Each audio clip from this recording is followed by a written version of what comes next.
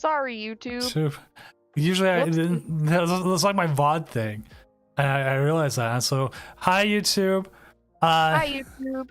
Sorry, we missed the last round. I was just checking the stream live and everything, and I just realized I never did. Oopsie doodle.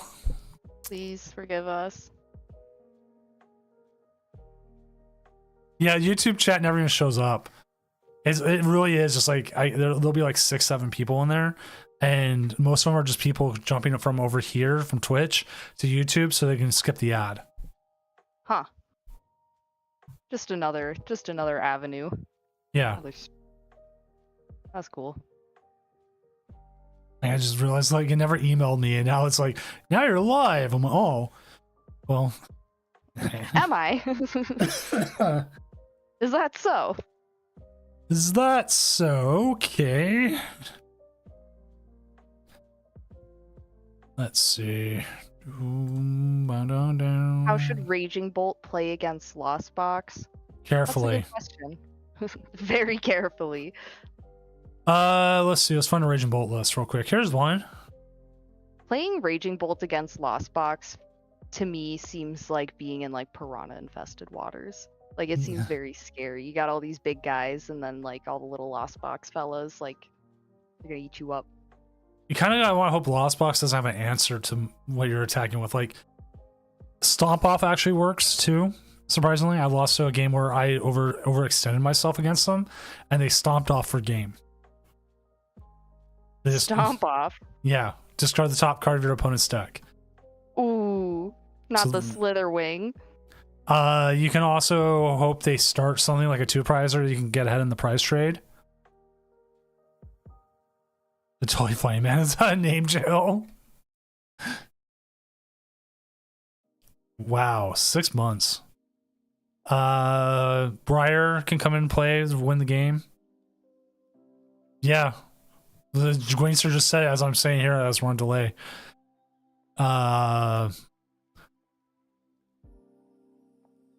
Yeah.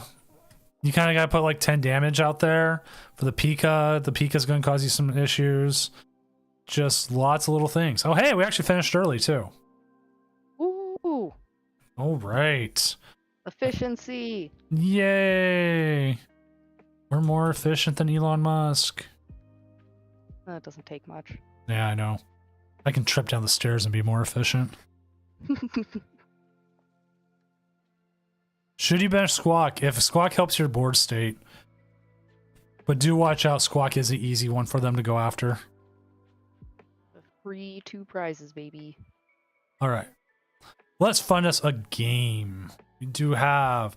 Who we got?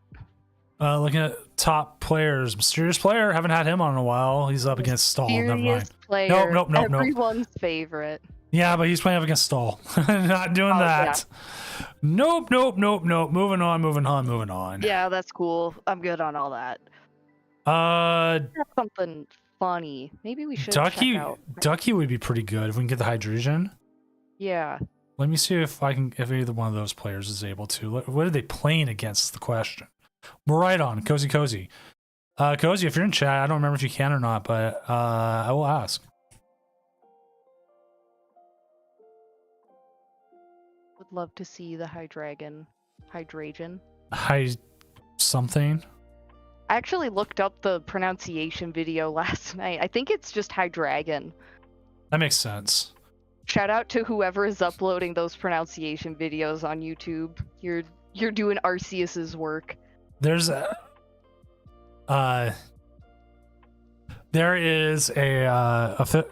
was actually shown it once when I interviewed with them at TPCI. They have an official way of saying everything. And they have like a Alexa type thing that'll say it for you.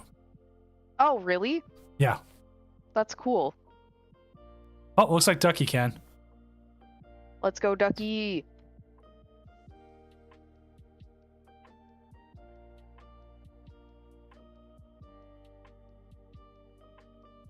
Reminds me, I got one of those tiny little plastic rubber duckies around here somewhere. Where is that? And again, like I've said every time, if you do stream your game, you do get, if you're from the beginning of the round, you're streaming your game just so we can jump in kind of thing, you don't get the extra 5 minutes, but you do if we're from the beginning of the round. So Ducky and Cozy here get an extra 5 minutes if their game comes to it. Do I think this is going to come to it? Nah. This looks like two very aggressive decks. It's gonna be awesome. We're gonna see some cutting edge card gameplay. We're going to see.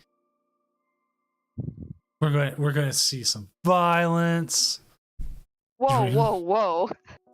Who said anything about violence? High Dragon did. Oh. It's got. He seems like an aggressive fella. He is. He's very aggressive. Well, at least one of the heads are. I gotta double check its thing. Like, I think it actually is, like, through the heads. There's probably, like, a nice head, an aggressive head, and one that's really dumb. One that they don't let use the brain cell. But he's got 3 heads? Like, someone asked me why I like Fuecoco recently. I said Fuecoco's just the orange cat of Pokemon. They all share one brain cell. I was thinking, I was like, there are much better cat Pokemon than, but once you finished saying the brain cell thing, I was like, no, that makes sense. The start, though, does not look very good. Okay, according to the Pokédex, it says only the central head has a brain. It's very intelligent, but it thinks only of destruction. Okay, so he is aggressive. Then the other one, it has both versions on there. It said that Hydreigon, I think it's actually say Hydreigon, grew ferocious because people in times long past loathed it, considering it to be evil incarnate and attacking it relentlessly. Sad. Yeah. Poor guy. He's allowed to be angry. The Miraidon player is Cozy's just going to town. That's what they do. Setting up over there. We got Percheron.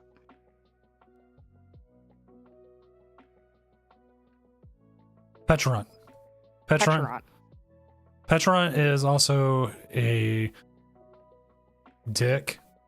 I said Percheron like it's a horse. Percheron. All right, let's see if they can get out of this. What's the top deck? Duskull. It's something else on the bench. And see, the thing is, go hide behind the Duskull.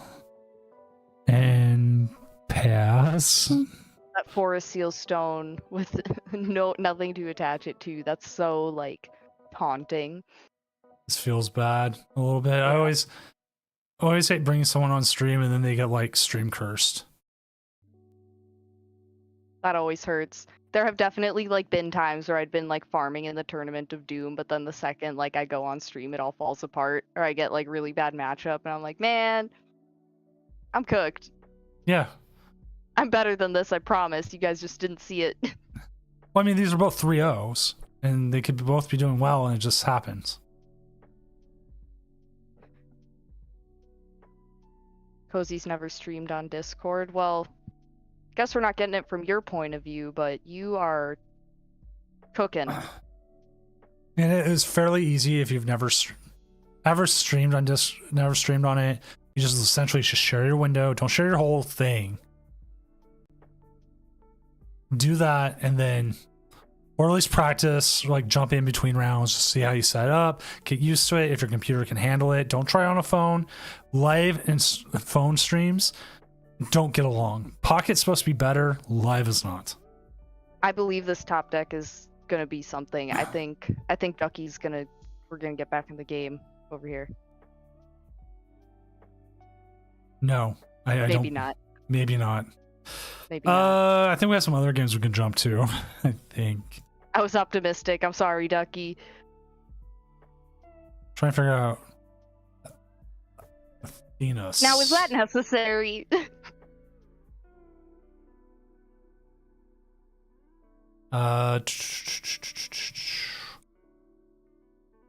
JMU boy is playing. He's streaming. He is playing Oh, he's playing like a new version of Bricks and Bats. Bricks and bats? What the heck Yeah. is that? I haven't heard that one before. Share your SSN when going live on Discord. Thank you. Actually, I don't think you should do that, guys. I don't think we should listen to Sandy Beach IRL. That doesn't seem like sound advice. Yeah. Don't be sharing your social security, please. Or any other personal information.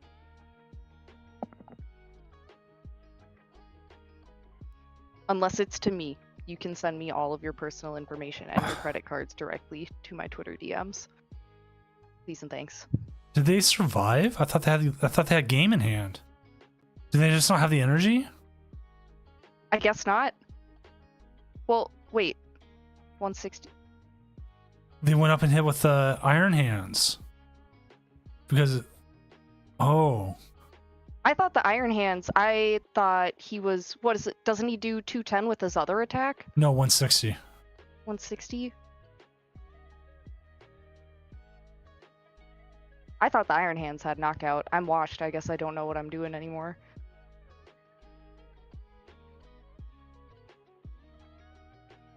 Most people don't even remember that Iron Hands has a second attack.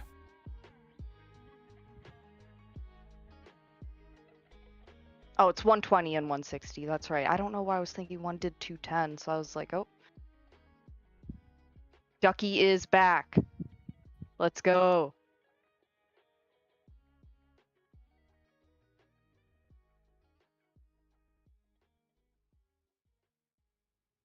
The Dusk Noir art is so funny.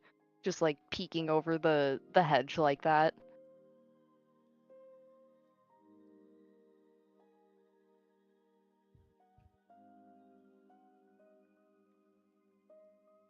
This is solid. We got the candy, got the Pidgeot. Ooh, we could actually see something. Let's go. Let's go. They're just top decking like crazy. See, I'm clairvoyant. I had a reason to be optimistic. I knew it wasn't over yet.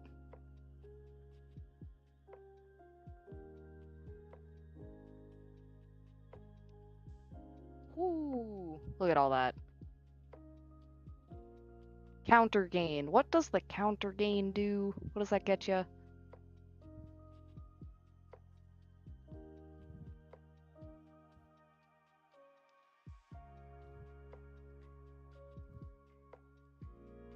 Oh, it's a tool.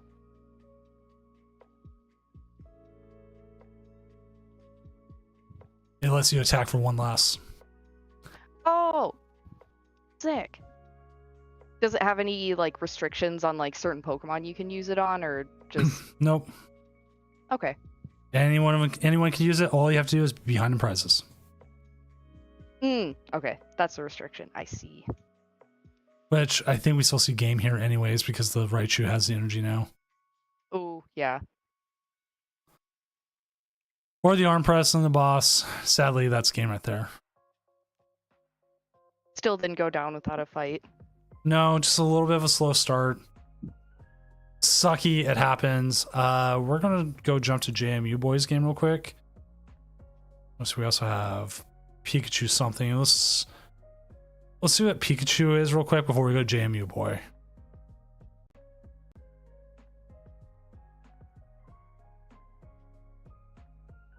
What do we got?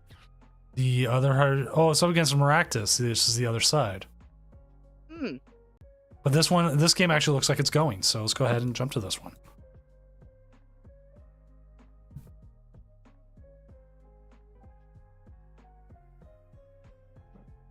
Got a lot of cards in hand. And the Binding Mochi. I don't know what that does either. I like it though.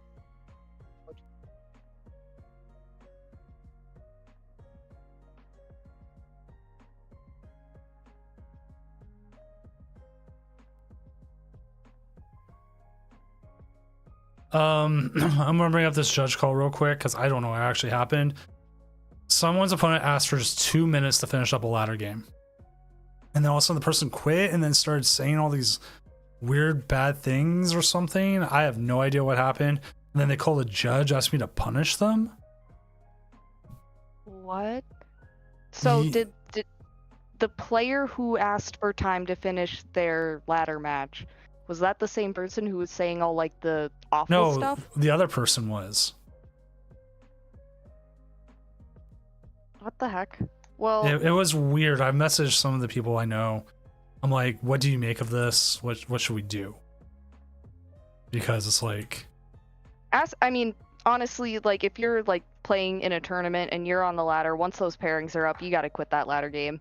I don't know. right. Like unless you're watching, waiting for your opponent to check in, like you're almost done with that ladder game. But the second your opponent's in, like you got to drop that ladder game. At least that's how I always operate. That's how I did. But if you also say I need 2 minutes, you can ask for an extension. Like, Yeah. or like I need to go use the bathroom or something. No Yeah. issues. I'll But give I it. mean, that's different than like let me finish this ladder game, like bathroom or like something, grabbing your food that's being dropped off, something. Yeah. I don't know. I don't know. Seems- It was seems weird. Then the person like took the loss, and I have just no idea. Well, it seems like it is no longer your problem. Yeah. So, that's when I just put in my like notes, and I'm like, okay then. I also, to be honest, I also have the Jake Paul Tyson fight on just because I want to see Jake Paul get his ass knocked out. Ooh, yeah. Mm. Let me know what's happening with that. They're going to round 5, I think it is. Oh, they've already been fighting? How's Yeah. what's it look like? Describe it to me. Paul looks like he's gotten some solid hits in. If he wins, it'll be off decision right now. But then, ooh, additional one where Paul just took a huge one off the chin.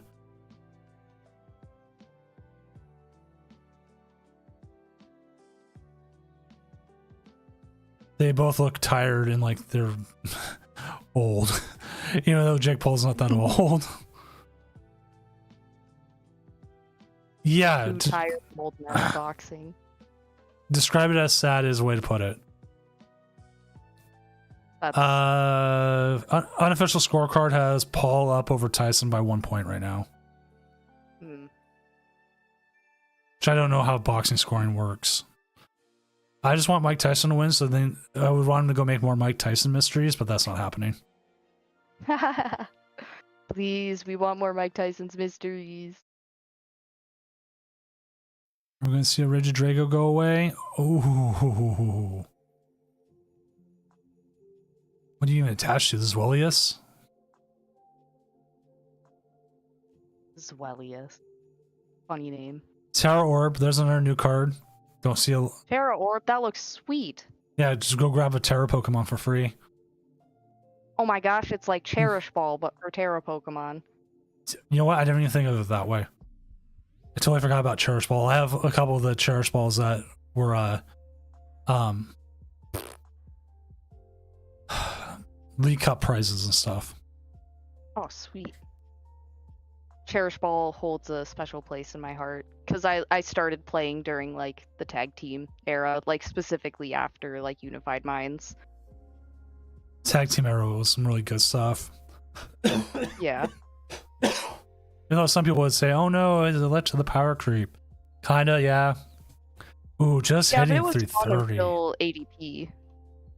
The thing is, like, all my best results were with ADP. Well, yeah, you don't say. Of course they were. Well, that's how I got my Limitless pages with it. That and Dragapult VMAX. At the beginning of the online era.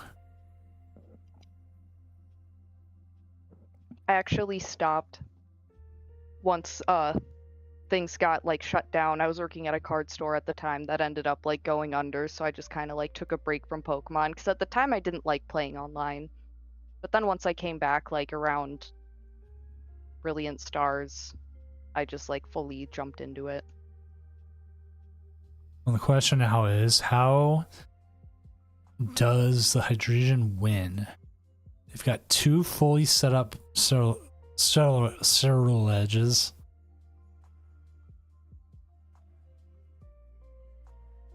I mean, you're not KOing. I mean, you can KO here, but they just blow you up anyways.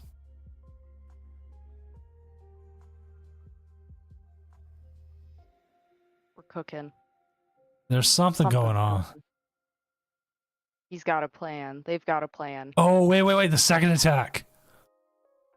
It does 130 to 2 Pokemon, so that's enough for the Greninja, and that's enough for the Charcadet and the Squawkabilly.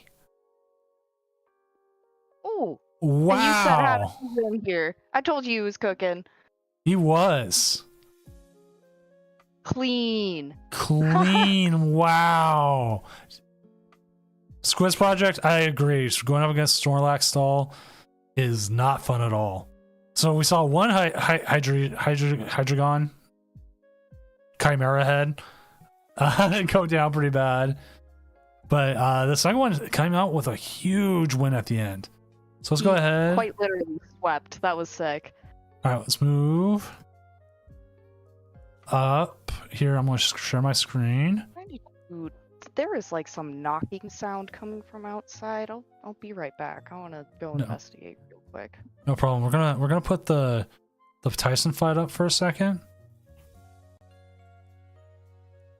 Here you go, chat, for free if you don't have Netflix, because I do.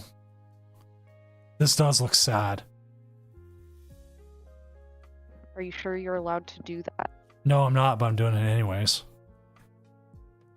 It's not the first. It's not the first time I've done something like this. I've done like baseball games and other things. Oh, okay. You will get DMCA. They are going after it pretty hard. Okay, so we turned it off real quick. There you go. Someone in chat was saying earlier that like all of the like boxing streaming sites are like having a hard time. Yes, Athenas, that was a great end to that game. You really pulled it off. Yeah, you know, I'll pull it off real quick. Like, it was on there for like 10 seconds. If the stream goes down, that's what happened. I'll go, it was an accident. I was just reporting, I'm going to put it on.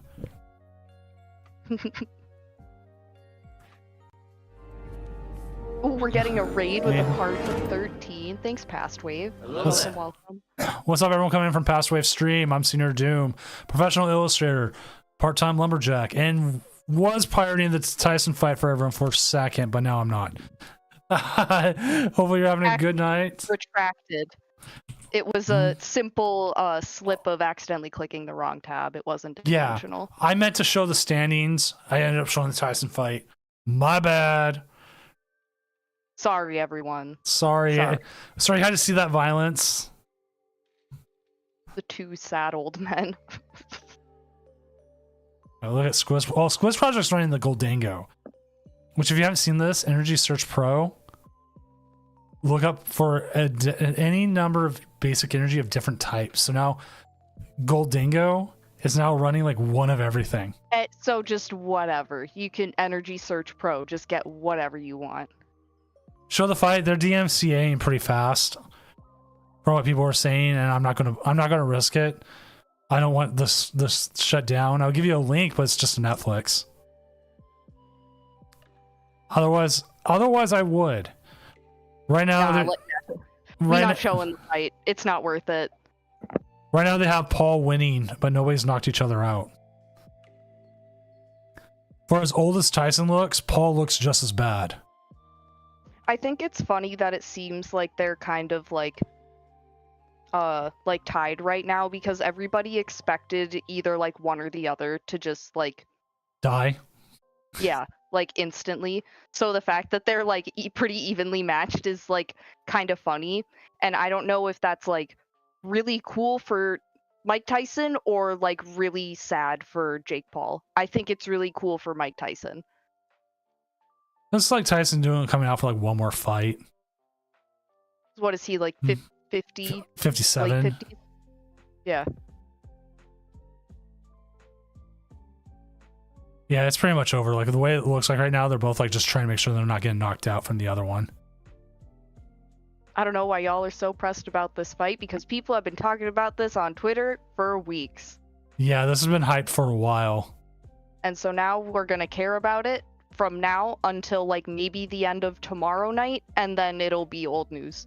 Yeah. So, yeah. Nobody will care afterwards. Do you remember what was it? The McGregor and what was the Russian name? God, not Holyfield.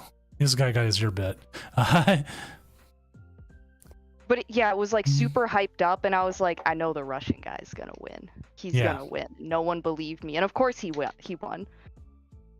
That was the only like pay-per-view fight that I ever watched. I did not pay to watch it, but I did go to a viewing party, if you will.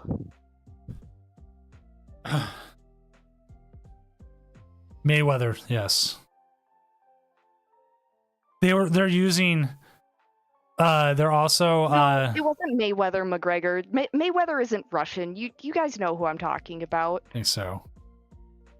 Oh, this was okay. Maybe this was like maybe kind of a while ago now. It was like 5 years ago, 4 or 5 years ago. Queenster also asked, they agree to basically pull punches. They're using softer gloves. They're using like the ones that are like 10 ounce and not like the 5 ounce, which is much softer. So yeah, they kind of pulled their punches, to be honest. All right, let's update the standings here. Also got detect inactive players. Boop, boop, boop. Khabib, that's what his name is. I can't pronounce his last name, but Khabib, that's who it was. Rocky 4 is a great movie. I've never seen any of the Rocky movies. You've never seen any of the Rockies? I'm not much of a movie girl. Like, I have not seen like a lot of the classics. And I guess Rocky never really appealed to me. Rocky is an Oscar-winning film. It's very good. It's not just about the fight. It's about like Rocky, where he's his neighborhood, how it affects it. Story. Yeah.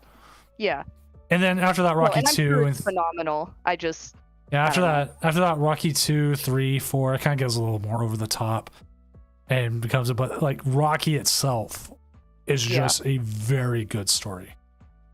And some people say just watch Rocky 4 because Rocky 4 is just, it's like America versus Russia, Cold War, Apollo Creed, I will crush you. If he dies, he dies. You know, that kind of stuff. Sounds epic. Rocky goes to Russia and ends the Cold War. Like, oh, that's sick. I'm not kidding. Right? Like, that's historically canon. That's how we won the Cold War, right? Yeah, I am not kidding you. That is essentially the end of the movie. Thanks for spoiling it. Now I don't even need to watch it. And they've made like 9 Rockies now, but it's spun off. So Rocky's like no longer the main character. It's now a new generation guy. Like his friend's illegitimate kid. Oh, Rocky, but Boruto. So it's like Rocky. Yeah. It just keeps going. That's awesome. But like, he doesn't like try to screw around with time. It's like, no, they're old. They're old. They died. And essentially like the Tyson fights, like just essentially almost like the story from Rocky Balboa, which is like Rocky 6. Loki uses the power of friendship. See, I think that's beautiful because like for the majority of cinema, film art, the story a lot of times can be boiled down to the power of friendship if you really want to like think about it in that way. And again, like when I was first talking to Hazy about what we do here, I'm like, we're gonna go off topic, but it's gonna be casual. We're talking about Rockies right now. Yeah, we're talking about there's whole bunch of decks going on. Like Hydreigon's still going. Hydreigon's still punching things out. You know, we got control here. Bird control. Oh, we got a Palkia gamer. I didn't even notice that earlier. Yeah, Palkia is still around. It's now got Dusknoir. Yeah. It dies for its friend. That's the power of friendship. Full circle moment. Exactly. I haven't seen as much Noctowl as I thought. It was popular at first and it's kind of fallen off. I'm sure people will find a better use for it in the near future. It was like kind of paired up with the Terapagos, and then Terapagos is still pretty good. It's still got its stuff, but it's just not as good as it could have been.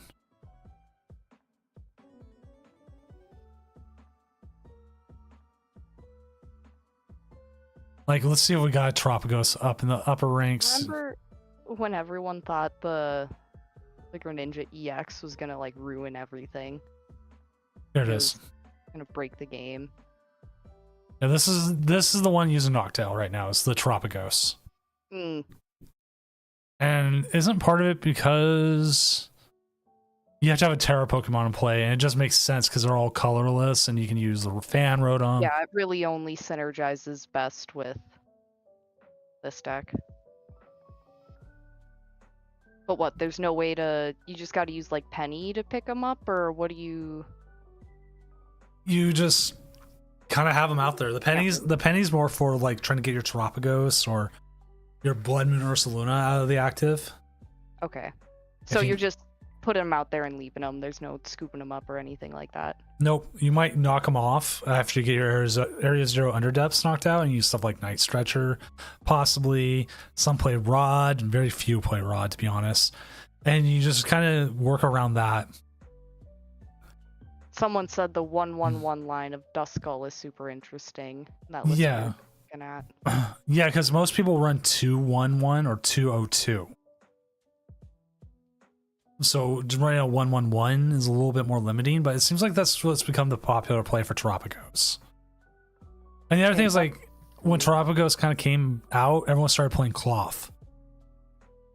And Cloth just eats through Tropicos.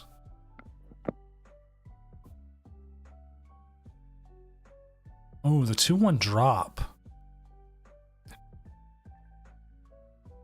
That always hurts. Yeah, Rabbit's Galore here. The Ursaluna Iron Valiant's also interesting. What is that? That sounds. It's neat. Baby Ursaluna here. Baby Ursaluna? What When the heck? when you play it from your hand, during your turn, you may attach 2 basic energy. And you use the Iron Valiant to put damage counters out so you can do more damage with its attack. Okay. So you're trying to do that. I've seen Boltup's one of the players who's played it in here, who's done fairly well with it. Pawn art with the bricks and bats. This is the one. Tricycle. The bricks and bats. Yeah, Tricycle. What place are you are right now? What's your name? And I can compare it. Bricks and bats is literally just Cornerstone Ogerpon. If they have abilities, they're not attacking you. Or the bat, if they're playing only basics, they're not attacking you.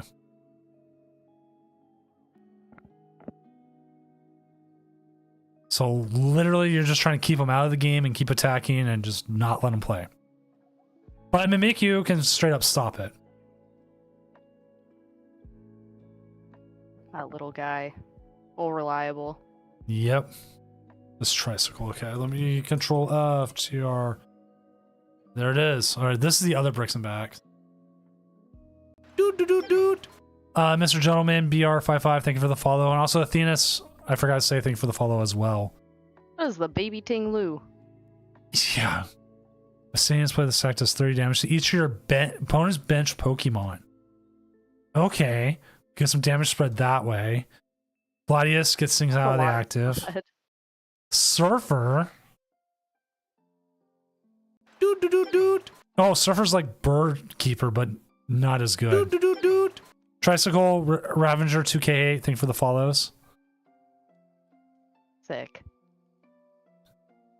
It sucks when your game freezes like right when you have them beat because there's not much we can do about it.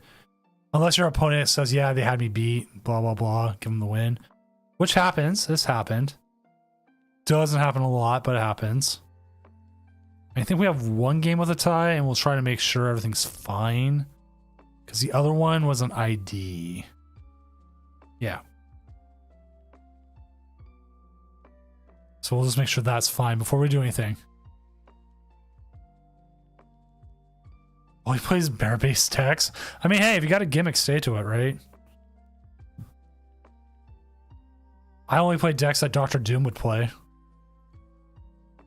See, that's awesome. That's just like me, except like horse. But there aren't any horses in the meta right now. There is Frigoraph. Maybe I should just go like full Frigoraph. Giraffe is almost like a horse. Well, 'Cause, like, talk. horse.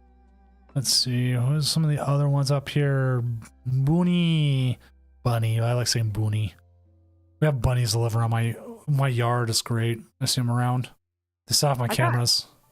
tons of bunnies in my neighborhood. My neighborhood is like a bunny hotspot. They're all over the place. Drives my cats nuts. They're like, let me out. Let me at them. We got the Drago. He's a horse. We put a saddle on it. Isn't technically... Oh, Emiosaur redeemed it earlier. And I'm sorry, Emiosaur. I missed it. Random fact. If you're still here, Emiosaur, I apologize. I love when you do random facts. Like when I always wait for it and I saw it. I don't remember what caught my... something caught me off, but we need a random fact. I like that, Heat Miser. You're right. Anything is a horse if you could put a saddle on it. Could definitely put a saddle on a giraffe. Might not fit too good, but you make it work.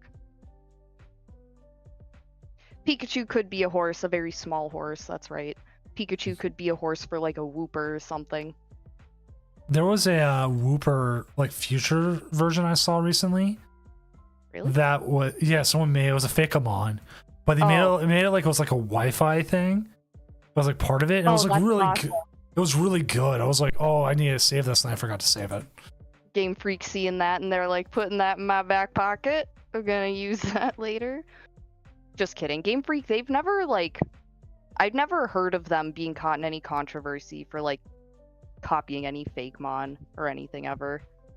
I've seen some really cool Fakemon though. I have to see if I can find it real quick. I'm just making sure these people don't have an issue with their game. I'm just waiting. It's the one tie. Want to type in future Wooper and see if that shows up. There's a One Piece Wooper. Using those rules, Arcanine is the best horse. Arcanine's a big dog. Arcanine can definitely be a horse. Isn't one of the games, don't you ride an Arcanine? Oh, I found it. Okay, I'm going to share it on screen. This is what someone made it. That's awesome. That's really good. Iron Signal? Yeah. That's awesome. And Paradox then, Wooper. that's so good.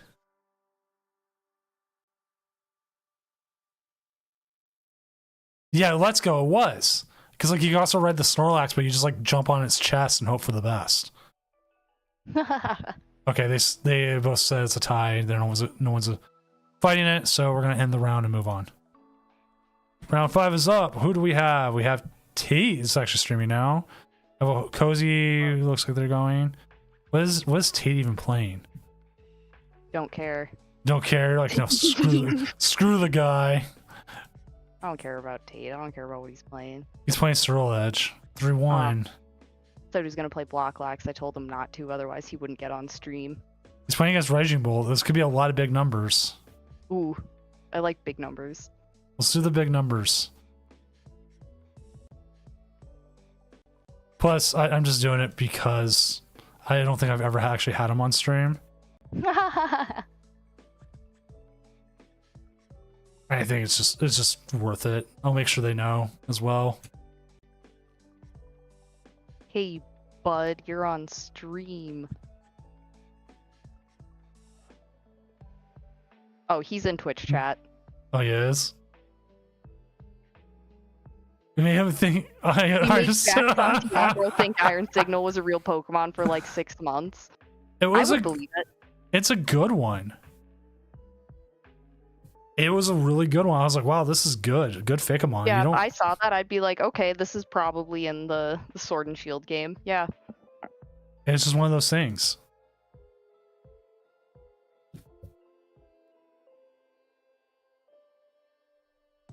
Bye, Tate. Come back one after your game. But yeah, this is gonna be a lot of big numbers, is what I think we're gonna see, and I don't think Raging Bolt taking the first KO is gonna matter. It's if they can go who goes 2-2-2 first. But we're just waiting for them to get the game going, and we'll get going from there. Hey, yo, do we have Cash playing in the Tournament of Doom? Cash Man? He was playing. He messaged me. It seemed like he was having a bad night. It might have dropped. Dude, Cash really does have some of like the worst No, luck. he's 3-1. Oh, he's 3-1? That's awesome. But he's playing Gouging Fire against Snorlax Stall. Oh. I gotta remember. Someone was saying about abilities. I need to put in an order for my acrylics maker in China for a bunch of tokens before we get tariffed to hell. Oh. Yeah. About that. Get your stuff from overseas now. Yeah. So I was going to do sparkly Goldingo coins. I've been doing Goldingo coins like one-sided for years because like I can get them in America. It was easy enough and the design was simple enough. And then I found a new maker who makes sparkly ones, double-sided. A little bit more expensive, so it'd be like an increase in price. But if I can get them, it would be really cool tokens to have sparkly double-sided Goldingo coins. I agree. Yeah, that's awesome. So I'm like, people buy up the Goldingo coins. I've sold like 300 altogether. People love Goldango, and yeah, just like making like gold sparkly coins for the like gold guy Pokemon, like that's just perfect. And like they make such the market. They're such great tokens because they don't say ability used or anything. They're just like the coins you see on stream, just bop bop bop bop bop. Yeah. Doot doot doot doot. Ethos Drunkler, thank you for the follow. And also, we still keep not saying a random fact. Here's a random fact, it's the one I can think of real quick. Metallica's first album called Kill 'Em All was originally called Metal Up Your Ass, and it had the album cover had a toilet with a hand coming out of it with a knife. I've got a fun fact, a random fact. Do you guys know that when baby horses are born, their hooves are like, they have these weird fleshy feathers on their feet so they don't harm the mother horse during birth. They look like these really freaky like Lovecraftian like tentacles on their feet. It looks really cool. Alright, did they finally get the game going? Yes, they did.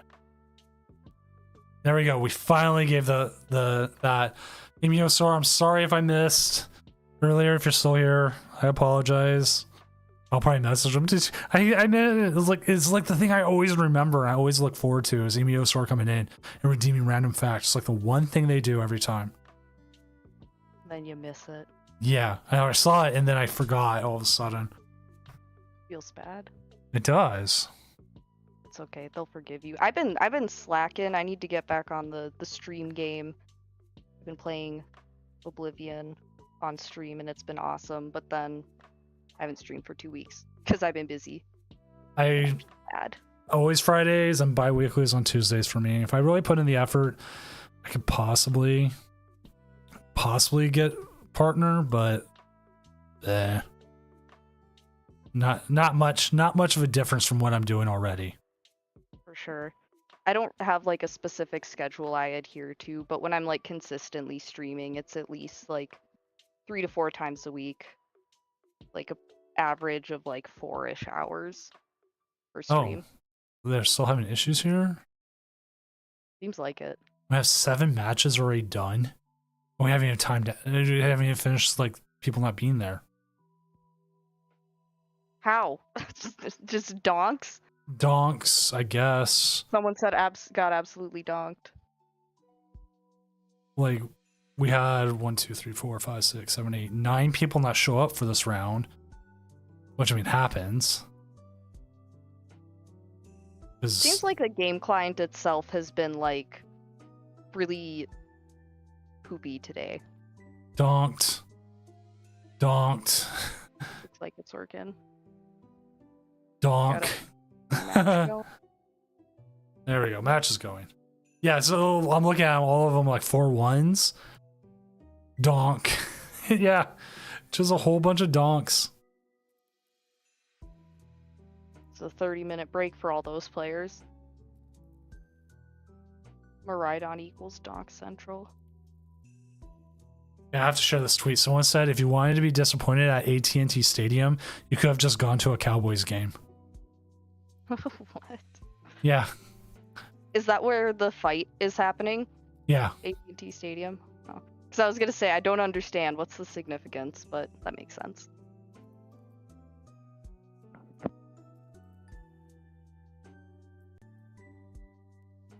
All right. Still waiting.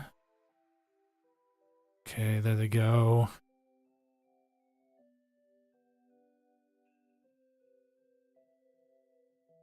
You got a mulligan over here on Tate's side.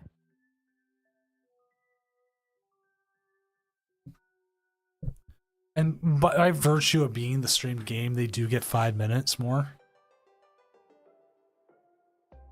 Choose your time wisely. Or I guess use your time wisely, not choose.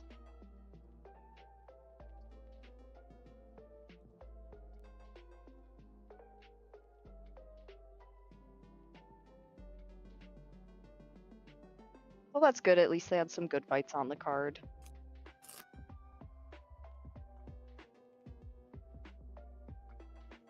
Got a little Karkadek guy up here, up in the active. What the heck else is in the deck? There's Palkia. Is that normal? Is that stock? There's a new one. There's one of the variants of it. Okay. Oof. Oof. Well, I guess you get those back, so that's cool.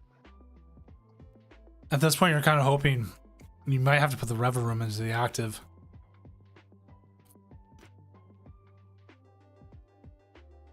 Yeah, you don't want to. Losing the Charcadet early on will not be great. Not be great. Because you know they're going to turn through that deck with that Squawkabilly.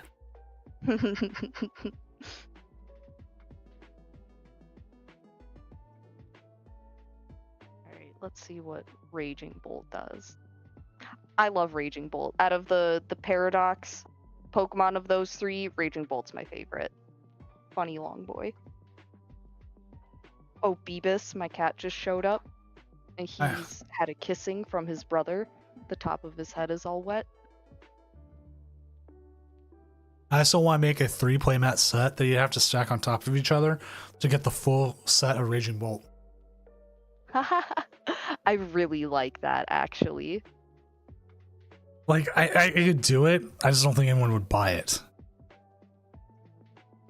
I would buy it for the novelty. Like, I would probably, like, you know, never really, like, get to use it, but I would buy it. Right? It was like, it would make great wall art kind of thing. Dude. You gotta. Well, some people, you know, they got, like, play spaces set up at home and stuff like that. Make a 4. I put playmats up on my wall, but I've also got the hard thing, like the big top loaders. Yeah, but now you can also get like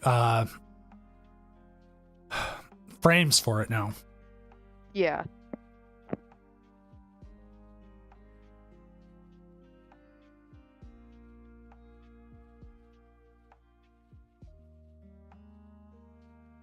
Which there's like Ultra Pro has like a super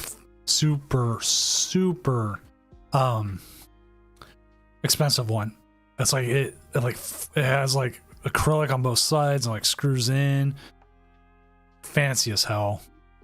I just have playmats up on my wall, like, you know, the paper clips, the like black paper clips. On there, and then use like thumbtacks or like 2 screws in the wall and just hang that bad boy up like that. A cheaper alternative than the top loaders, but I would like to get the big playmat top loaders. You can also somewhat get the magnetic frame, like the wood ones that hang. You have to get like really strong magnet ones though, or really wide. Like you get the thin ones, it just doesn't. Everything like flops around. So you can kind of do that, but you gotta hope the magnets are strong enough. That's a good idea. They're cheaper. There's also a couple cheap frames you can get. They're like $18, $19 that will fit perfectly.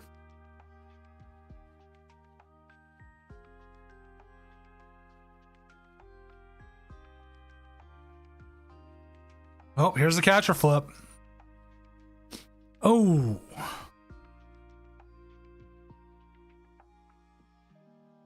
But hey, we got those nice stretchers.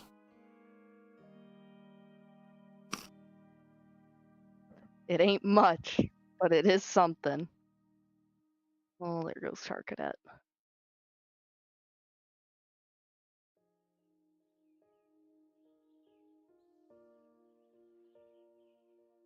Raging Bolt like never misses. It is, yeah, it is a very consistent deck for sure.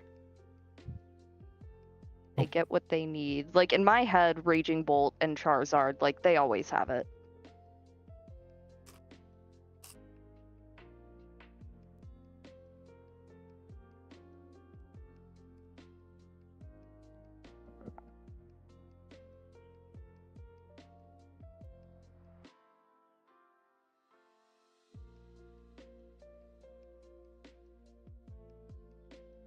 Well, not in a horrible place now. There are worse positions to be in. I got 2 of the Charcadets. Better than 1. Ooh, that's the Rev Reverum. Vroom, Rev vroom, vroom. Beep beep. X3 does not make cut. I don't think we've ever had X3 make cut. X2, yes. X3, no. You would need to hack into every other player's account in front of you and make them drop now. I have to make top cut.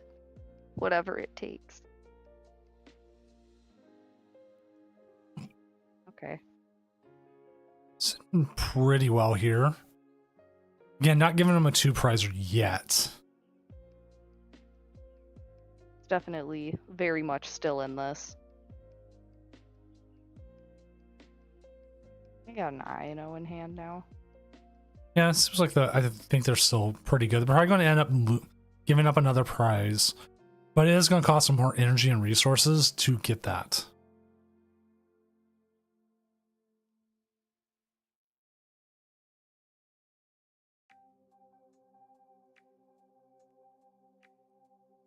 Good job, Demon Slayer. 4-1. Nice. How many rounds? It is 8 rounds tonight. Almost always 8 rounds with a top cut of 4. Which also, I forgot to say this earlier, Hazy Cats, if you need to drop, it means tired or whatever else, don't hesitate to say so. For sure. Yeah, I probably won't be able to stick around the whole time because, yeah, I am 2 hours ahead. It's already midnight here. I gotta be up before noon tomorrow, but I'm chilling for a while still.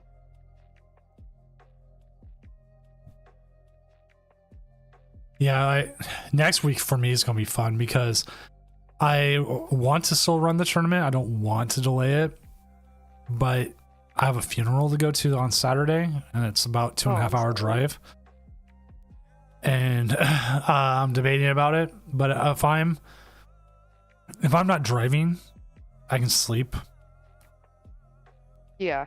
Not that I don't already not run on like with little to no energy or sleep on Saturdays, so I mean it's not too big of a deal. I sleep the rest of the week. I get 10 11 hours of sleep some days, and then it's me saving it all up until tonight, and then I'll get 3, but my body's like we'll break it even.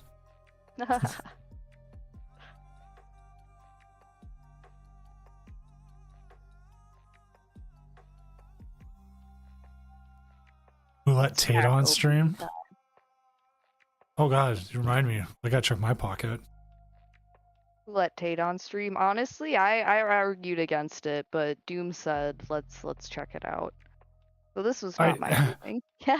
If he cared enough to interact with your tweet earlier enough and then jump on stream without provoking, I figured it was enough to put him on. Yeah. Oh, I still have 45 minutes till my next pack opening. Never mind. Oh, you open in packs on stream? I could have. I just never did. Oh. What do we be opening? Where the genetic apex stuff is from Pocket. Oh. Yeah. No, I actually, have not jumped on the Pocket train with everyone else. I've just kind of been like watching like that SpongeBob meme where Squidward is in his house and Patrick and SpongeBob are outside frolicking. That's me with Pocket. I just completed the entire set or the Kanto deck, so I got the super cool looking Mew card in it, which is like AR, and like you press on it and it shows Mew like flying through different locations with different like Pokemon on there. So cute. And it's also done in a very cute style. Like if you can look it up, it's really cool. And like the AR cards they have in it, where like Mewtwo and Pikachu and all that, those are pretty cool. Like I'm not gonna lie there, but the biggest thing is I can already tell you I spent about $120 in game to get to the point where I'm at. Wow.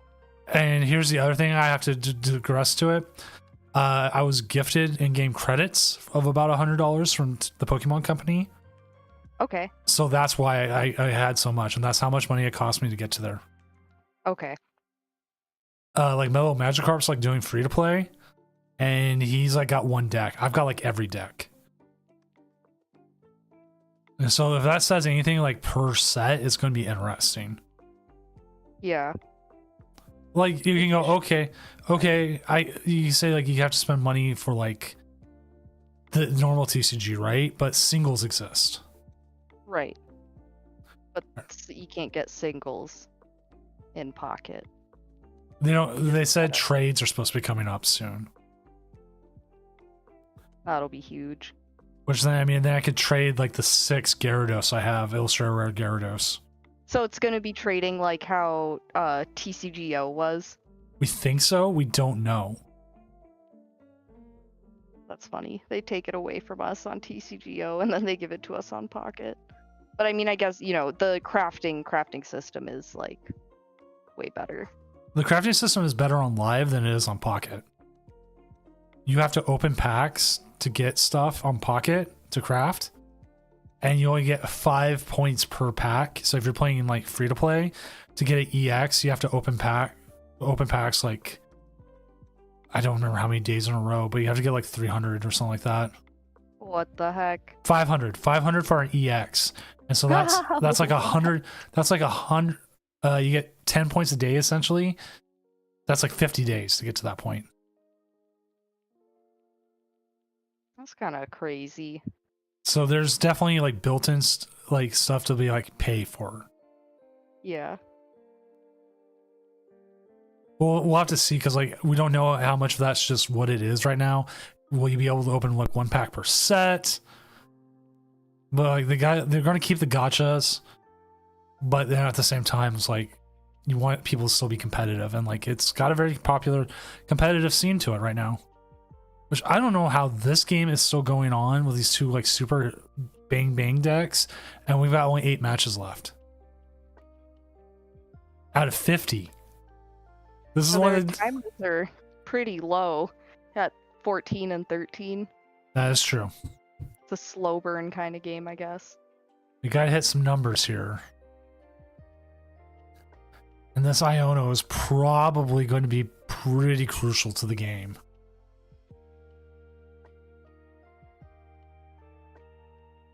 That's a lot of energy in the discard. Yeah. Shadow Rider, but discard. I've also heard someone say, think of it like Night March, but with energy. And only 1 attacker. Yeah, or that. Well, like we said, we'll see the KO here. Tate has more than enough to KO next turn. It comes down to if they're able to find their other 2 Setas and be able to attack this next turn.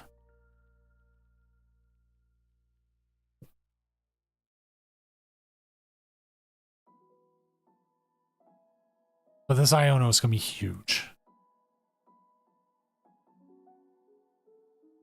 Alakazam is easily like the third best Radiant, just because Greninja and Charizard are just too good.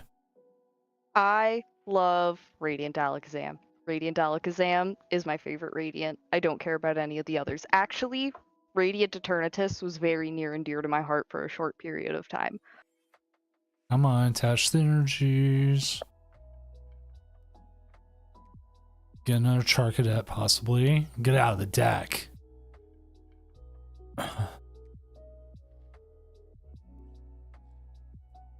Rumbling engine. A couple more cards. There's the. Do you even want to put down the Fez? To me, putting down the Fez gives them another out to the game.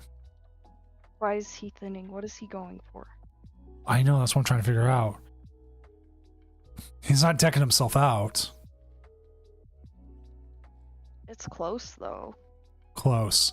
But Chad's also right. His opponent threw by not discarding the active energy. You should have kept it on like the on the Ogre Pawn, on the Slitherwing. But the other thing that we see now, Stomp Off could have been, like, if you kept thinning, Stomp Off becomes a win condition for the Raging Bolt. Hits the Seda, okay.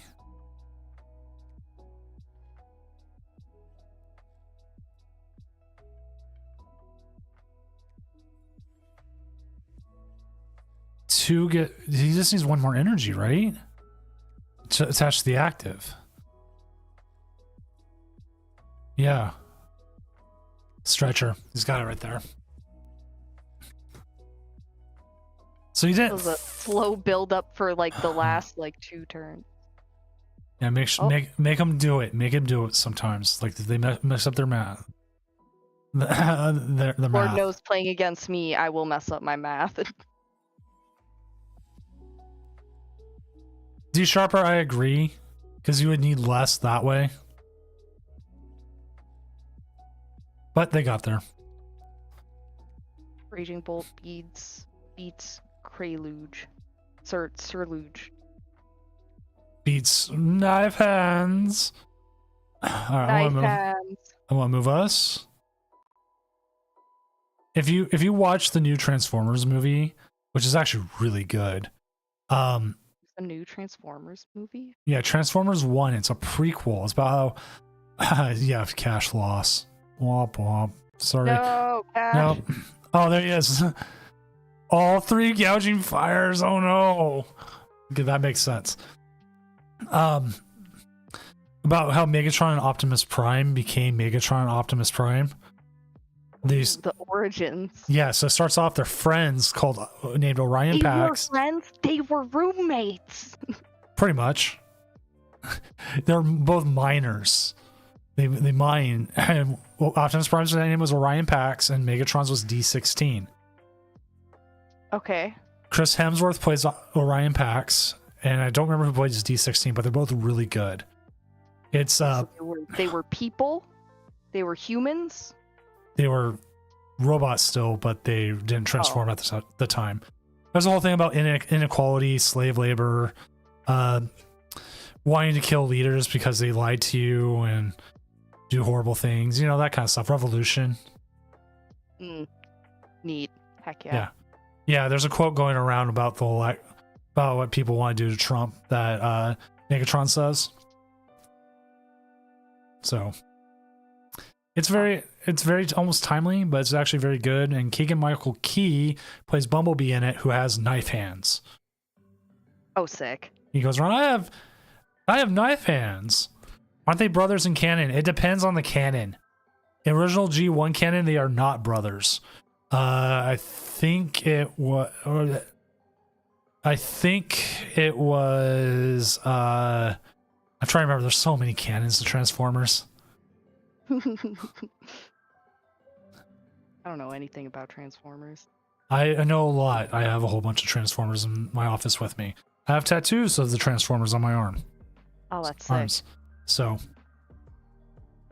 New name, you're asking where Beavis is? He's actually right here, being a little pest. Whining, begging to go outside. He's about to get kicked out of the room. I'm surprised Star, our family cat, isn't knocking on my door. What is the Phoenix last? honestly has been really good until just now. Oh, now the other one's in here. They're both heckling me. How is Lugia and Raging Bolt still playing? They're taking their time. They're enjoying their Friday night. You give them 30 minutes, let them enjoy their 30 minutes. Let them play their game. I'm the opposite when I'm like out staffing cups and stuff for my locals. I'm like, hey guys, make sure no one's playing any stall decks and please play as fast as possible. I want to go home. But like, we're all cool. We're all friends. We know it's just jokes. It depends. For us, 15 minutes and be like, why aren't you guys done yet? What the hell? for some of us, some of our area people, they're fast, and then we have other ones that show up after the sign. They say the registration time is supposed to end or start. Oh, no. So it varies. We have one that I like going to. I like the guy. He's a little over the top, but he's. If you've ever been to like a Pacific Northwest regional, he used to run the side events. He has like this huge booming voice, and he wears like a Pikachu hat and a Charizard hat at the same time. He's this older guy. He's like retiring. He doesn't go to regionals anymore, and he just runs a couple of events still. But he runs fast. He's just like, let's get moving. Let's get moving. And like he's almost like not afraid to call slow play. Like he shows up to games and he's like, your turn 0, 1, 2, 3, and he stands there. And was like ready to call slow play. On it. And then as soon as that's done, he like puts it in, pairs next round, get going. Like we can run a full like 6 rounds of a cup like in 4 hours or less. That's awesome. Like, I'm not like, I mean, that's cool for it to run so quickly, but I'm sure like it can be a little like stressful, maybe annoying at times. But no, I don't like actually like press people for times. And our locals are all like really cool and not necessarily like close knit, but like there's never like any issues between players at locals and stuff like that. Like everyone is very diplomatic and fair with each other, and it's just a good time. All right, so we got next round up. We do have Moon Kitty is Hydration 5-0, and they are up against Raging Bolt Ogre Pawn. No, not doing that one. Sorry, not doing that one. We just had Raging Bolt on. We do have Miraidon against Crabs. That one might go fast, but you never know. The people love the crab. We have Miraidon versus Ironthorn. Let's watch the crab. Let's go with the crabs. Miraidon versus Ironthorns just sounds kind of sad. Well, it does play the Dragapult, but it slows it down really bad. Yeah. So let me see. Putting them in a pool of glue or something. Molasses. All right, let's go ahead and set this up. Get the names on, letting the players know. Cozy up against NRG Dexter. Welcome back, Cozy, to the stream stage. We're gonna watch Crabs possibly win.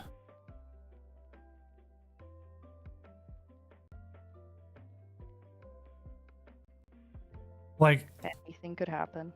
Well, yeah, that is the truth. And like they're already going, so I need to get this game up now.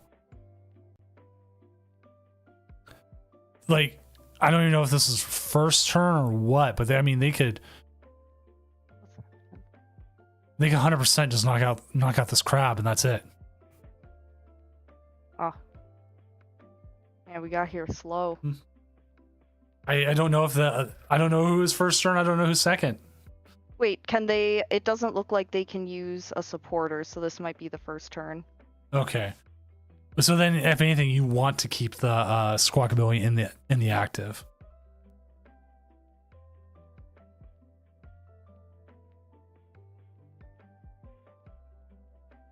Yeah, no Arven or anything, so this is turn 1. Ooh, do hit the double though. That's I don't know if you even want a Squawkabilly now. I wouldn't want to throw that hand away. No, because like the boss could be good. The Arven can get you so much. Yeah, you got 2 of the Arvens.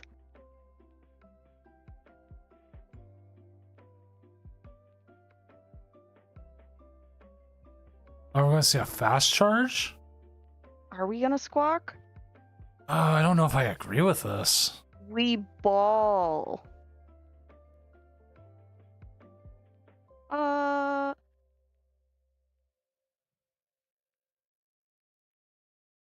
Like I get fast charge, but you're also putting a fighting type weak up there versus a squawk ability, which isn't.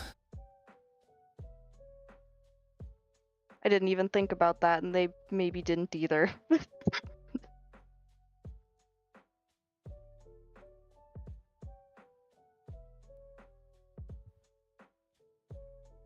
Alright, well, We'll see. We'll see. yeah. That's all we can do is wait here and see. I am interested to see how this plays out. What if they oh, I was gonna say, what if they just don't have another basic? What if it is just the cloth and they pass? That has happened. And I will say I have had plenty of times I've played cloth and that's happened. I just don't play cloth anymore. That's how I felt playing Lost Box. Happens with this Bather too, but I'm like, man, I don't like this. I don't like playing the little guys. Give me the big two prizers. Yeah. Find out if he gets punished here. We're going to see the Brute Bonnet. We're going to see the attack, the poison at least. And then if they have the DTE, then it's a huge punish. Raichu's gonna be cooked. And then what? They gotta rely on their top deck and then fleet-footed. I hope they top deck. I hope the gamble was worth it.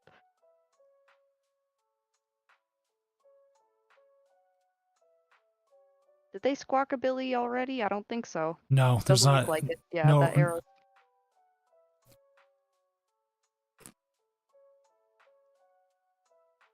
Oh. I'm gonna assume they don't have the energy.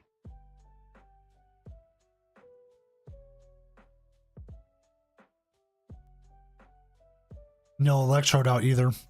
So no opportunity to possibly force Seal Stone. Probably still gonna see the poison. Damage is damage. Yeah. Yep. Okay.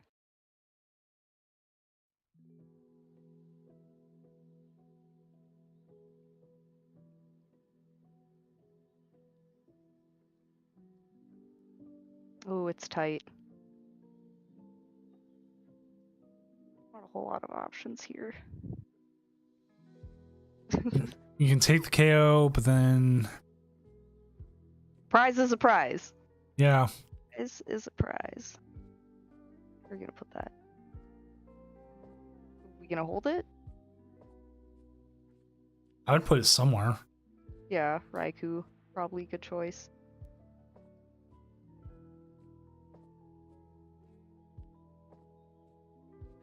Still playing through round, but so annoying this client wouldn't let me grab my squawk with Nest Ball. That's one of like the most obnoxious bugs in the client.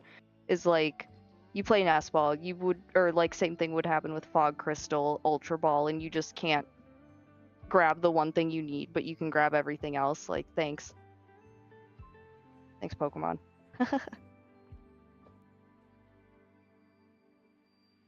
Altering my destiny to win this ladder game.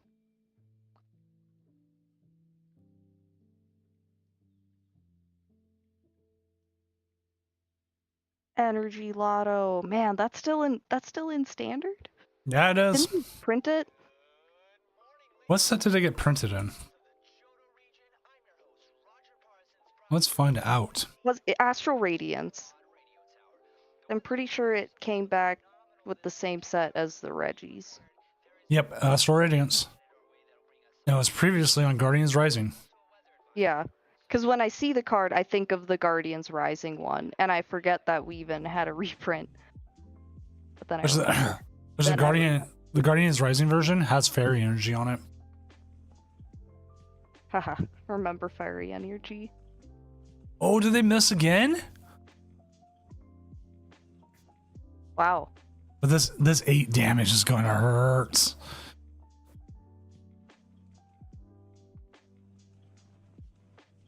You can take a retreat here.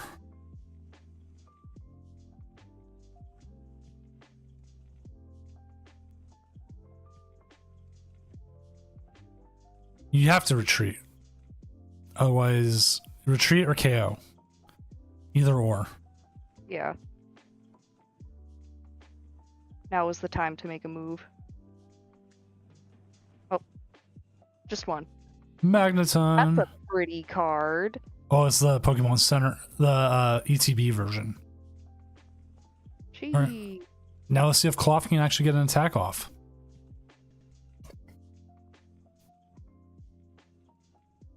This is little jelly mochi over there. I like that they gave him a mustache. That's a mustache, right? For Kind of looks like it. Cloth, I think so. Yeah. I like that you can buy like cloth sticks and like they just don't flat out eat them in Scarlet and Violet. It's a sandwich piece you can get. Oh my gosh. Yeah, so it's like no, they can eat. They eat cloth. They're delicious. Canonically, a handful of Pokemon are eaten. Well, there's the whole thing, you know, with the Snorlax tail, or not Snorlax, slow poke tails are a delicacy. So like Team Rocket was rounding them up, cutting off their tails.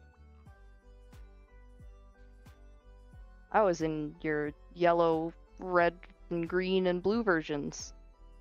Yeah, way back in the day. And then you had in Gold and Silver, they had like the slow poke well, like you had to go kick like a Team Rocket out of. Honestly, I never played the Gen 2 games. I had started doing a Nuzlocke of that, so I'm unfamiliar. But I grew up playing Fire Red. Not old enough to have been part of the original like Game Boy Color crew, but Fire Red was my first Pokemon game. Original Red for me. Same thing, just little different graphics.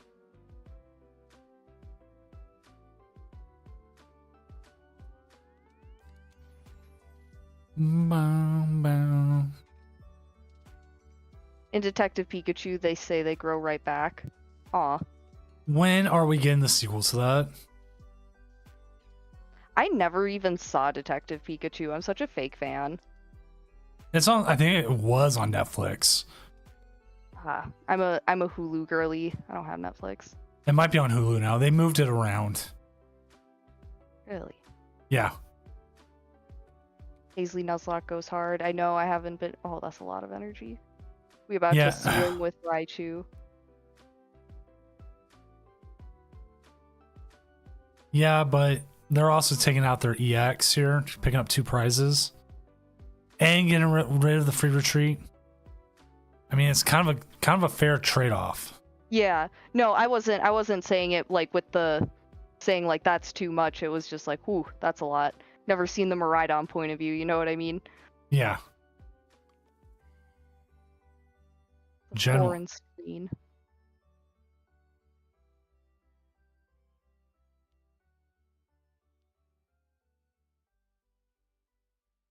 Yes. I was 13 when Gen 1 came out. The prime age demographic.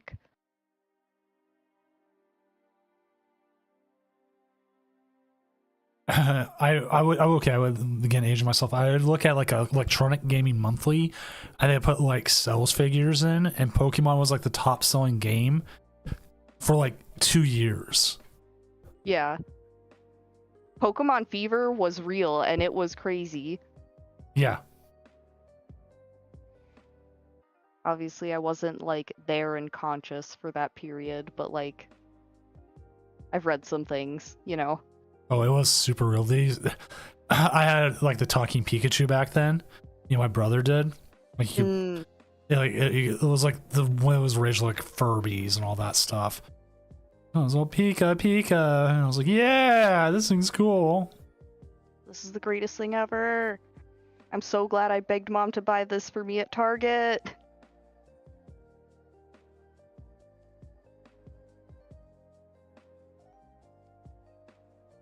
My mom would only ever buy me like Steam decks and pre-made decks because she'd buy me packs and I'd get disappointed when I wouldn't get good cards.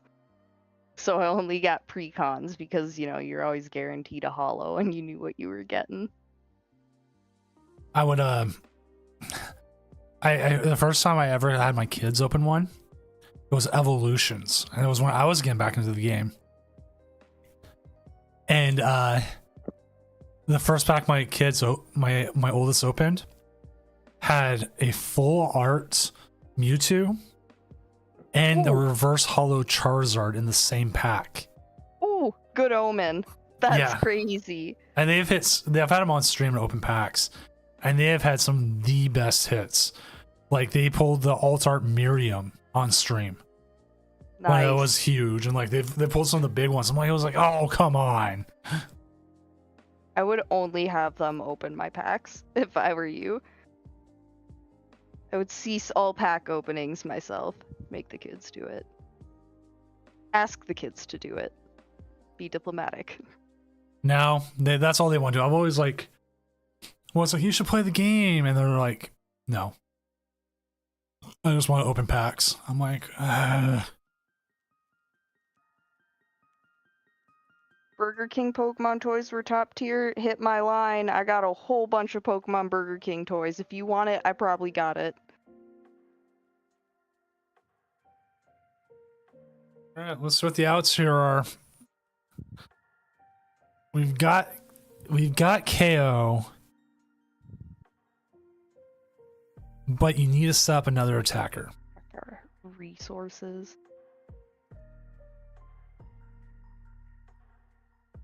The heavy ball. See what's in the prizes. Another Iron Hands. If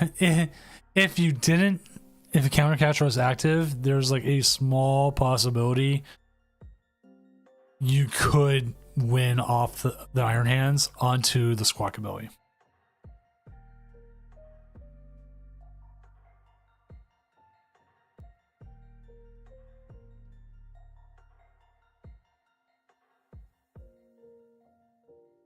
It's a big ask,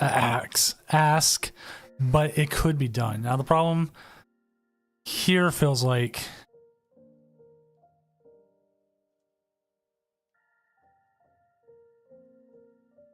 I don't even know. I have no input.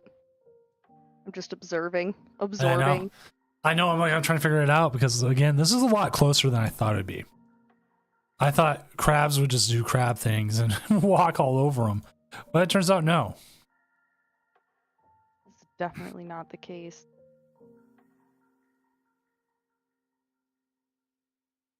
Two off the generator. That's pretty nice.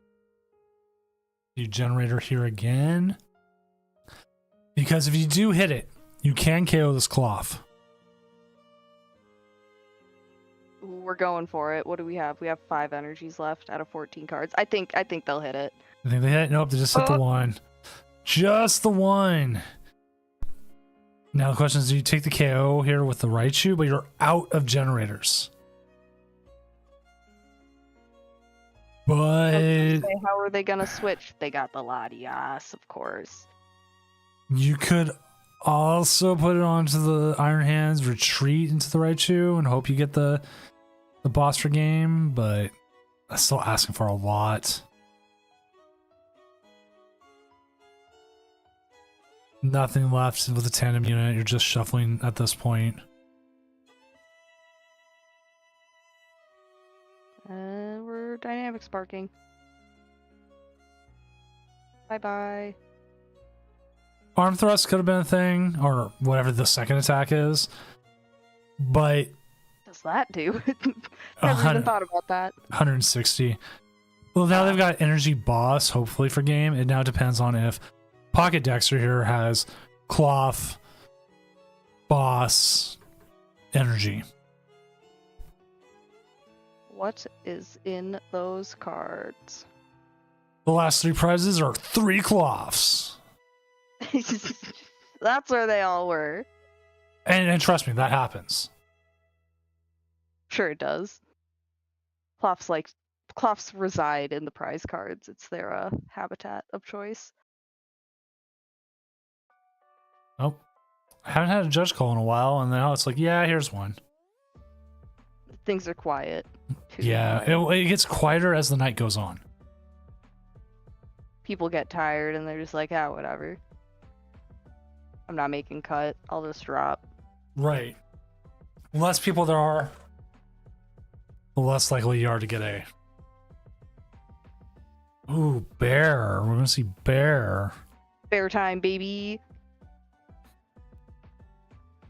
I pulled one of those. One of the secret rare Ursalunas. I'm like really unlucky pulling cards, but that is one that I got recently. Who's driving car? Bear driving car. Bear driving car? It's a joke from Quirks the animated series. Oh, I'm not familiar. It's they're in court for some reason. I don't remember why, but they go. The final script got lost on the way to Korea for the animators. So the animators made up their own thing to it, and at one point they have a bear driving a car. Like they jump into a car and they're like, "Who's driving car? Bear driving car."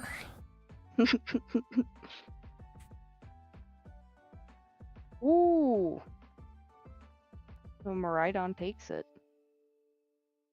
Over to cloth. Over the cloth. You know what? We accounted it out, but did not win. Anything could happen in a game of Pokemon, like I said. All right, I'm gonna bring up. We have a quick. The judge call is someone talking about slow play. They said recorded their opponent 15 seconds in an interaction.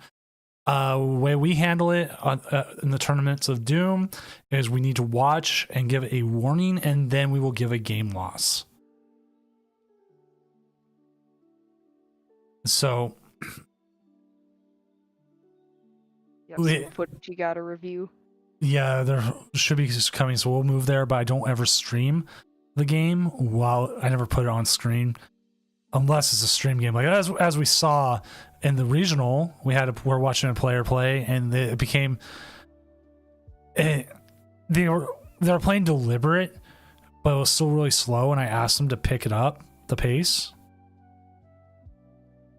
And yeah, Cozy, that was nuts. Oh. And so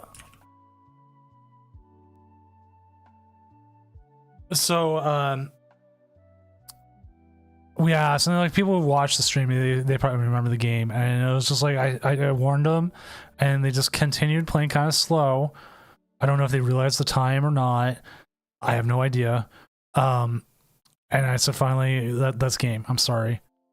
And then they lost anyways at the end, but they just took up so much time. There's only so much I can do. Yeah, that's rough. Which, have you got this game working, the one they're trying to share? No, it's just buffering, pending, gray Same. screen.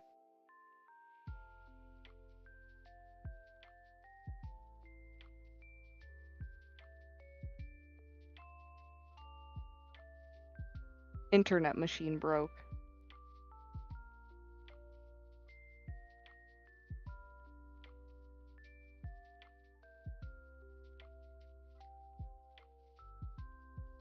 But yeah, like, it's one thing to record an action. Like, the reason why we asked for like live play view of it, because you could record a single action and be like, yeah, this is slow play or something, but what's it that one turn?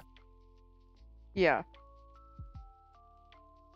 Like, just something being a little slower than it normally should, one turn, one time, like that's different than slow playing.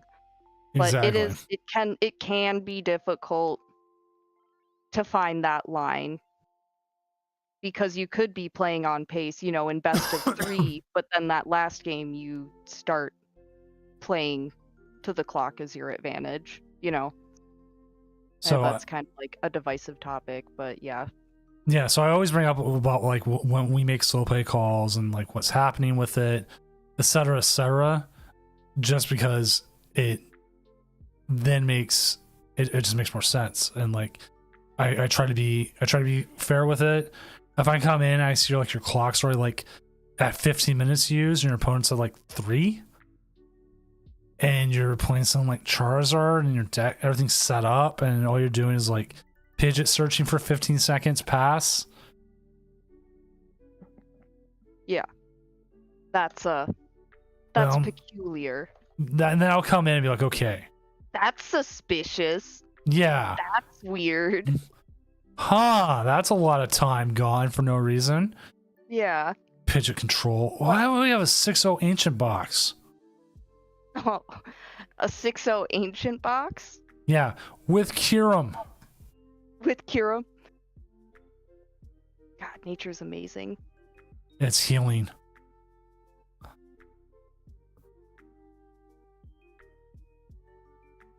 So this isn't loading. Yeah, it's not for me either. I've told them in the chat, like, I need to be able to watch the match. That's just the way. Again, the way it is. I understand some people aren't able to stream, kind of thing. Yeah.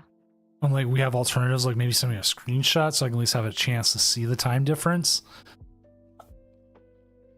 But like we prefer if you can kind of stream and let me see what kind of deck they're playing. Control versus Archalodon. What if they like left the channel and came back or something? I don't know. We could leave and come back real quick. Yeah.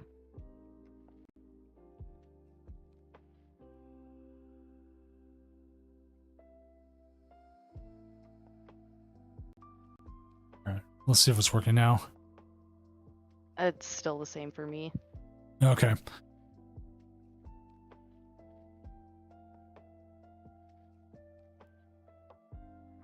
But yeah, and like this, I always warn control players in general: try to be able to make sure you can share your screen for whatever reason, so that we can make sure that your opponents are slow playing you, unless it's super obvious.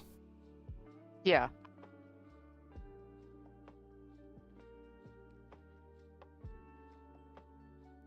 And so honestly, like, and sometimes, like with the online tournaments, a lot of things like kind of aren't worth reporting here and there, given, you know, like time constraints and stuff like that. Sometimes it's just like, whatever.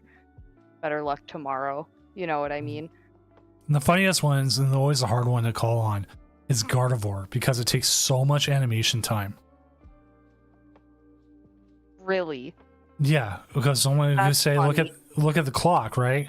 Well, no, because it can take up to over 2 minutes to move all the energy you need for an attack, because it takes like 10 seconds to do the damage, and then another 10 seconds, and it just adds up. So Gardevoir is so hard because like that animation of the ability, it takes up so much time. Crazy.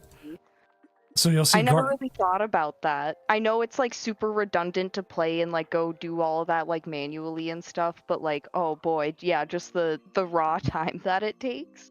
Yeah, Drago has not Drago. Reggie's had a similar-ish issue, but at least it didn't have the extra animation. It still took time to do the energy.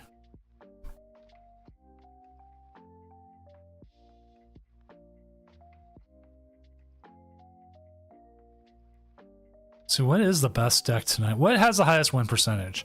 Dialga did, kind of. Ancient Box, kind of. What's the with the most percentage shared? Regidrago's not doing too bad tonight. Pidget Control's not doing bad. Hydreigon's not doing bad. What is the worst deck tonight? Miraidon is almost 50%. Flygon went 0-4.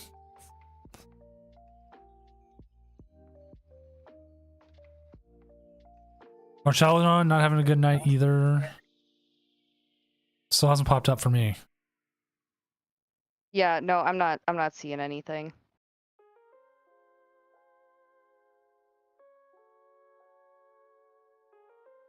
Is Blitzel playing? I did not see him tonight. He came very close to winning the regional all out Blitzel with Pidget control.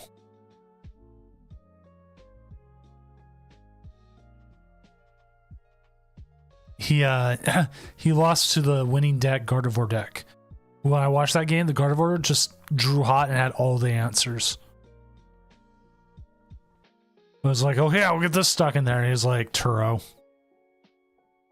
Dang. I was like, oh, and here, Turo. Here's the thing set up. Boom. Bajillionaire damage. GG. ain't stopping me. That was fun. Currently do only have that 6-0. We do have a 501. That's pretty much 6-0. And this is the last match we're waiting on. Oh, we have another 6-0. Shira with the Hydreigon. The Hydreigon Lost Zone box. Jamie boy, put my tournament on game on stream next. Okay, you redeemed it. Unless you dropped, then I can't do it. Chances of 6-2 making it. I don't know. There's a lot of 5-1s tonight. So we'll have to see.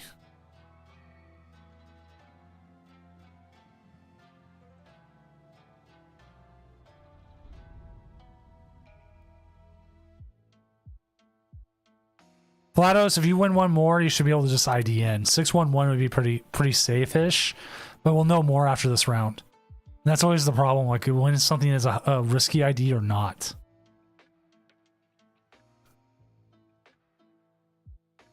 Like this here, this column, win percentage, opponent win percentage is important. This late, yeah, in the tournament, these things do matter. Top 8 cut. It will be top 8, not 16. We've done 16 once in almost 3 years. Once. We did asymmetric for the regional. It didn't matter. We had a clean cut. It looks like it's working now. It is? Okay.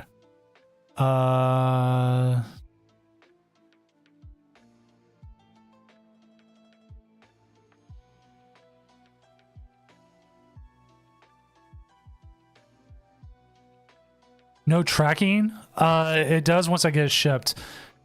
If I have it.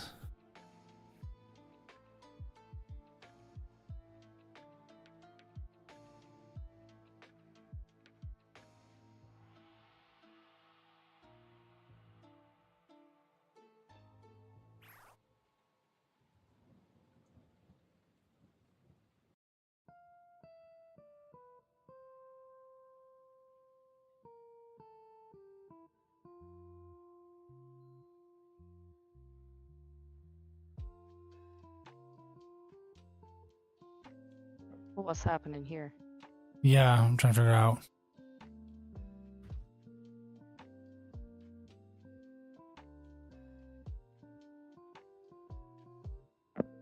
It probably shipped Matt out. If you have your order number, email me at contact@doom-gaming.com and I can send you. I can send you what the tracking may be. Also check your spam. Sometimes it goes there.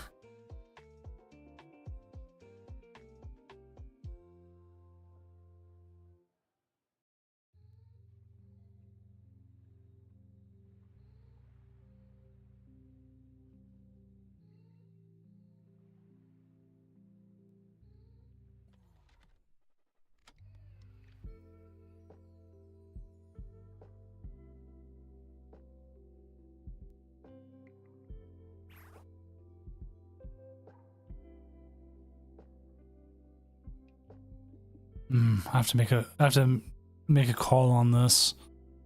Just 1 second, chat.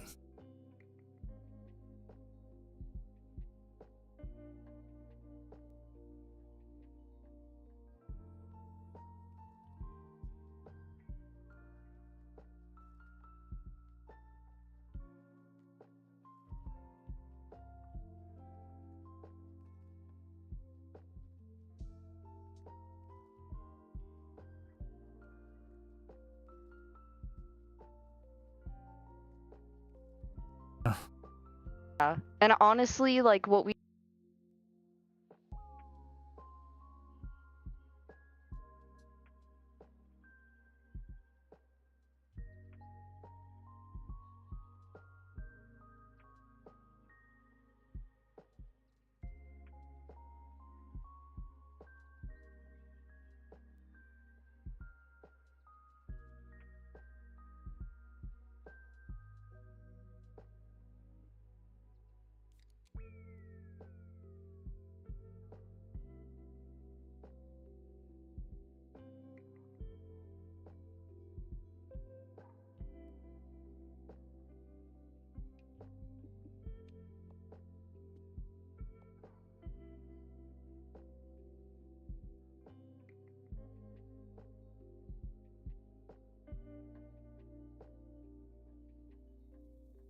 All right, we're just discussing something, just opinion.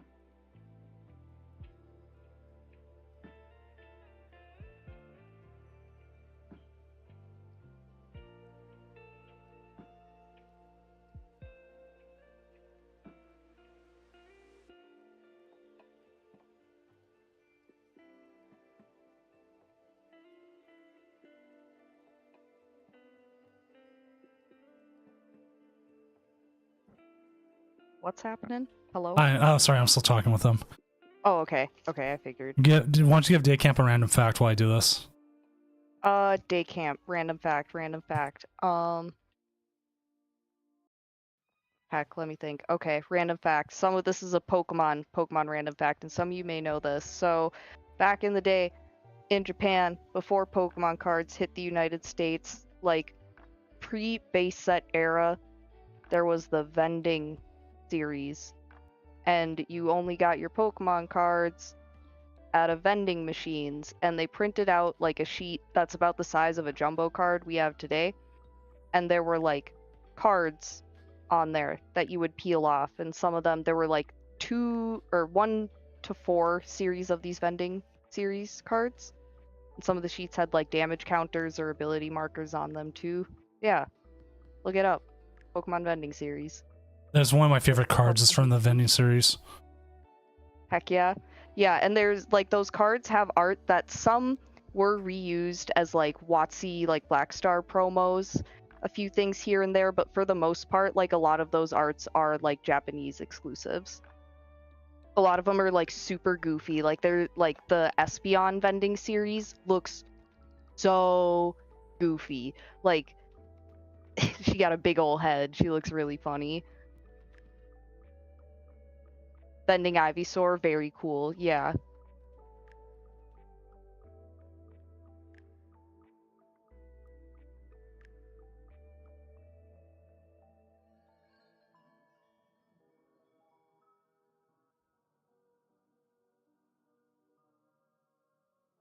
I think what else? What else do I need?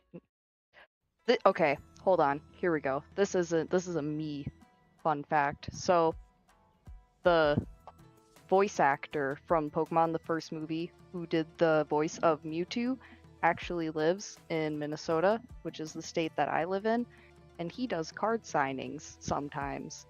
And I couldn't make it to the most recent one that happened, but I sent my friend with one of the movie promo Mewtwo's to get signed, and I got it signed by the voice actor, and it's very cool, and I'm very happy with it.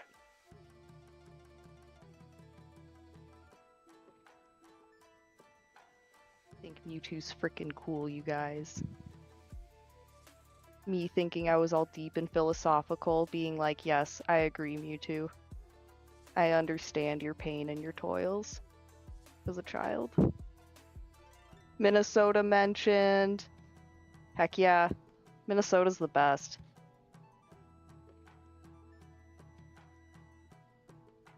I love it here. Show us the signed card. How can I show you guys the signed card? How can I go about this? What would be the most efficient way? Show us the signed card now. I could take a picture and put it in the Discord, and perhaps Doom can screen share when he gets around to it. Let me take it out of top loader. All right. I'm just moving it on. There's not much I can do with what was there. We're gonna go JMU boy. We'll do that here in a moment. The game, I'm keeping it a tie because both players can make a case against the other player for slow play. Both can. From what we saw, that's definitely what the impression that I got. And they're both saying, you did this, you did that. And I'm like, you know what? You're both getting the tie.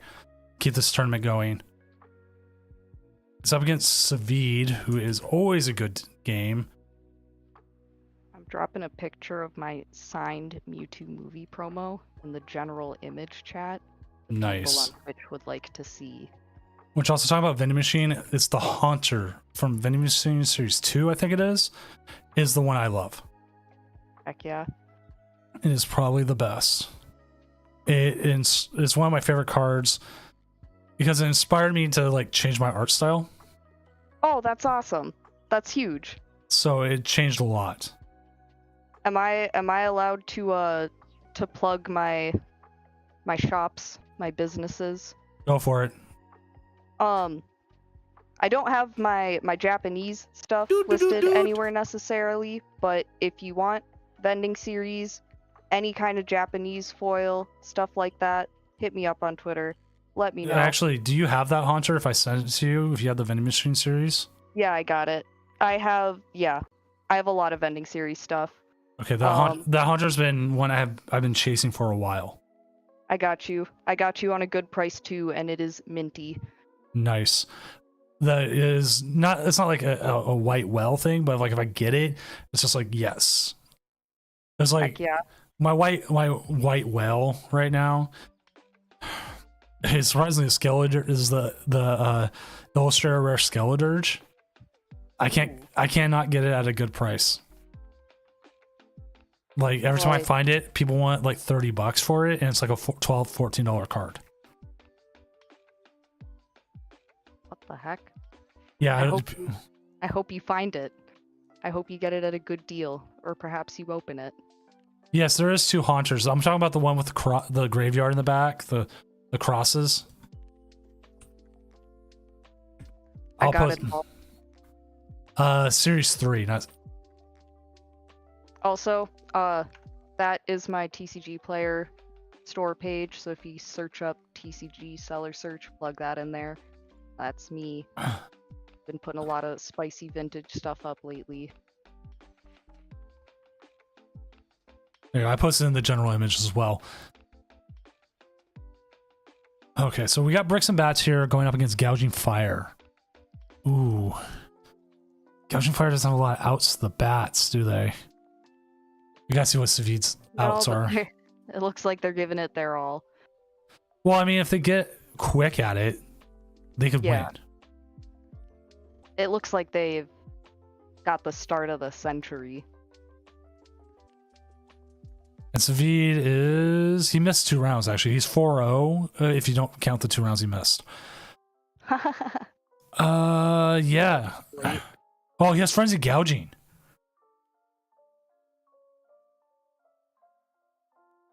Oh wait, so then they're fine. Yeah, they have an out.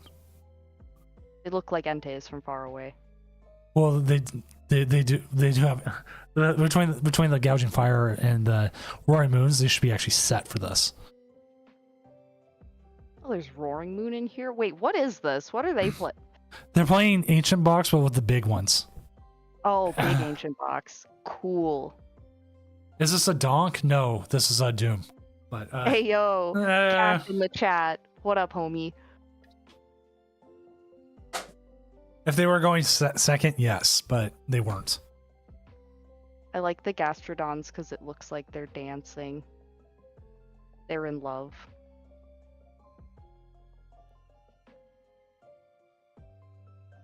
Man, that's a flex. That's pretty. Look at all those the secret rare energies. Sheesh. Gotta rock the Generations energy.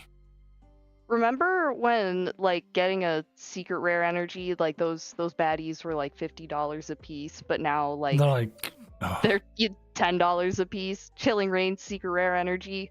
I remember one of the first regionals I went to. It was like Portland regionals. I was by a vendor. And I don't remember if I don't think I played it. I think I only played set events. So it was only like a day trip.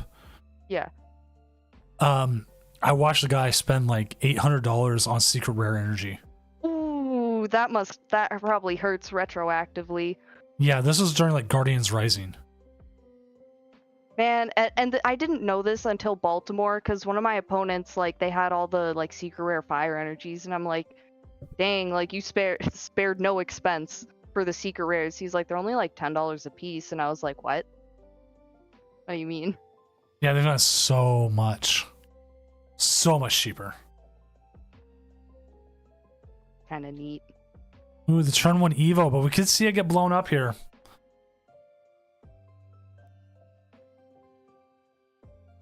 Misplayed all 3 of my losses. At least you know what you did wrong.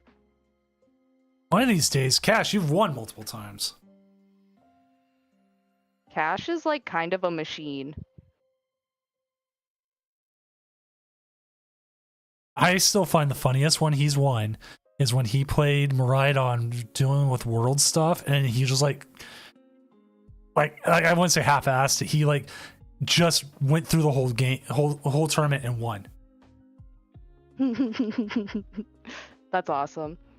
Aren't the older ones still kind of expensive? They are, but like as a player, if you just like want the look of the secret rare energies, you have a like cheap dupe alternative, you know what I mean? Like pretty much looks the same, but is like a quarter or less of the price. Well, now we gotta see if he has an out here.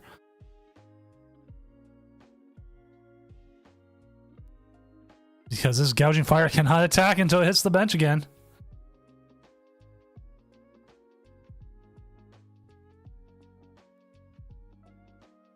Ooh. This feels bad, chat. Like a sitting duck. But they do have the Monkey Dory. Ah!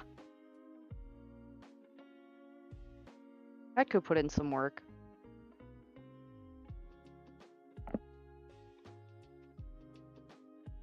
Just slowly but surely.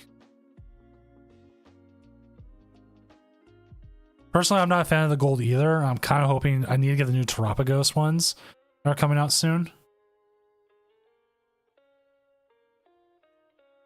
Yeah, like his best move here is just keep like take the covert flight for 70, move the 30, hope that he doesn't have a way to heal off that damage. Because I'm assuming he has no way of doing getting around this entirely.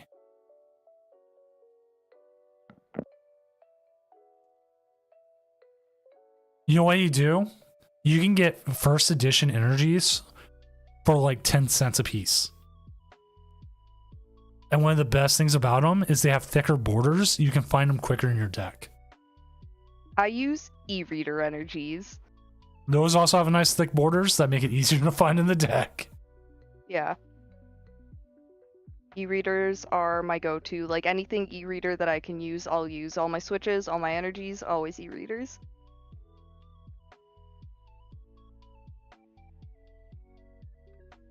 This is called the time when Doom goes to TCG player because he does that every time. I'm just seeing how much the base set ones are right now. Lightning energy. I just sold a bunch of base set Shadowless first edition energies at $5 a piece. Dang, like I'm looking at these like on here, like you can get base set water energy. The water energies are always a lot more expensive. Water energies are big right now. We can get damaged ones on here. They have a whole bunch of damaged, moderately played, which makes sense considering how old they are. And there's so many. If you need some vintage energies, I got some in good condition too. I've been running hollow say not Sun Moon, Scarlet Violet. Sun Moon was up there. Like if I can get hollow Sun Moons, I like those. You can get cheap hollow XY energy. I was using e-reader energies until I was told last year that it was illegal. Ain't nobody ever told me that. I've never heard originals. What? What? How are they illegal? I've not heard that. Same I'll here. call up Will Post right now. Do it. He's probably sleeping. He's in Brazil, isn't he? Yeah, he's in Sao Paulo. I'm not gonna bother Will Post right now, but I will send him a message and he will reply at his earliest convenience. Because I have never ever heard about e-reader energies being. Because if you're gonna make those illegal, then like all WotC cards should be off the board. Because I feel like the only reason is like the card thickness, but all WotC cards are thicker. Like, I don't think it's illegal in Asia. That's silly.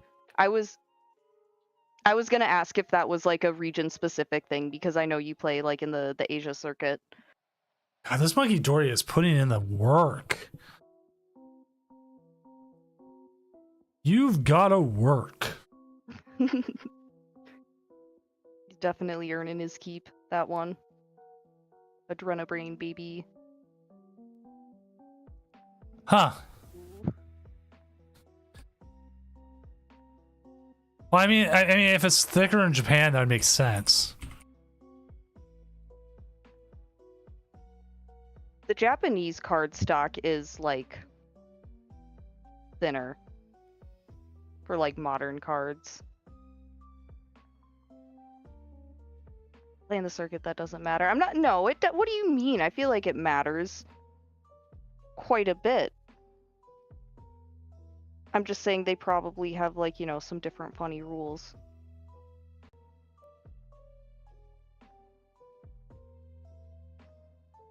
Yours was the English ones.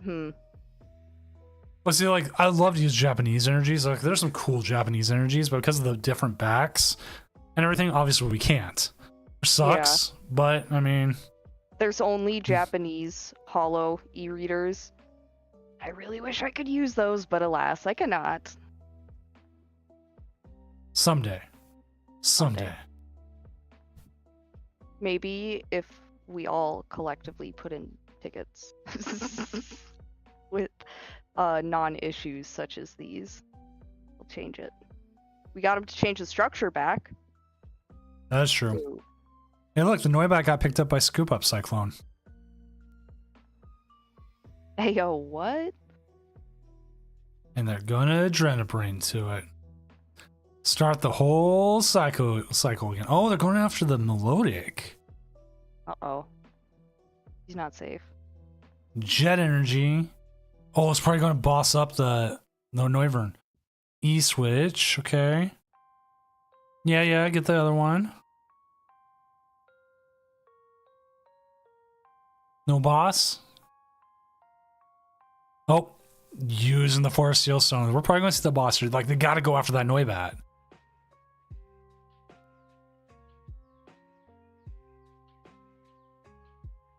Destroy all chances of Noivern next turn. Or, if you have enough energy or enough bosses in your deck, there's enough Pokemon out there, you could. Yeah, you can go after the... There. What was the Melodic's attack? I don't know. When I first saw it and I saw the ability, I was thinking it was the baby one, you know, that would stop, like, Iono and stuff, but I realized that's an EX. Prevent all damage from and effects of attacks from your opponent's Terra Pokemon done to this Pokemon.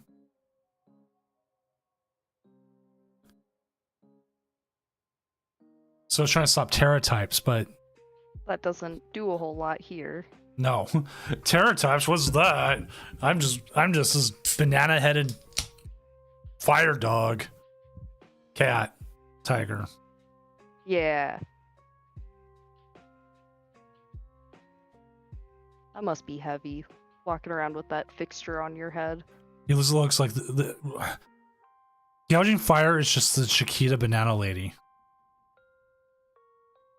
Oh my gosh. Yeah. That took me a second. I was like, who? Oh. We've got to have something here. They're putting the energy there. Jet energy boss. Switch boss. Hard retreat boss. I think we've only seen one boss this game. Yep, there it is. Savid pulled it out. Firecats win. Chiquita Bananas win again. It's creating Banana Republic. Hey, Creating a Banana Republic here in the Tournament of Doom. You All know right, what's funny? I have the Twitch stream pulled up right now. I'm getting an ad for the Paul Tyson fight. Not worth watching. Not worth watching. Is it over? Are they still going? No, they're over. They're over. Who won? Paul did on points. Unanimous judge. All right, I want to move us real quick. Him now. I would definitely say Tyson, watching it, like he showed his age, but also he seemed like he didn't really try. I believe Melodic would KO the Gouging Fighters for weakness. That's probably why JMU Boy was trying to set it up, because of the Monkey Dories as well. You need another Pokemon out there. That's round 34. They will never stop. Never, ever. Surprisingly, we only have 9 matches done of 27. How much time is left on the 13 minutes. We've been moving fast. Now we're kind of slowing down a little bit. Everyone's getting sleepy. Kind of, yeah. The funny thing is, like, walking in, taking things a bit more seriously. they have to. They're like, okay, one more round. Like, we're looking at it. We'll jump over here to Shira's. Like, we could jump to the table they're on, but we'll jump to their stream real quick. What's Shira cooking? It's the Hydreigon Lost Box. Funny Lost Box Hydreigon. I can't talk. Hydreigon. We oh wait. There's also, I know Cozy's still playing too, so we also pop that one open. I will actually give a shout out to Moonkitty Shira. Anytime I steal someone's stuff a little bit, I will at least shout them out. Heck yeah. You gave me tons of shout outs. Play the Tournament of Doom. Stream your games at the Tournament of Doom. It is a key to success. Now, if we had a time machine, we could bring back Prime Mike Tyson. He would have killed Jake Paul. Like, maybe that's why he was holding back. He knew. Like, it would just be death. There'd be you would just see Jake Paul's blood splattered all over, and nobody would care. And nobody would care. Screens would all cut out. Now we're down to 15 of 27, so we are moving down to about 12 matches.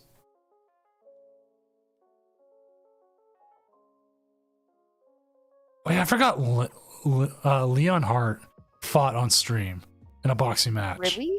Yeah. Oh yeah, he did, huh? Was that like YouTube boxing match? He was on like the America Ninja Warrior thing too. He's an athlete. I'm not. I'm a big old fat old man. Nobody wants to see me in the in the boxing ring. Maybe some people would. Nobody would.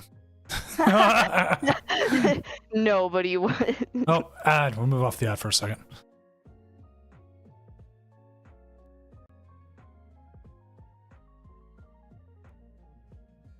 I don't know what happened with Leonhardt playing in tournaments.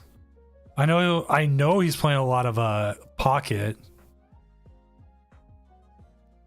He probably realized the tournament hustle was not for him. After they changed the requirements to make worlds and everything, I think a lot of people stopped. Yeah. Doom take on Mike Tyson, I'd still lose. Thing is, I got good, strong legs. My arms are okay. I could probably beat Mike Tyson. I could beat Mike Tyson in his prime. Easy. I could beat Mike Tyson with a baseball bat. In Minecraft. In Minecraft? I could beat Mike Tyson in Fortnite. Actually, I probably could. Probably pretty badly, too. What if he's actually, like, super goated? That would be amazing. What if he's, like, super high prestige or rank or I don't know. He's Unreal rank. But the thing is, like, there's people who is that figure... what their top rank is? Unreal? Yeah. Fortnite is so fascinating to me. Okay, there's a guy, his name's Bush Camp Dad. And I've seen stuff about him on the timeline. Yeah, where he figures out how to get to Unreal rank without ever taking a kill. That's awesome. Like, he figures out their algorithm and everything he needs to do. The friendly playthrough.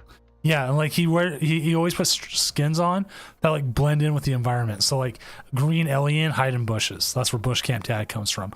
Or lately he's been playing as Groot and hiding around trees. That's awesome. I love when people find an alternative way to win. Well, the thing is, he doesn't win. He intentionally doesn't win. He kills himself at like second place. He gets more points not winning. Oh well, I get maybe not winning, but succeeding would be a better way to phrase that. I'm trying to figure out what Shira's game condition win here is because like, oh, they have just enough to win because the iron bundle that they got and they've got it. You just bring up the Sableye, attach the energy. GG, Bob's your uncle. What? It's something I heard off like Austin Powers like 20 years ago. He's uncle. He says like, and Bob's your uncle or something like that. I don't remember exactly. And the thing is, I just watched all 3 Austin Powers movies. We did like an Austin Powers like marathon. Oh, sick. And it was just like, you can tell how dated they are though now too. Yeah. They're still, I don't know, I watched some of them like not too long ago and it's like, yeah, they're dated, but they're still pretty funny. Yeah. It's an English saying, there you go. Like, surprisingly, Mrs. Doom pointed out that like even though Austin Powers was from like the 60s, he was still like super into consent. Yeah. And like that was one of the big things about him. I was like, wow. And Mrs. Doom was like, God, people could learn from Austin Powers and he's supposed to be the sex fiend. Right, but no, he is actually a consent fiend. Yeah. And plus, that stuck out to me when I rewatched it. I was like, oh wow, yeah, he's a respectful king. Yeah. So like, and like some of the jokes are very 90s or so, and some words slip through, but some of it's still just really still good. Like my oldest still loves Mr. Bigglesworth, and they've gone around. Like, just like everyone in the late 90s did with their cats. Oh, Mr. Bigglesworth, my oldest, 14 years old, goes around with the family cat. Mr. Bigglesworth. I'm like, the cat's not even nude. It's a black and orange cat. Mr. Bigglesworth. All right, looking at it, Shira is our 7-0. Mr. Mafia is 601. Popular King 6-1, Booney 6-1, Cozy Cozy 6-1, Grayson H 6-1, for some reason 6-1, and Lily coming in at 6-1, and Kenny Potter. Ooh, this is going to be interesting because there's so many, and the 5-1 ones. A 6-2 might make it tonight. There is a good possibility of that tonight. A lot of funny records.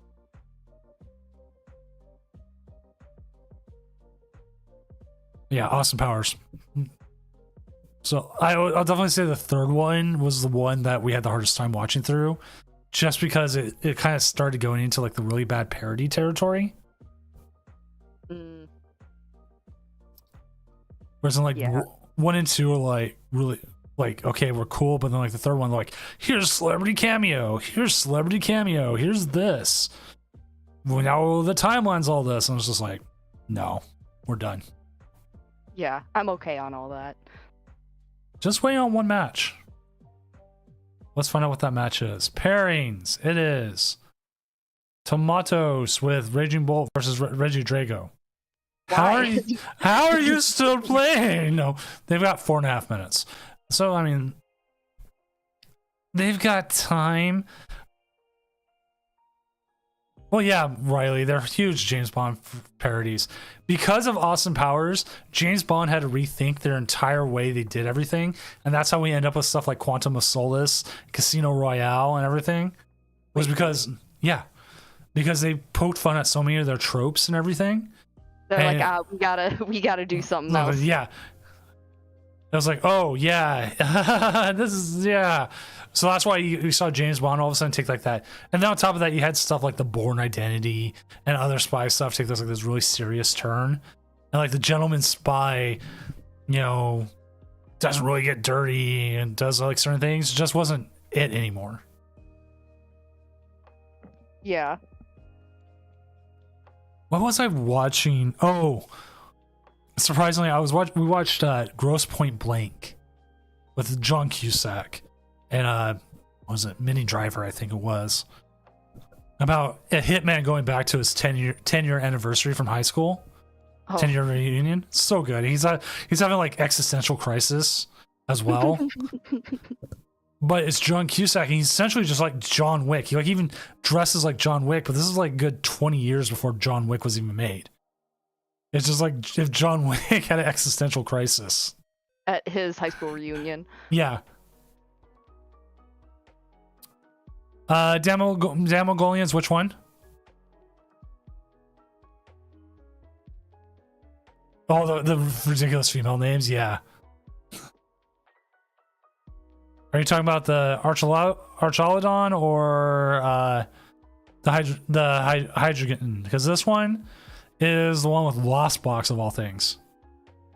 But yeah, if you ever get a chance, watch Gross Point Blank. It's just really good. It's like, I think, Gross Blank. The first place. Okay, there you go, Damn Mongolians. I pulled it up. Is that the name, Damn Mongolians? Yes. Damn you Mongolians! Damn Mongolians. That's one of my favorite episodes of South Park. They keep tearing down the wall. South Park. I'm not familiar. Oh, they have an episode where the parents keep trying to build up a wall to keep their children safe, and the Mongolians keep coming in and tearing it down. Ah, yes. And the whole time is the guy who owns the Chinese restaurant's trying to build it. And he keeps going, "Damn Mongolians!" And they learn the lesson at the end is the Mongolians were tearing down walls because kids need to be able to experience the outside world. You can't keep them safe all over. And the Mongolians are like, yes, we've done our job, and like right away at the end. Beautiful. Amazing storytelling. Yeah. This is like early South Park too. I've seen some episodes like here and there. I've just never fully indulged. All right. Last game finished. End the round. Round 8's up. God. Let's find this. I watched too many movies and stuff. It's just... I totally forgot to announce round 7 was up. Oops. Don't think anyone missed anyways. Oops. All right, let's see who we got. We can get. Let's see. Lily is up against Archalodon. They have to play. I think that'd be a good one to watch. We haven't had Lily on. Heck yeah. We saw. I don't think we saw Archalodon earlier, but I think this would be more of a matchup, possibly. Plus, it is a winning in for John P. Ooh. Stakes are high. Whereas so they can't ID. So Lily wins. That puts them in a great position as well. So let's go ahead and jump down there. And also, Lily's one of just the all-time Doom greats. Put it one way. They've had so many top cuts throughout the whole time. They've just been everywhere.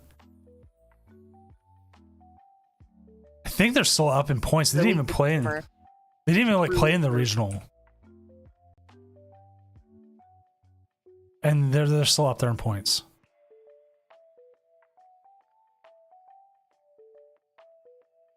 I cut you off. Well, I'm sorry. I just realized that. Did you? I don't remember what I was talking about. It is all good. Okay.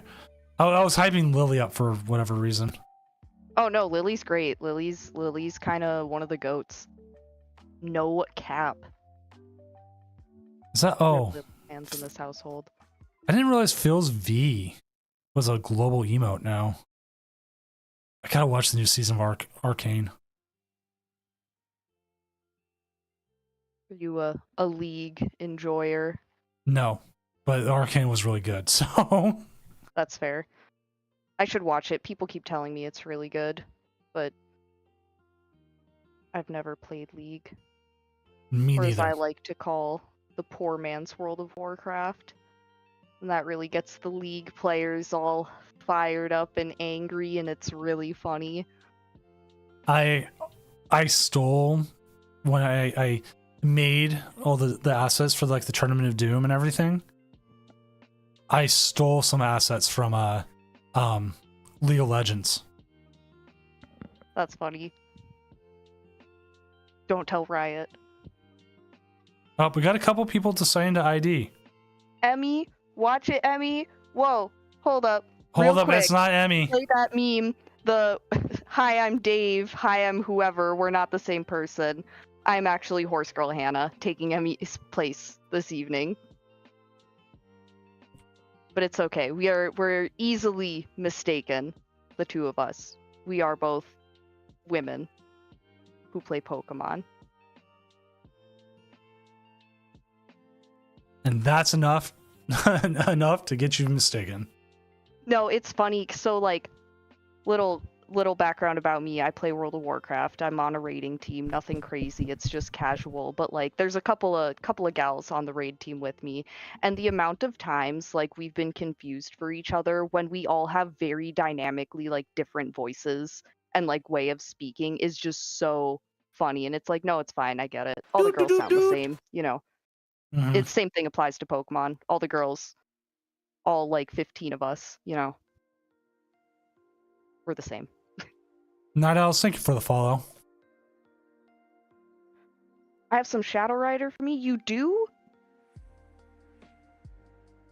Cloth, maybe. This is huge. It's still old format for most cups, right? Yeah, it's only been a week.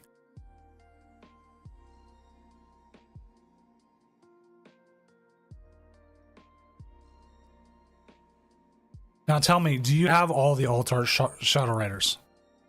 Oh, you know I do. Which one's your favorite? My favorite Shadow Rider art is the Shadow Rider V alt art. I also love the V Max, but like the V and the V Max are like two of my favorite cards of all time. But the V with the green background, so pretty. I also have Spanish Shadow Riders. I have Korean ones. Some Japanese ones, but I don't have like the alt arts in the different languages. I have a play stamp Shadow Rider. Ooh, lucky. I have not. Out of all my play stamps, I have yet to pull a V or EX or any of those. None of them. This But one was actually given to me by someone, so. but I did pull 3 Arvins within 3 packs. The Cosmic Hollows. Ooh. So now I got 4 of those. I think I've actually got enough. I've got 2 Rescue Board Cosmic Hollows recently. I think I have a set of Setas now too. Of Cosmic Hollows. And then I'm missing 1. No, I only have 2. I thought I had 3. Maybe I still have a 3rd. Electric Generator Cosmic Hollow. That's another thing you need. I got tons of play stamp stuff.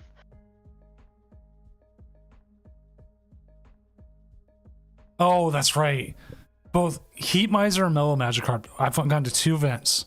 One, we went to a pre-release where we got some packs. Mellow Magikarp didn't even open his packs. He forgot he had one. It was in his bag. What did he pull? A stamped Prime Catcher. Me and Heat Miser go to an event. What does he pull? Stamped Prime Catcher. Both times they got their packs before me. I was like, no! That could have been me.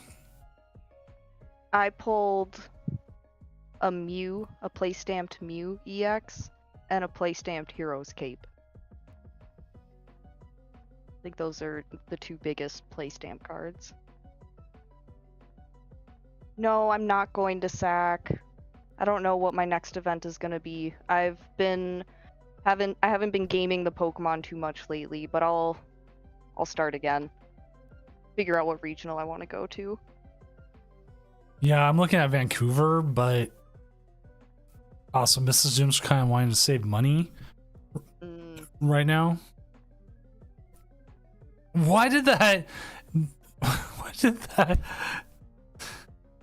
The autofilter said "ride you" was a bad word. Oh, let's just being extra cautious. In Soviet Russia, Shadow Ride you.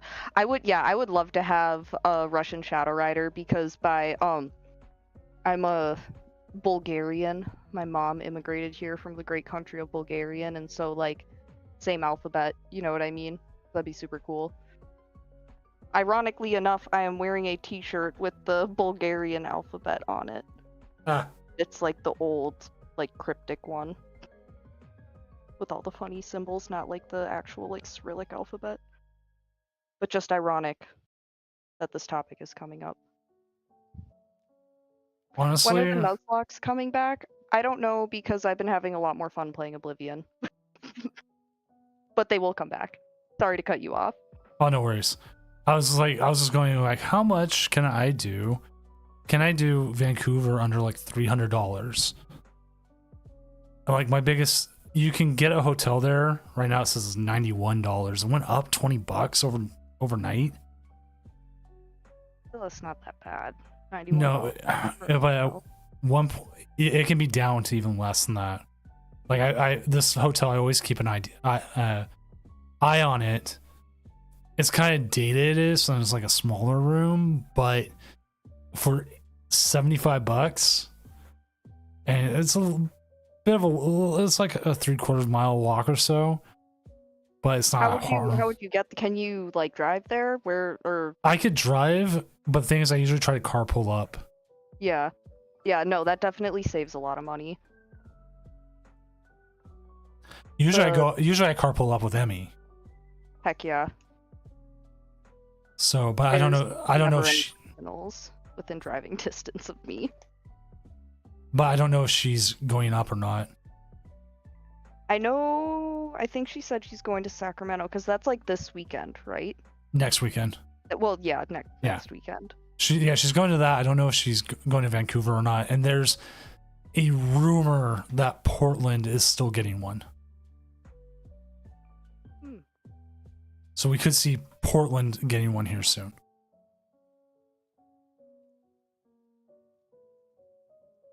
Minneapolis regionals when? No idea. Minneapolis regionals when, Pokemon, please? Seattle regionals when again? Or at least we're getting Milwaukee again this season. The only regionals that are like drivable for me are Milwaukee, which is like 6 hours, and Peoria, which is also like 6 hours. Yeah, the rumor. I have not been able to find anyone who can confirm the rumor about Portland, and supposedly the other one I've heard is Atlanta. But, That'd be fun. but yeah.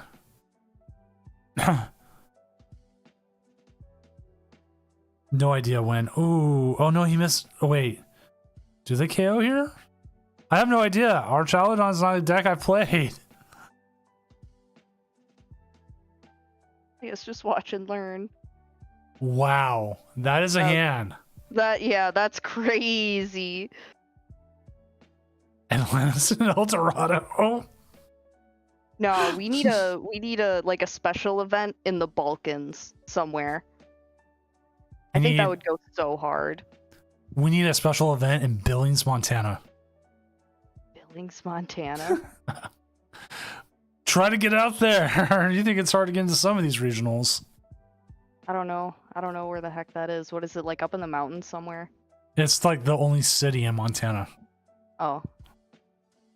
Funny enough, I had a person I worked with who owned a house in Montana, and he would leave work early on Fridays, fly out there, and he had a car already there. He'd park it there and drive to his cabin and spend the weekend there, and fly back Monday morning and ride the train into work, and he'd be in work Monday morning.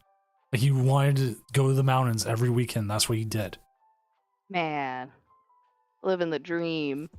Yeah, the dude like now gets paid to travel. That's awesome. Good for him. But he does his whole travel thing. Is like he writes articles about it, how to save money on it, do all that. He previously wrote for The Onion, which was also really cool too. Oh, that's funny. The Onion's great. I gotta see where he is right now. Now I'm like sitting here, I'm like, I wonder what he's up to. See if he's still working for the Nerd Wallet. Probably doing something cool in another time zone. Without kids. Don't have kids. Nope, still working at their travel rewards. That's what he is. And he's living in California now. But hey, still doing something way cooler than I did. Like, I still want to try to go to New Orleans. It's still on my list of possibility. Actually, I gotta see what the flights are. Oh yeah, they're doing NAIC there again. Yeah. I missed it last year. I would really like to go this year.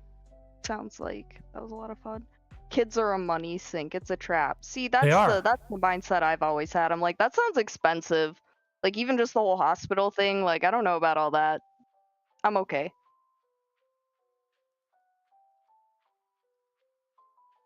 Carry around a baby for 9 months just to be like, I'm hungry once it comes out. No yeah. thanks. And then they poop on you and...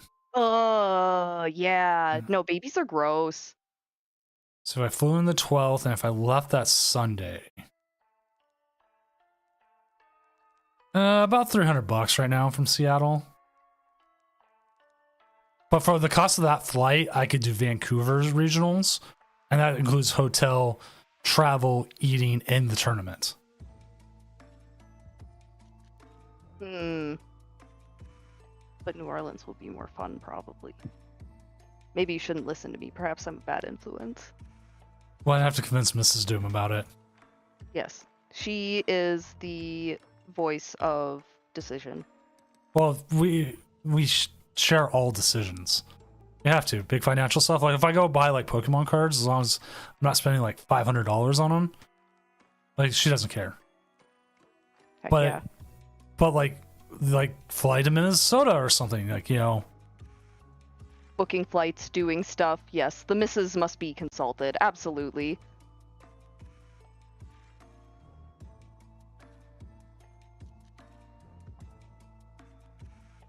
Vancouver is expensive? Nah. I'd definitely say I spent less money in Vancouver than I ever did in Portland. You spent more money? Less money. Less money.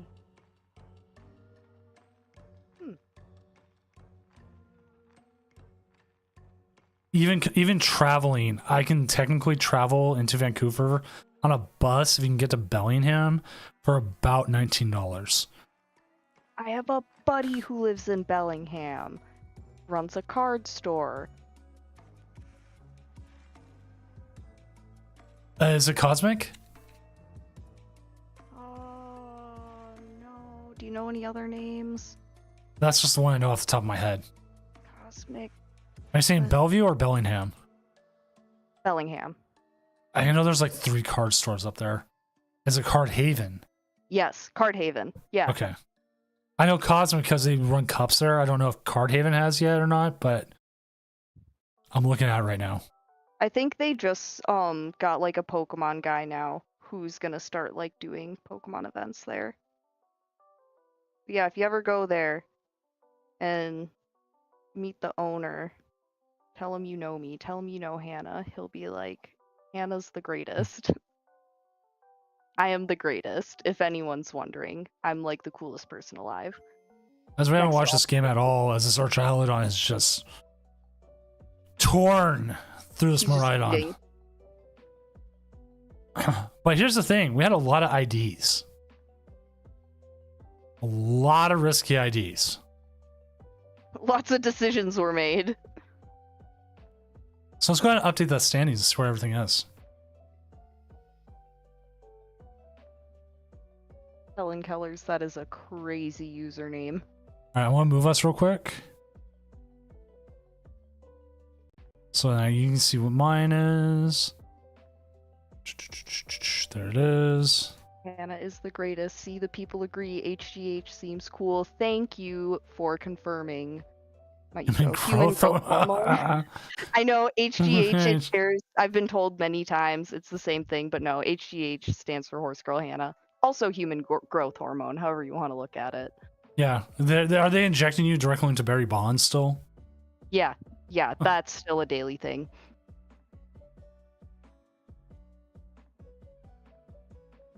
My first round at San Diego was against HGH. Lugia versus Shadow Rider. You probably farmed me, and I was probably really bummed about it because I don't like the Lugia matchup. That's awesome. Finn Valor, thank you for the follow. Also, that's a really cool name. We have a good set of decks coming in. Who's Shira up against? Mr. Mafia. Let's You know Horse Girl Hannah. Yeah, Horse Girl Hannah on Twitter. Of course you know me. The Helen Keller Orchestra. Name of the trivia team I was on was called the Helen Keller Orchestra. That's that's even crazier. I think I did farm you, but you were chill. I tend to keep a chill demeanor. On the inside, I was probably like crawling in my skin, but that's a me problem, you know. You take your win. You play however you can. Yeah. I'm never outwardly salty.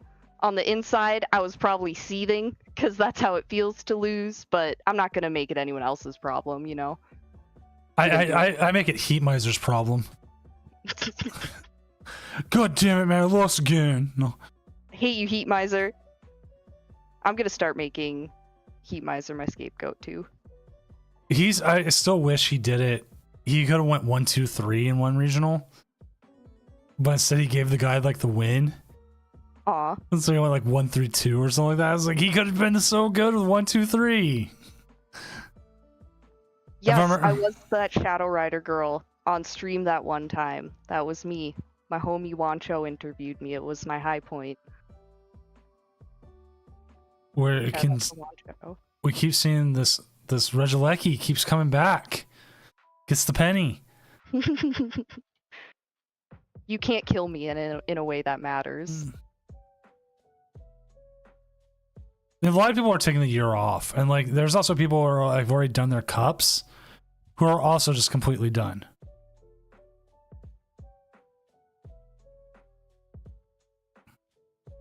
It's probably a good culling of people who take it like too seriously, like that get real mad about stuff like I'm just gonna not play this year because I don't like the new system. Meh, meh, meh. I don't like this current setup of everything. I don't like the format. I don't like it either. But that's why you play Doom. so I've been busy just selling cards instead of playing cards, but I miss it. I like hear the sounds of like riffle shuffling or something, or like if I'll like be staffing a cup, I'm like, man, I want to play some Pokemon cards. Oh, real quick, it's my boy Davin's birthday. If anyone in the chat knows Davin, shout out Davin, happy birthday.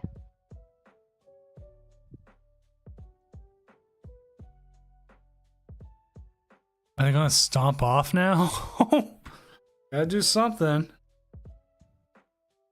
Misfortune Sisters. Ooh, this game does feel like it's pretty much over.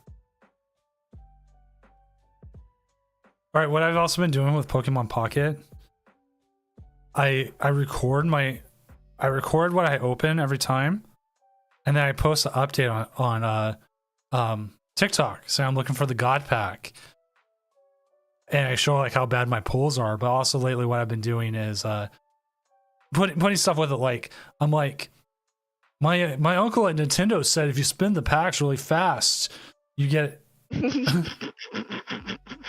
My uncle at Nintendo said if you look under the truck. Yeah. And then at the end, after I pulled really badly, I go, he lied, unhappy face. Oh, that's rough.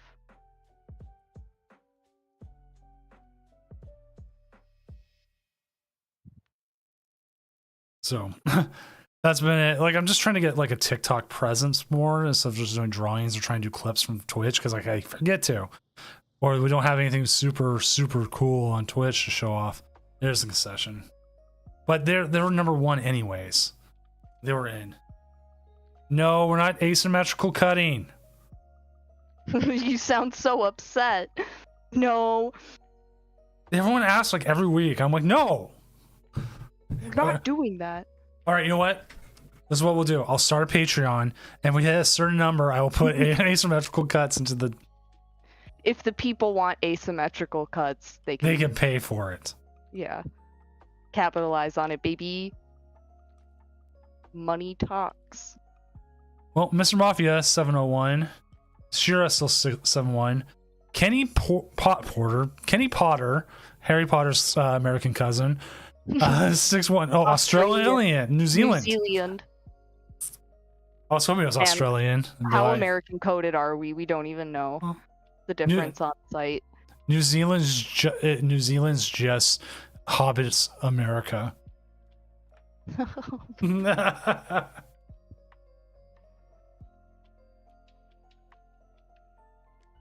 Yeah, he might have still wants to like 3-0 drop. You know what would be better is you 6-0 drop.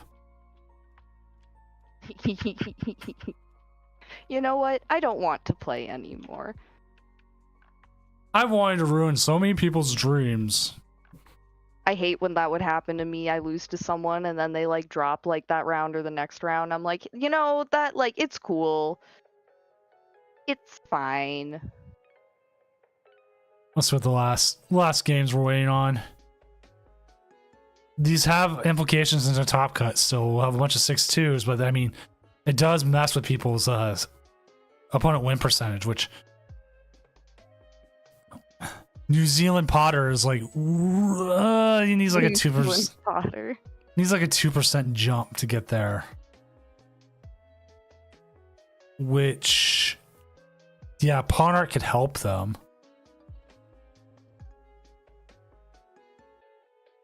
And I think Grayson, all their opponents are done. So maybe, but again, if you can't, if you take the ID, you know you're risking it as it is.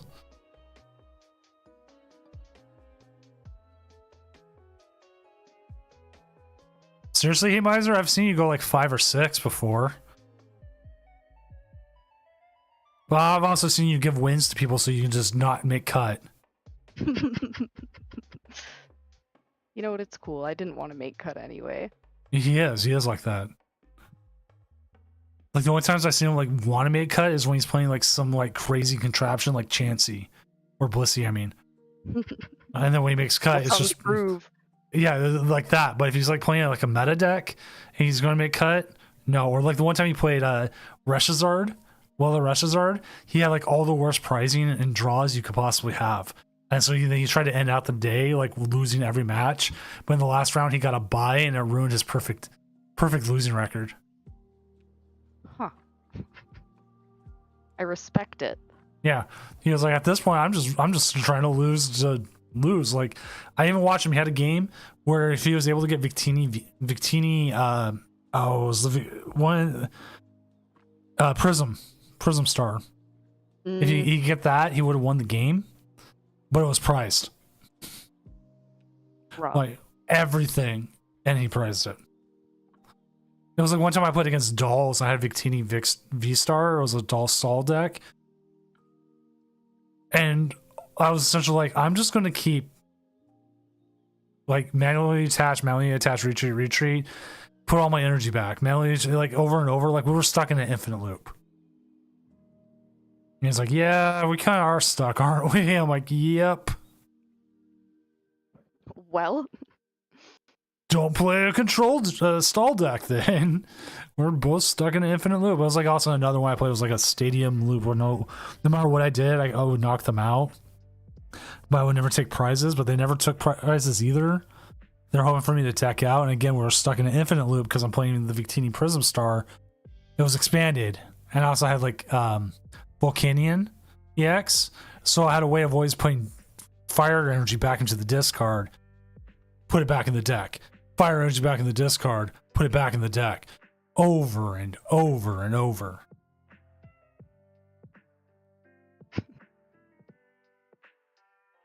What an experience. Yeah, expanded is like that. Either expanded is you're super fast and you win the game in like half a turn, or you're just stuck in infinite loops for the rest of your life. I've never really dabbled in expanded, but I from what I understand, it's a lot of shenanigans.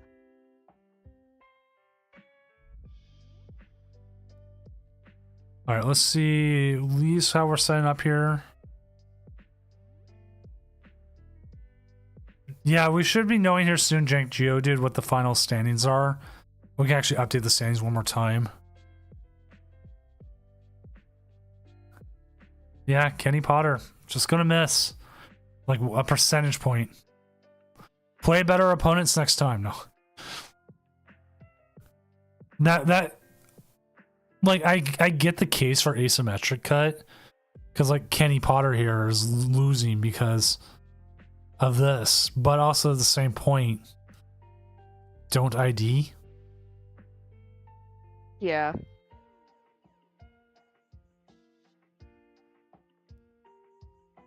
Yeah, taking a risk. Whiffing the reward. Yeah. Unfortunate.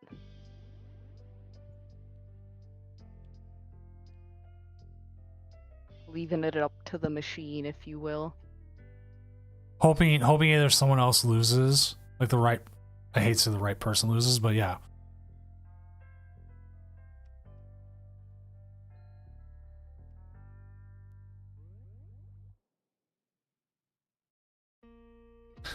I have a mouth and ice cream. Well, say less. I'll show it to you. It was an image I was seeing on Twitter. I popped up. Now I'm now I'm mad. I don't got any ice cream. We don't either. We have a pie in the freezer, but we can't touch it till Thanksgiving. So I can't go down there and get the pie out and let it thaw a little bit. What pie is it? It's a cheesecake. Ooh, that's not even a pie, but ooh. Well, I mean, it's technically a pie. Yeah, I suppose. I gotta get my hands on some pecan pie and pumpkin pie, but I really love pecan pie. Not too much though, because that's a lot of sugar. I have a mouth and ice cream. Enjoy that, everyone. Look upon it. We got the last match. They're coming up on time. Cheesecake is absolutely not pie. Someone's got me. It's a pot. Okay, this comes down to the Pie question. adjacent. This comes down to also, is a hot dog a sandwich? Or Alright, or you're is just it being difficult, dude? yes, or is it a taco? Well, can't it be its own third thing? Like No. its own mysterious. No? Who's making these rules? Jesus. Jesus. He came down from the mountain with the new 10 commandments, and the first one is a hot dog a sandwich or a taco? I don't know, someone make up my mind for me. This is like canon to the Bible. That makes things more difficult. Yeah. I don't know. I don't know. This sounds like it's above my pay grade. I can't make that call. We'll have to ask only if the bun completely separates. So yeah, that is the thing. There is a chart. There is a chart. There, For anyone wondering, there is a chart that Yeah. clarifies all this. Excellent. I like you type into Google is a hot dog and it finishes a sandwich or taco. It It It's knows. listening.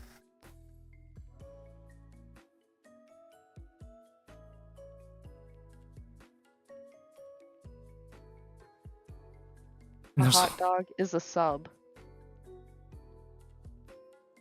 See, okay, maybe. Is that like the significance of like a sub sandwich that like it's like not cut all the way through? Oh crap! You know what? What was that? Oh, the hand wedge. You ever see that? Handwich. That sounds really familiar. What It was that? a Disney thing. It was they tried to make this whole thing about like sandwiches you could eat with one hand. Oh yeah, no, I watched I watched the YouTube video about this. It was like Yeah. Defunctland or someone. Yeah. The handwich, their failed. Their failed sandwich. Yep, it was Defunctland. He's got a 23-minute video about it. I knew that like tickled something in my memory. I was like, handwich. I know Alright. what you're talking about. Standings are now final. Set up next phase. Prepare next round. There you go. Standings are final. I'm going to go talk to everybody. Make sure they know it's Top Cut. Blah, blah, blah. If you can stream, please stream. Etc. Etc. So we can have some Top Cut matches. The question is, which one do we want to watch? Ooh. Top cut, baby. So we have Pigeon Control versus Ancient Box, Snorlax Stall versus Surledge, Hydrogen Lost Box versus Miraidon, or Arch Alidon versus Miraidon.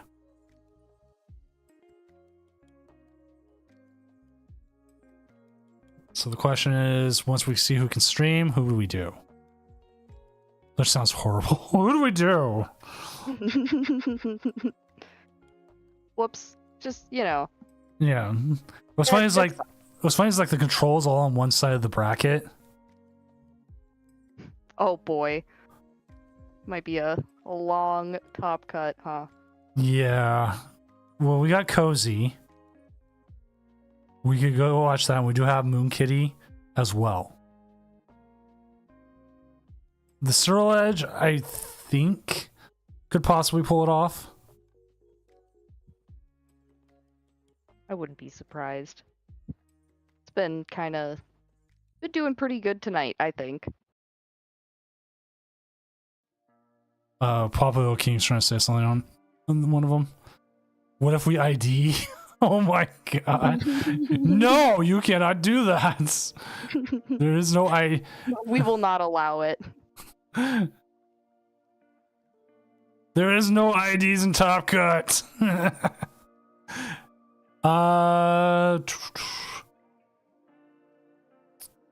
Did see Arch and Dawn earlier, so let's go with Shira. Get this lost on hydrogen bomb. A proper full game.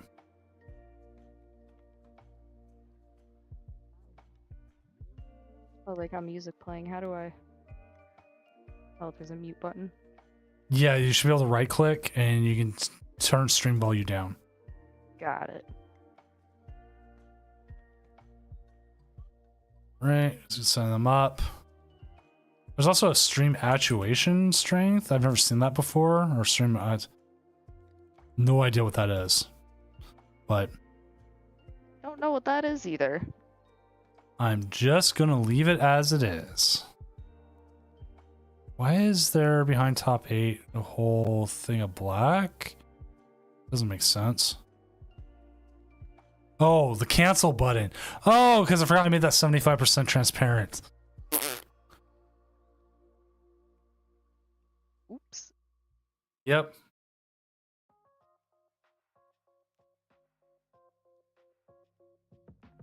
Right.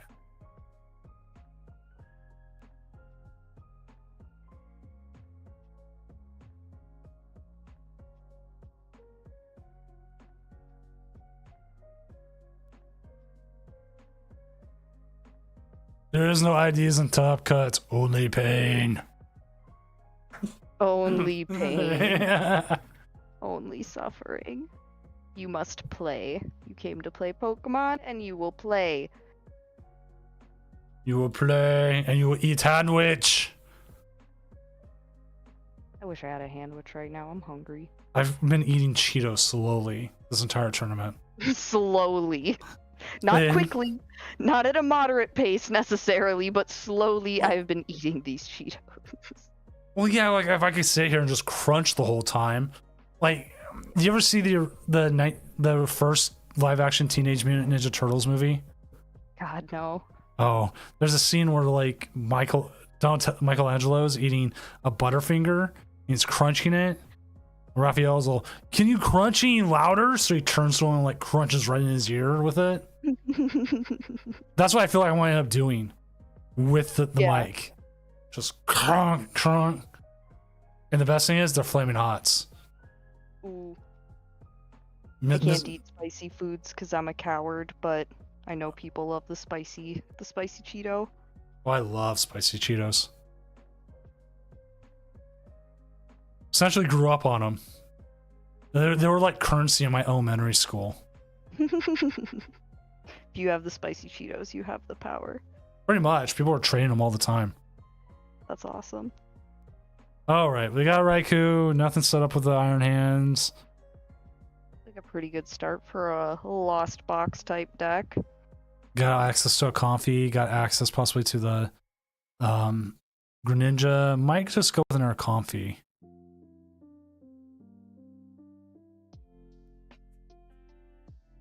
Should we get these people? Emmy gets them. Blame Emmy. That's the Minnesota and Hazy coming out right there. The can't eat spicy foods. That's on my dad, dude. It's because he's from North Dakota. I got mayonnaise blood. North Dakota. North Dakota. We are 100% born bred Washingtonians. Washingtonians. That's awesome. I love that for you.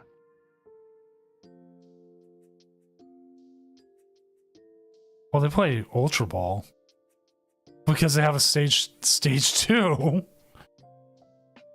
Makes sense. Don't ever. Okay, you want to know where they could have the worst regionals ever? Yakima, Washington. Yakima? Yakima. Yakima? Why would that be the worst one? It's like Meth City, or it's bad. And like the only place they could hold it as, like, it was called the Yakima Sun Dome. It's just a giant Yakima Sun Dome. Yeah, it's just a giant concrete dome. That sounds like a final boss slayer type thing. The Yakima Sun Dome, like look it up. Software type shit. Look at it inside of it, and you can kind of say, "Oh yeah, it kind of is." Like you go in there, like in the middle of it would be a dragon. Yakima Sun Dome. Let me see some pictures. It's in Baltimore. Oh, this looks like a temple. Yeah. Don't trust her? No. Yakima is like 20 times worse than all of Washington cities. I know. I grew up in the area. It's They did worse. Baltimore. No, that's a good point. The first time I ever saw rats on the street was in Baltimore. Baltimore is like the inner harbor's like it's pretty good. All cities have their bad spots, but like Baltimore is Well, that's what on the like nice. that's what sucks about Portland is the convention center is like right in the bad spot of Portland. That's rough. And where Yeah, Portland's bad, it's bad. bad. Yeah. The stadium area in it is always been bad. And even then, like I haven't lived there in quite a while, so it might even be worse now. Some of the areas, but like there's like the Lloyd Center near there. That place is just like horrible. I've never been there personally, but from what I understand, it's very, very hit or miss out there in Portland. Like you can go out to like Cedar Hills, that area, very nice, very high end kind of area. But then you drive a little bit further, and then you're just like the worst.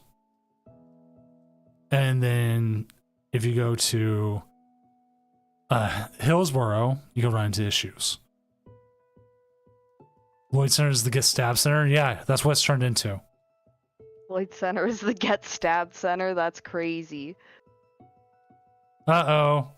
Goodbye, Dino.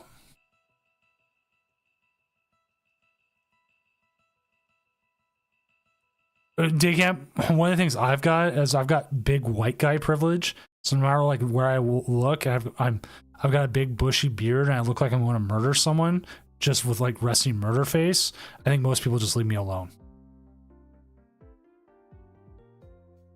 Wait, to staff Vegas? What do you mean? Feel safe in Beaverton. Beaverton's not bad. The like drug use, but no one bothered you. Like that's good. That's fair, but still, like it's not like in Baltimore, I did have the issue where like the morning of the first time I went to Baltimore for a regional, like on my way from the hotel to the convention center, I did have to like step over some people who were just like passed out on the sidewalk and like Ooh, sure gives that's up game one. no one's gonna bother you, but it's like a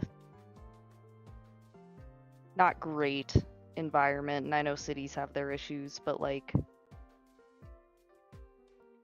you never know. Yeah.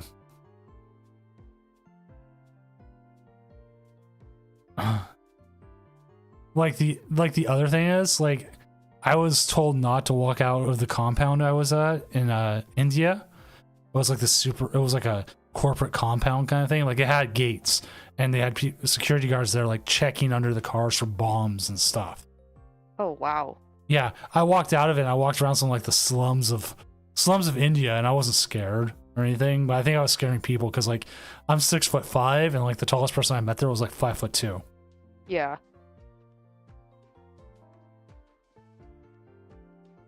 Yeah, but like being also, like being an American, specifically white person in a foreign country, like if you're not a big, tall, scary guy, like you're such an easy target, not necessarily for like any like violent things, but just to get scammed, to get tricked, to get hoodwinked. Like people, if they see a quick dollar, they'll take it in, poorer parts of the world and stuff. Yeah, India was kind of like that. Luxembourg was like, it was like, I don't know, it was weird. Wow, this is not good for Shira.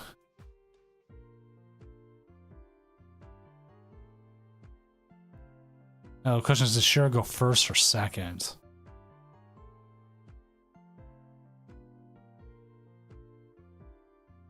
Vancouver wasn't too bad. But then again, Vancouver's in the richer part of the city, where their convention center and stuff is. Day camp, I agree to an extent. No, I mean, like, I agree, but I think people just need to, like, keep their wits about them. I'm just airing out, like, my opinions.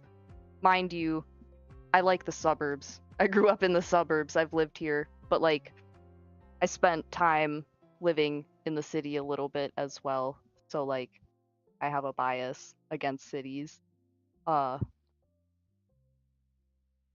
But yeah, people just need to be vigilant when traveling in general. Yeah. But yes, I can attest that Stellar Wish is that big. Like if you essentially took me, Stellar Wish, Azul, Mellow Magikarp, and Heat Miser, and we all stood there, it would be look like a basketball team.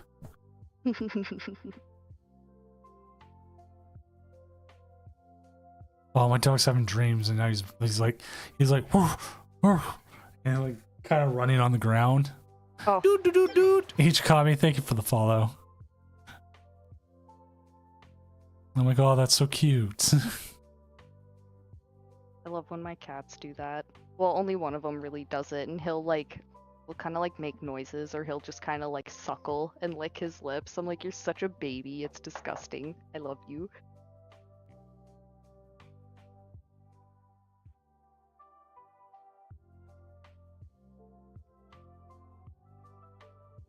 Ooh, this is a hand. The Monstars. Like the one from Space Jam. Yeah, the Monstars. Yeah, that's what I was trying to think of something like funny and witty to say when you said you'd look like a basketball team, but no, that's actually like really good. That's probably actually more close because like you got me, I'm a big old fat guy kind of thing, and you have like the taller, skinnier guys. So the Monstars make suit. Just a real dynamic spread of guys, you know. Also, one of the best rap songs you'll ever hear is from the Space Jam soundtrack. It's the Monstars anthem. And it's like a clean rap song that's actually pretty good. I think I need to revisit Space Jam because Space Jam was like a childhood classic of mine. It's been so long. Yeah, The Pocket Monstars. who was it? It was B Real, Busta Rhymes, Coolio, LL Cool J, and Method Man. Wait, that is such a cracked lineup. I'm sorry, really? Yeah, it's called Hit 'em High, the Monstars anthem. No. They recruited like the pantheon of like rappers at like the for time. for like 1996. The thing is, you go on Spotify, you can't play it. What? Yeah, like I'm right there. There's a couple songs on there, and there's like 5 you can't play. That's why I'm a YouTube Music user, because Spotify doesn't have everything. I love YouTube Music. This is not a sponsored ad.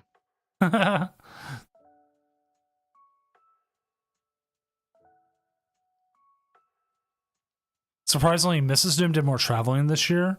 And one of the things she actually did, she went and took a self-defense class recently. Ooh. Like, she was like kind of like part of it is she's 6'1", and so she has a little bit of that scary white person privilege. And where she went was like Ireland. So again, kind of some not like fitting in kind of thing. Yeah. But still, it was still kind of privilege, and like she doesn't know what she could have walked into. Right. She was traveling with a huge group, so like self-defense would be pretty good. It's something I would recommend to people, especially if you want to feel safer. Or do the old Bobby Hill and just scream, "That's my purse, I don't know you," and kick him in the nuts.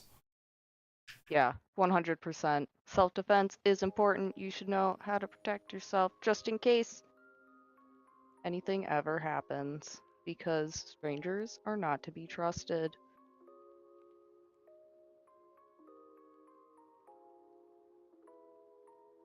Oh, I didn't realize. Grayson H actually beat Mr. Mafia because Mr. Mafia had to leave. Oh, dang. Ripperoni. Rip, but hey. And then John P's 1-0 over Cozy Cozy, and Papio King is 1-0 over Bunny. So we do know for a fact now that One Control is not making it. Nice. Nice.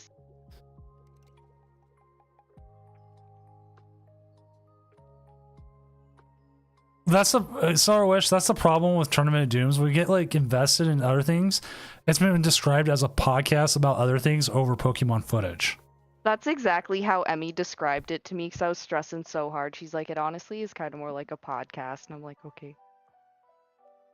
I'll try my best. We just talk about things, whatever. And part of it is like I see the demographics of people who watch. Like 80% of the audience is people who like watch Zool or other competitive streamers. And I found that most of you know what's going on. 100% know what's going on. So I don't need to sit here. Oh my God, they got the Dino again. And it's definitely like a cool kind of low-key like social thing. Like people just want to come hang out. You know, it's an established, this is an every Friday night thing. Players It's come late. play. People It's come late. watch. You're not going to remember half the plays you make anyways.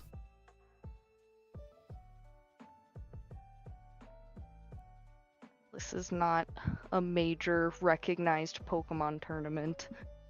Kind of. We're kind of up there. Like, it's reported on by multiple people, and Yeah, but I mean, like, to be broadcasted to the masses, not necessarily like we have to stay on topic 100% of the time. no, like I've always said, like, if they ever did ask me to cast for Pokemon, I'd be like, I don't have a reel. It's mostly just me talking about things. Now, if they wanted me to interview people or MC it, I could do that. Do that all the time. I mean, that's what I'm doing today. Yeah. I don't know how long I could cast matches for. Maybe, like, if I locked in, you know, in, like, a serious position or something like that, I could do it, but... I find it's easier in person. But what also, class do I main? I main a Feral Druid. I'm a Feral Druid one trick. Always have been. Been like 10 years. That's what I do.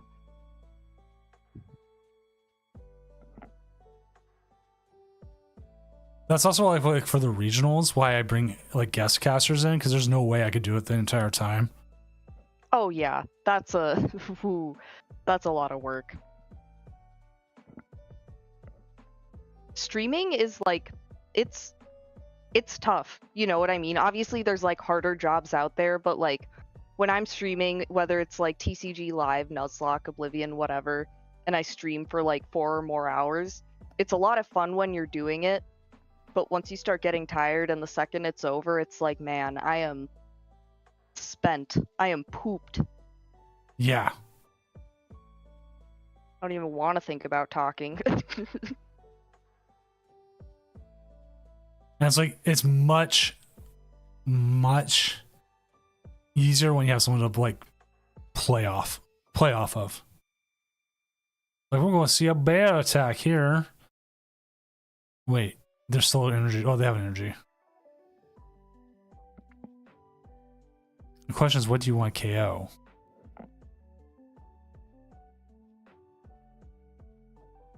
What's the bear going to maul? It's going to maul the fat. Bad for chicken nuggets. Oh, that seems pretty good. I'm so sorry. I derailed that so bad. Well, we're watching the bear maul here in a second, but also still, chicken nuggets still sound pretty good. I've been lucky with the McDonald's McNuggets lately. Every time I've been getting chicken nuggets, they've been fresh. All right. Have you ever had the saucy nuggets from Wendy's? No, I'm not really a Wendy's goer. My youngest loves Wendy's. Like, enough that we've bought like $500 in gift cards. That's awesome. So like they'll have enough for breakfast. Like? Yeah. So I've been like, it's just what he wants. And like summer wise, he goes out for like breakfast every morning because like he's special needs. We gotta do certain things, and like that. So like that's why we get like $500 in gift cards. That's like the whole summer, and then we get like a buck off our gas or something like that, $1.50, or I think it stops at $1. And so then on top of that, we get some cheap gas. That's not bad. Kids happy. Yeah, gas discount. Money well spent. Yeah, and then that's just for the summer, and after that that's 3 months of the year. And then like he'll go on the weekends. He likes it. So this conversation just reminded me that when I was in Las Vegas a couple weeks ago, I did not get Jack in the Box, and this is gut-wrenching to me because I love Jack in the Box, and we don't have that here in Minnesota. Really? Yeah, and I love Jack in the Box. The mini tacos, don't ever get the loaded mini tacos though. Like the first time I got it, I was appalled. I was like, I paid $2 extra to make them like saucy, like just cover them in sauce and some lettuce. Why why is this a menu option? But yeah, the regular mini tacos. Oh, See, like we have Jack in the Boxes everywhere around here. I envy you. And they've gotten unnecessarily expensive. Really? Yeah. At least the ones around here. That's kind of a bummer to hear. I would love to have a Jack in the Box nearby though. Oh, I'd be their best customer.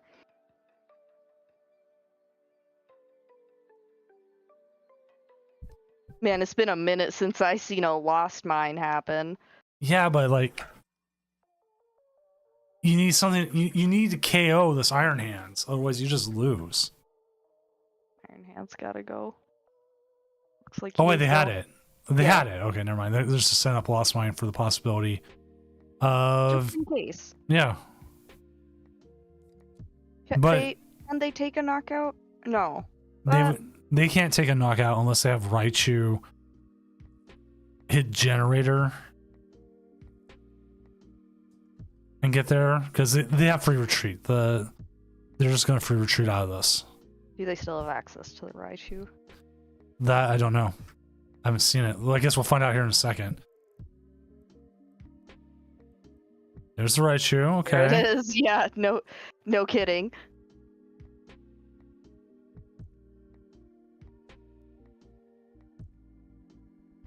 Salt Lake got a Jack in the Box, and for a month you couldn't go on the street by it because the line was over a block long. Man, it's like all of them are me.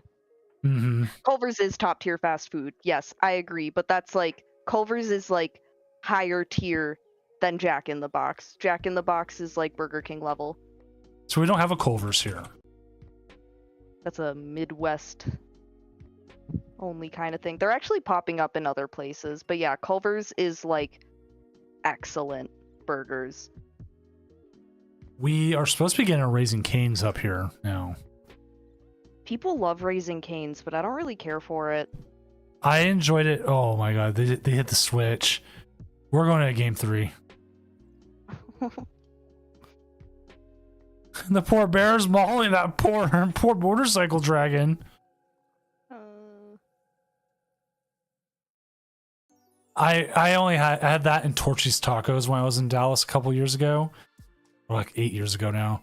And like those were both the best, but I heard Torchy's it was before Torchy's like fully expanded. When I started expanding, I guess it was like better then. Yep, Papaleo King won. Was it 2-0? Yep, 2-0. So it will be Stallax versus Ancient Box, and we're still waiting on this one and Cozy and John P. But I also had barbecue in Dallas. I don't remember the place, but it was some of the best barbecue I've had.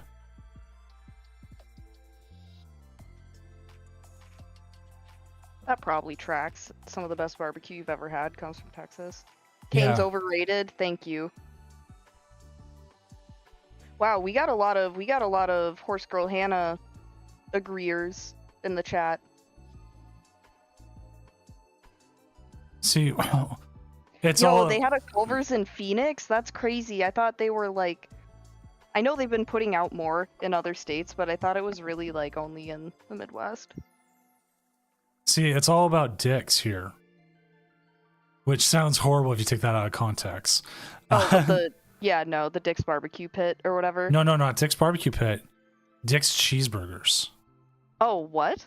There's it's a small brand here. It's only in Seattle. You know, like the basic cheeseburger from McDonald's. Yeah. Take that, but make it good. Ooh, nice. And that's not like the only thing they have. But you go there, they make their own tartar sauce, like they have that in package, and that's really good. The fries you can kind of pass on, but you can get like a bunch of their cheeseburgers and just eat the burgers. It's just good. Plus, also you get things like what Stellar Wish said in chat.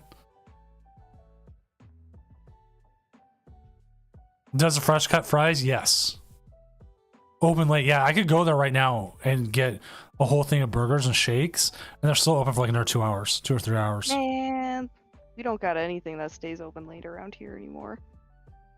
We get like our Taco Bell closes at like 2, and I think we have one McDonald's that stays open 24 hours. Talking about Portland, he might have used to live by one of the 24-hour McDonald's that had a walk-up window. Ooh. I'm sure that got crazy. So go read your last comment over. Like, kind of say it out loud. This is like the Stellar problem. Wish. Yeah. Like, I know what you're talking about, but like, anybody who talks about it is like, it says like, oh, I like dicks. Like, you know what they're talking about, but it's out of context. Context matters. Context matters.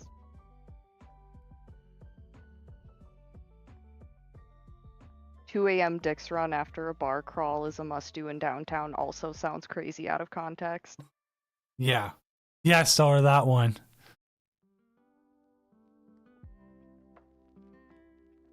In-N-Out in Cali. In-N-Out was okay. Like, it's good. But, like, the animal fries were just French fries with Thousand Island dressing. That wasn't super awesome. Like, fascinating to me. I do like Thousand Island dressing, though. Take that in whatever context you want. Cool. I mean, it's fine. That I said what I said. I mean,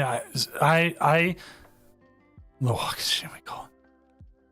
Standing by what you say is like really good. Good thing to do, as it is. Just own up to it. Oh, yeah. What do you mean was wearing a coconut bar? What's a coconut bar? Coconut bar? Or maybe a coconut bra. Yeah, that.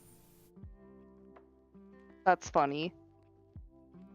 I've had a lot of like chaotic liminal experiences at the McDonald's at like 2 a.m., 3 a.m.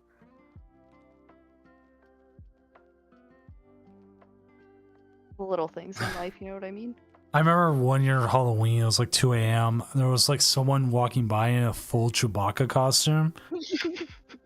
And I was like, wow. And I wasn't drunk that night either. And I was like, you know what? That seems fine. And then years later, I'm walking around like going to the office in a full Ghostbusters outfit. So take it as you will.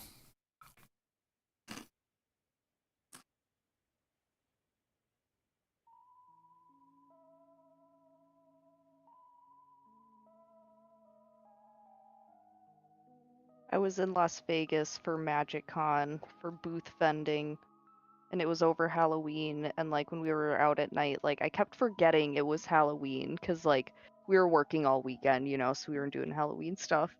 So I kept forgetting, and I was seeing everyone in costumes, and I was like, man, people always partying in Vegas.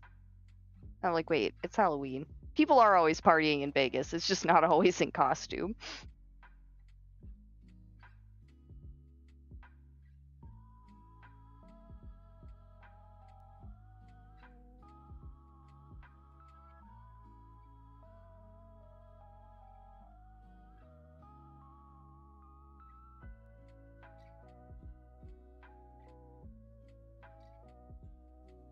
Talking about magic, did you see the whole thing about artists recently?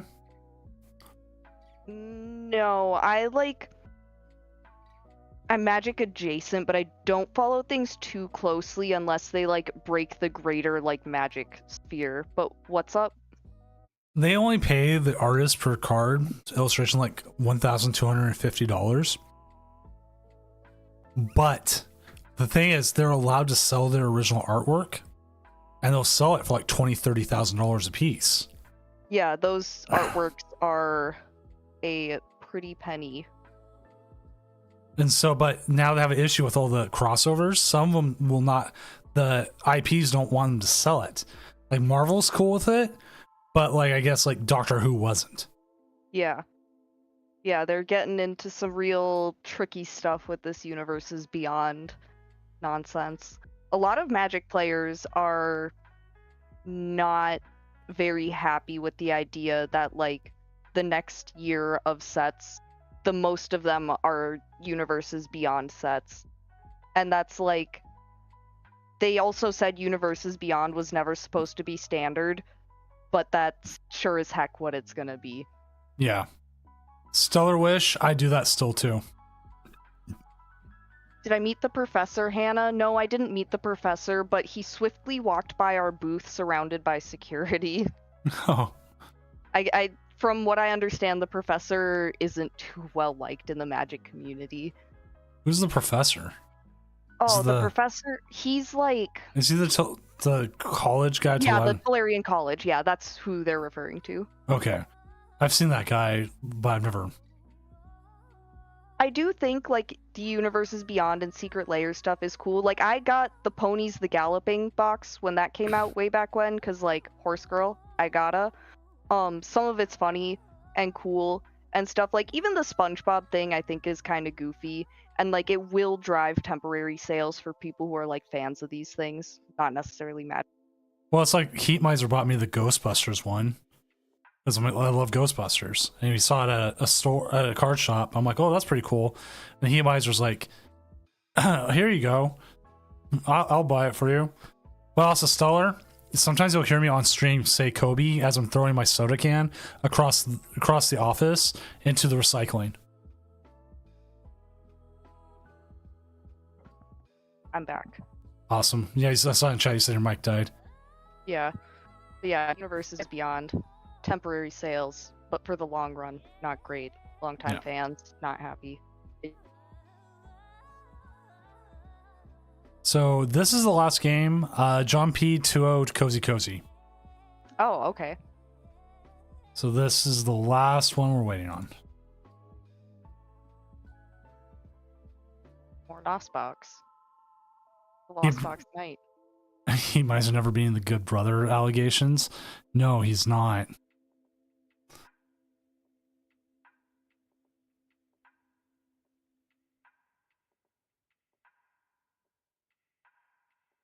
Bear continuing to maul Miraidons. There was a set I almost got Mrs. Doom, like talk about crossover. It was one of her favorite artists did a set of fairies for the Secret Lair. Let me see if I can find which one it was. Phoebe Wall. Mm-hmm. She's actually local to us. Oh, that's sweet. That's how Mrs. Doom found her. And I don't think she would want magic cards anyways, so I didn't really do it, but it was still a Secret Lair and it was still pretty cool. Yeah. Like if I could find a way to display them for her, maybe. I'm sure you could come up with something cool. I probably could. Hello there. What's up, everyone coming in from Led Gengar's stream? I'm Senior Doom, professional illustrator, tournament organizer, and part-time lumberjack. Joining me tonight is Horse Girl Hannah, as we're currently watching the top 8 of the Tournament of Doom and talking about everything but the game we're watching right now. We're currently talking about magic cards for some reason. Before that, we were talking about our favorite places to eat. And then before that, what were we talking about? Something else. Who knows? But again, thank you for the raid. It's always Friday, appreciated. Baby. Woo. A party of 70. That's crazy. Look at all those Gengars. I know. Real Gengar hours. I'm hoping to have a Fuecoco collection that rivals LED Gengar's Gengar collection, but I don't think Mrs. Doom would be happy with that. Like I found today the giant Squishmallow Fuecoco. And I'm like, there's no way for me to sneak this into the house or nowhere for me to put it. She's gonna find the Fuecoco Squishmallow. I have the small one, and she seems like, okay, $20. Just replace it and be like, I don't know, it grew. He got Yeah. bigger. What can I say? He got bigger. I've been feeding him, giving him lots of sunlight. Look at my son. What's even better is my youngest son's arms in it. And Mellow Magikarp asked, with banana for scale, I'm like, what about my son's arm? And he's like, you like make monstrosities of kids. That's still not a good scale.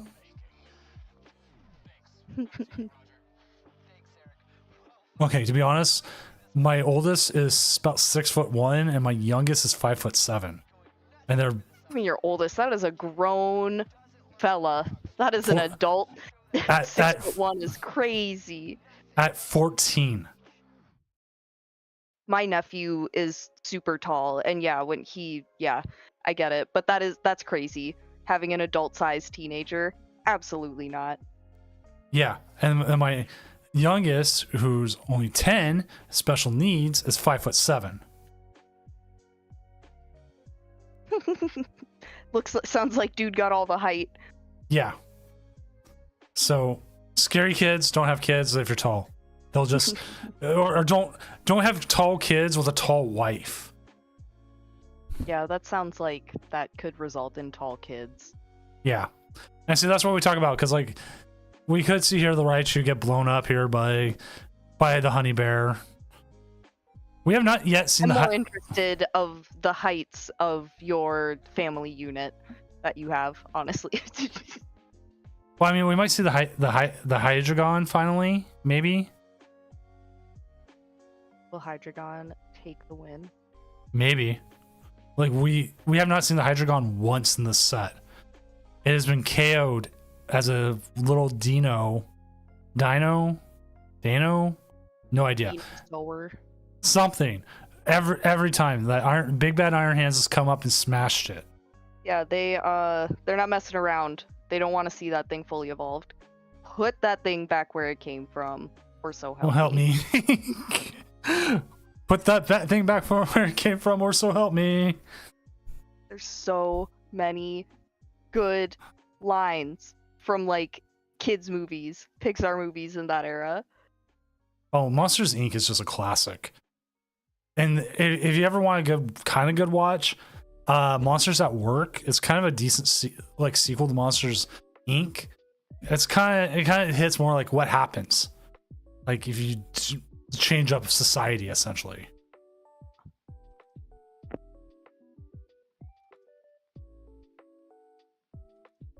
As we are waiting here to see what they do, they have outs. I mean, they just lose the boss Iron Hands anyways, but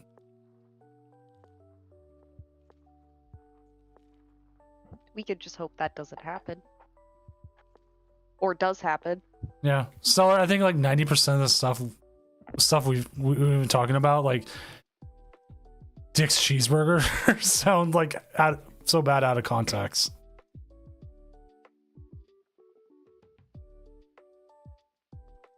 But like, it's fine. Yeah, we're past midnight here. We're now in the Adult Swim hours. Yeah, anything goes, baby. Just kidding, not anything. What if I just started being like completely terrible? Okay, I like this. Be like, I'm never talking to Horse Girl Hannah again. Our professional career has been ban list right there. Not even the tournaments anymore. Bummer. No. There's a World of Warcraft night at University of Washington. Yo. Oh yeah, I actually saw that. I saw there was a Jaina cosplayer, and I was like, that's neat. It's the World of Warcraft or Warcraft 30th year anniversary right now. So they're doing a lot of stuff. I need to get my hands on the new World of Warcraft Mountain Dew because it gives you an in-game mount. It's a motorcycle, and I want it. Also, this is an open call to anyone who comes across the World of Warcraft gummy worms at your local 7-Eleven, Walgreens, wherever you may find these gummy worms. I think I missed the train, but I want some of these gummy worms because they also give you an in-game pet. So if anyone sees the Warcraft gummy worms, please let me know. Talking about Warcraft, I do have actually a story about Warcraft. Oh boy.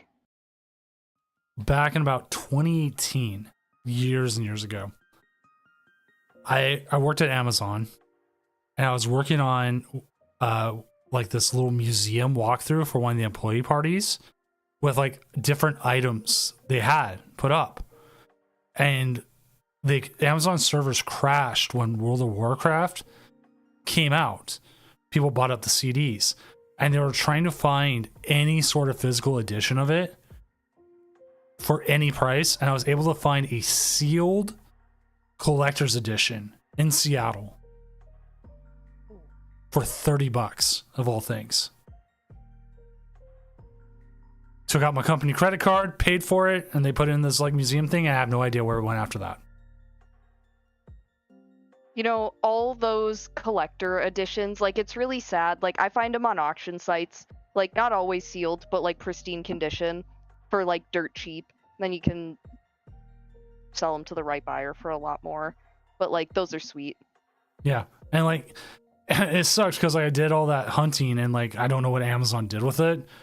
Probably threw it away or something. Yeah, they're probably just like, what's this? I don't know. They found like a whole bunch of vintage stuff like sealed for this thing. It was like a walkthrough.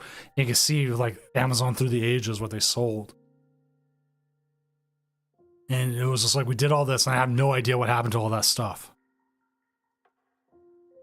Is this the boss?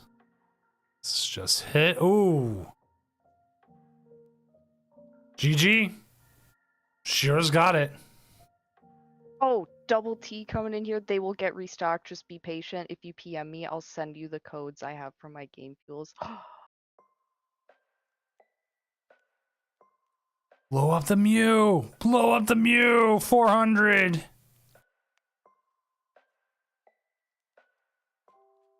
We finally got to see the dragon. It's dragon time, baby. There it is. Shira taking game 3. Moving on up. We'll probably stay with this because I don't know if we want to watch watch Control and Top Cut. It's never that fun. So we will go ahead as soon as they finalize this. We will end the round and pair to the next one. Oops. There it is.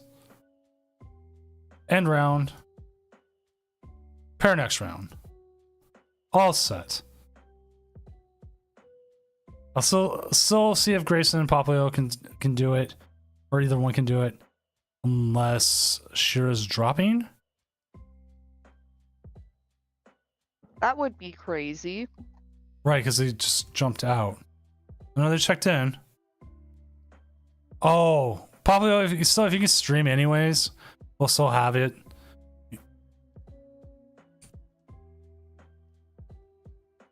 Just want to make sure we can get a game for it.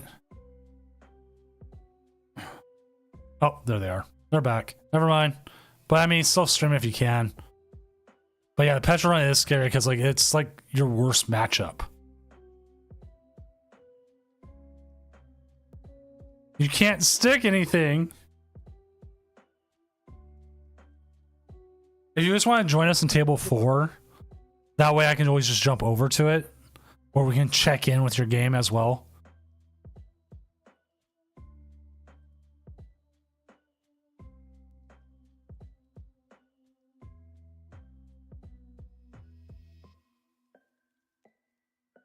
Because like, even put it this way, like playing Control is a good idea. It's a strong deck. Watching Control, yeah. And plus, I've also seen Control players be on stream and lose because they feel like they're on stream and they just don't do their sequencing right. Oof. So that's always rough to see. You're watching it happen in real time and it's like, no. It was a good run. Dude, top 8 is always good. But yeah, like you... Oh. Wait.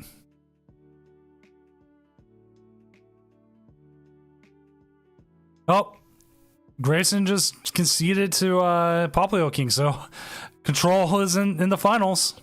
Blocklex is in the finals. He said, I'm tired.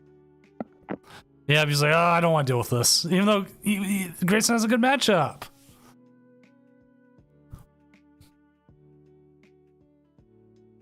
But hey, sometimes that's what happens.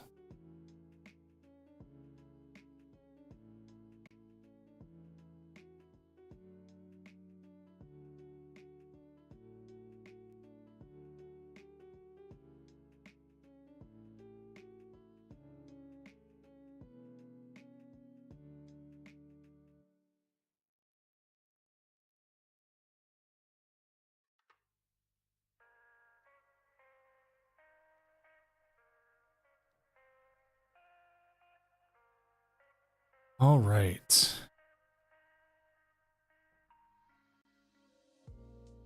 You know what a lot of people do stellar is always the hardest to get to the finals.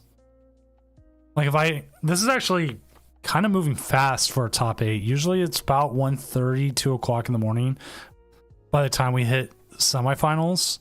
So we're actually kind of moving fast.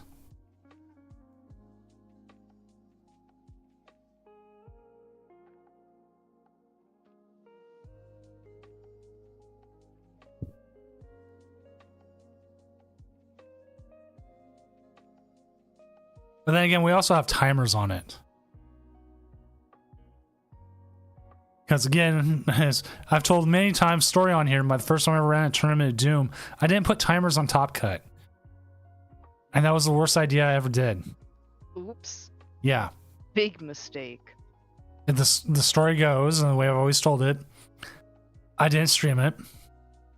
Because I wasn't ready to stream it yet. I wanted to run a tournament. My son got up. He was having insomnia problems at the time. I took him out to Jack in the Box. I took him to a far Jack in the Box. I kept my phone on me. Oh yeah. Just make sure there are no judge calls. Waiting for this game to finish up. Like the other side of the bracket was already in the finals. This was like the top 8 game. Picked up Jack in the Box. Ate the Jack in the Box in the parking lot. Came back. Got a flat tire. Changed the tire in my garage. Came back in and they were still on game 2. They had turned off. You went on a journey. You lived a whole life.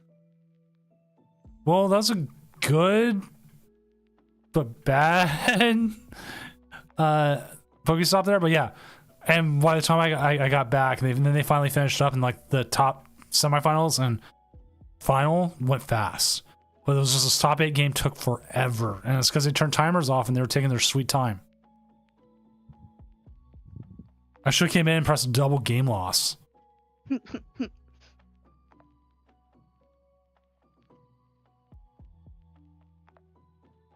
Playing with their timers off. That's so funny. Like, oh, well, it's not required. Live and learn. That's all you can do. Yeah. Well, of course, now we have the built-in timers, because Live doesn't have a way to play without timers, right? Right. Which is, like, kind of a bummer if you're just, like, testing or something with someone. Coaching, perhaps. Phoebus, get off my desk. Get out of here. Stink. Yeah, it was Desert Tiger versus Jack Daniels 789. It was Duraludon VMAX versus Victini VMAX. Wait, that's like a crazy, like, 2 usernames. What were they again? Desert Tiger and Jack Daniel 789. Jack Daniels 789 and Desert Tiger. Those sound like live Xbox Live usernames. Oh yeah. That's awesome.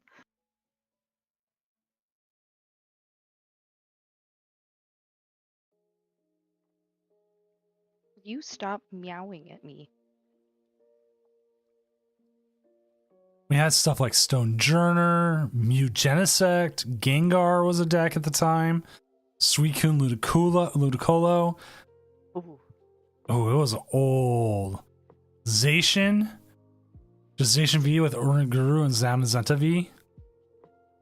Classic. So yeah, some Like early Sword and Shield.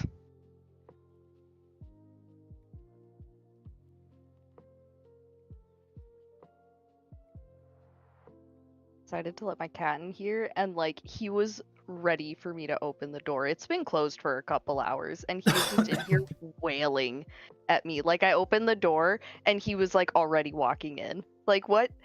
He's just being a little pest, shouting at me. You don't behave. Seller, I'm coming on 3 years. The first tournament was February 19th, 2022. Heck yeah. I bet you one of the first tournaments I ever played in was a Tournament of Doom. I kind of want to look. Excuse me. And that was like 2 years, almost 2 years into the pandemic by the time I started running it. It took how long? Let's see, 1, 2, 3, 4, 5, 6, 7, 9, 10, 11, 12, 13, 14, 15, 16, 17, 18, 19, 20, 21, 20. It took half a year before I had more than 100 players in a tournament. Otherwise, I was averaging about 60 to 80 players. And then I hung around there for quite a while, 60, 80, and then we started averaging over 100 players about in 2023, like August of 2023.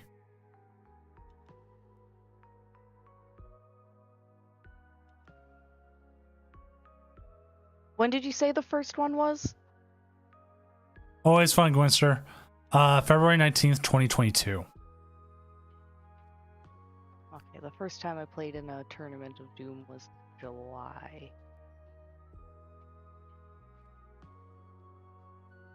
Ebus. And again, depending on people's like hype, like you can tell like how hyped people are by looking at online tournaments and seeing how much they go up and down. Yeah. And like the worst part is I have like challenges in here that top out like 64. So it's like, oh, there's a random 64. And there's like 180, 204, 300,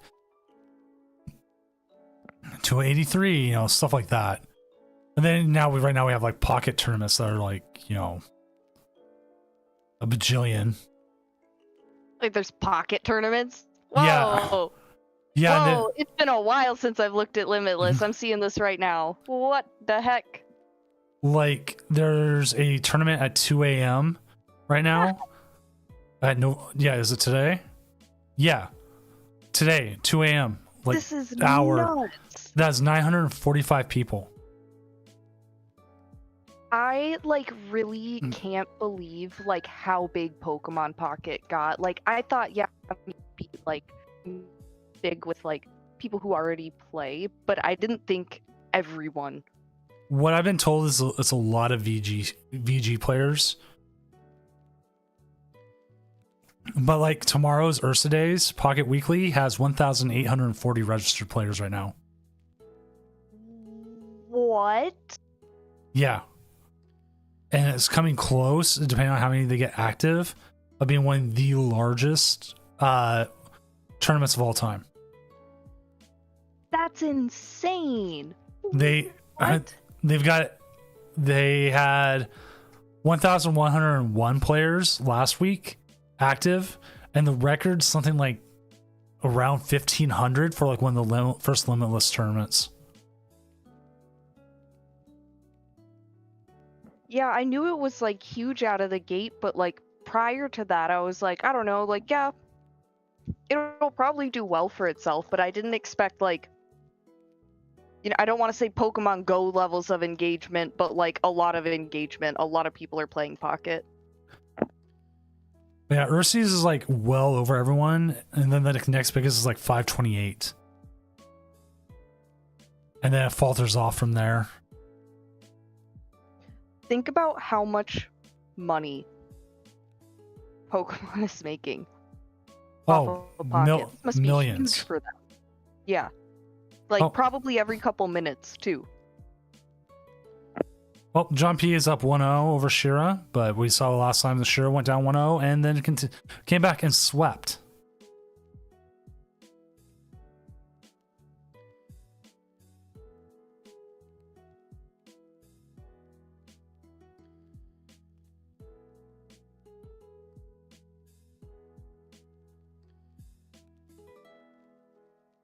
Game 2. Game 2.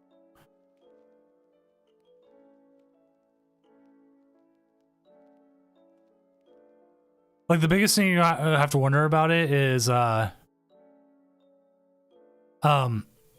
they can keep the momentum up. What I'm thinking about is what this could mean for, like, respectfully, the real competitive scene. Like, how many of these people are going to, if they're going to migrate to, like, paper TCG? And if they do, will it be a very quick migration? Pokemon events are already, like, bigger than they've ever been, you know? I expect exponentially. I expect we'll see Pocket at regionals here probably in about a year. That's, like, so weird. Like, I get people like it. People are having the time of their life. But, like, to me in my head, to have Pokemon Pocket be a recognized event at regionals is so goofy because it's a card game, but you play it on your foot. Like, is it less or extra steps than real TCG? Why are they? I wouldn't be surprised. You know what? I wouldn't be surprised if they went like the Unite way and just had it all played at home or play in different things and not at actual locations. And then they just get to go to Worlds, the like top gamers. Yeah. It's like Unite's got its whole thing, but they're not at regionals. Here's this guy. I started playing the real TCG because of Pocket. See, I think that's what's going to happen. The people who are like, this is good, I want more, is going to be a lot of people. And Pokemon's going to be huge. Good luck getting into regionals anymore, everybody. I hope you booked a bigger venue, Mr. Pokemon. But it's cool. Growth for Pokemon is cool because that means Pokemon will stick around longer. But like, I just don't want it. I don't want the like actual player experience to suffer because of that.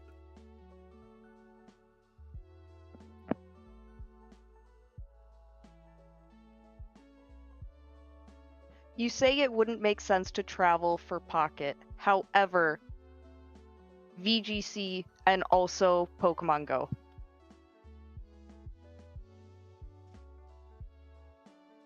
Which I feel like VGC you originally had to travel for, though. You had to. Like, yeah, but I mean, like, you still have to. But with, I mean, Pokemon Go, like, yeah, they have them play on like the same phones for like that advantage, but I feel like same thing.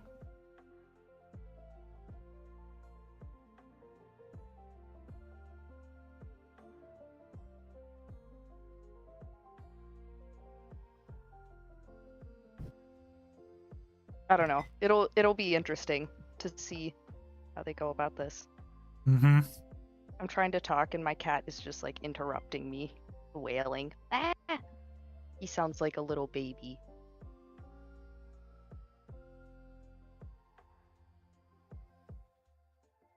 I remember the days when you had to use a link cable to play VGC. They didn't even call it VGC. We just call it playing Pokemons. You're just gaming with our friends. I was blown away. It like when I found out like competitive Pokemon, like VGC was done in like doubles, I couldn't believe it. And it was like after I had started playing TCG, I was like, wait, what? The reason they moved to doubles was because singles had gotten to a point where it was not interesting. Yeah. it was like, here's the same strategies, the same things. We're having balancing issues, but you put doubles out there. Now things get interesting. There's a lot more to it. It expanded the game to better, I won't say better heights, but to It gave it more depth. Makes Yeah. sense.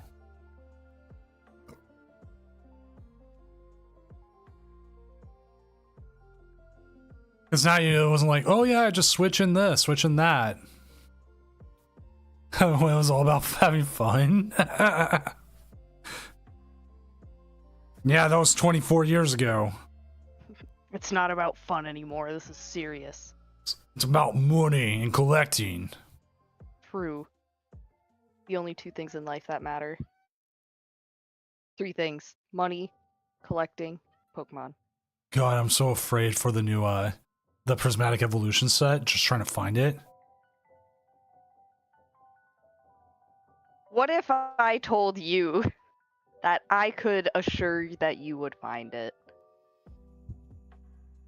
Okay, we'll probably find it, but you know, people are gonna go all out as much as they can. Yeah, people are gonna go crazy. Surging Sparks is tough. I went to a GameStop because I wanted to get the Sprigatito promo.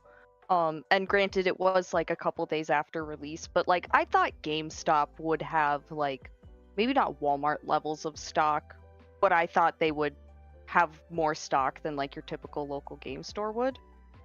But no, they were all sold out. I bought something else anyway. I'm sorry, I spent money at GameStop. I know that's gross. And I was like, do you guys still have promos? And the guy told me they only had 10 promos. They were only allocated 10 of the Sprigatito promo cards. And I was like, what the heck? Like, what? Just 10 of them? That's crazy.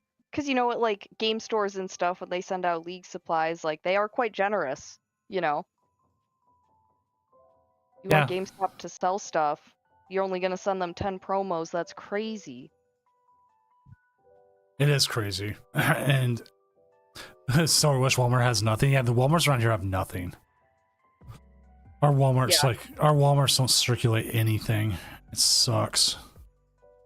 It's just because of the Pikachu. People are going crazy again, and this is probably gonna like Vivid Voltage back to back like big chase sets. Things are gonna be a little scalpery again for a little while, I think. That's a chorus.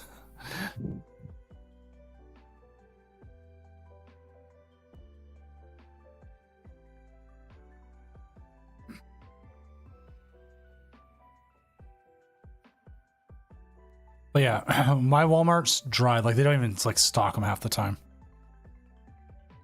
That's crazy.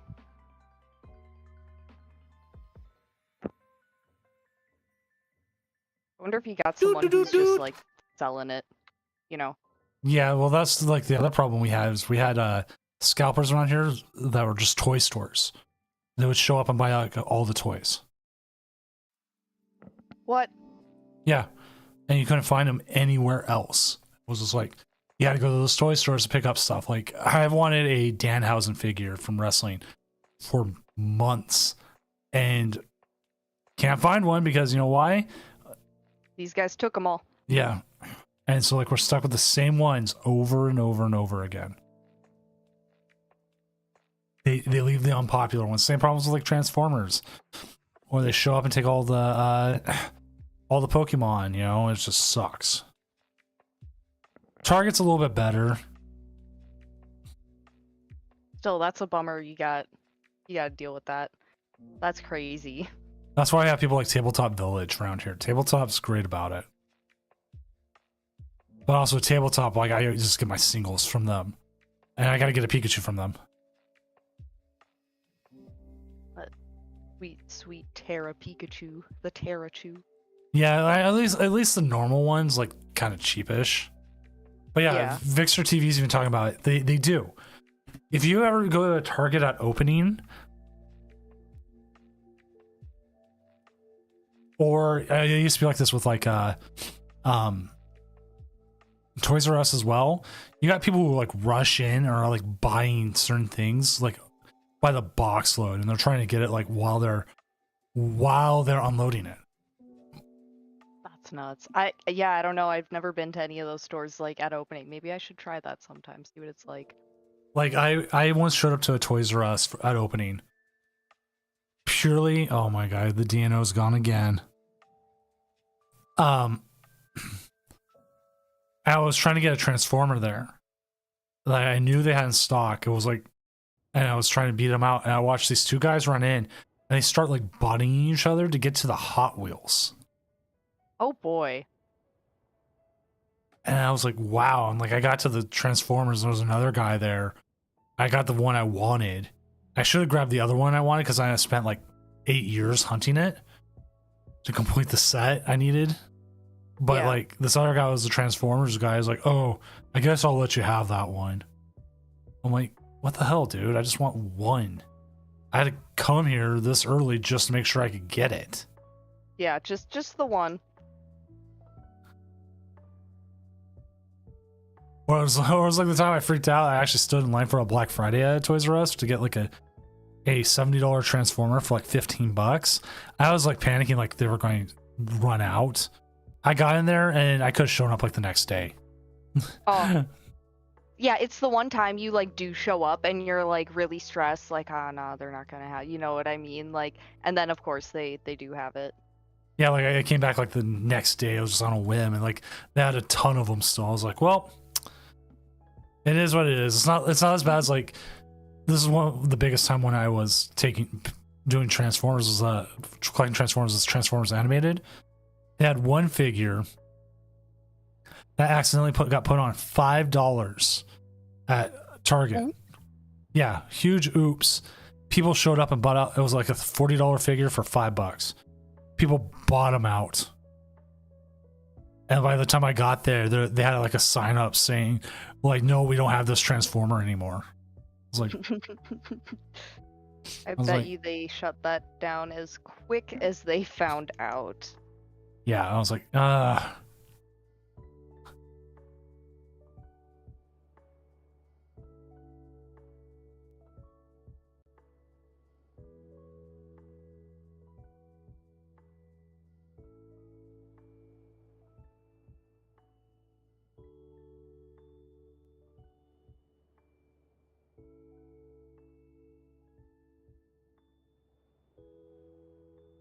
but hey, that's collecting for you. Yeah. Yeah. It's First like come, first serve. I've been building Gun Plus for a while now, models, Gundam, you know, all that good stuff, right? Yeah. Some of the people like during COVID just like hoarded them. Really? Yeah, and certain ones were just impossible to get. It's because some guy had like 40 of them in his office, and like those people are still trying to sell them.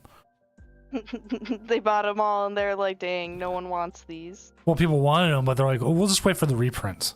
Yeah. That's like one I just got. It's the Nobel Gundam. It's essentially the Sailor Moon Gundam, one of the only feminine looking ones. And funny enough, it has like long blonde hair, and it does look like Sailor Moon, but with a Gundam face. So like it's kind of a mismatch kind of thing. It looks funny. People have been selling it for like $80 for like 3 years, and then they just did oh my god, the Dino's dead again. Everyone fears the Dino, the plant. It has not survived like a game. We saw it attack once out of like 4 games. Now we've watched 5 games. They just did a massive reprint selling it for $15, and I found it for $15. And I was like, great, yeah, awesome. It was a fun little build. It was a fun little card, but still, it was like, it didn't need to be scalped that hard. Yeah. Dino. Dino. Dino. No, hydration is good. You just gotta let them get evolved first.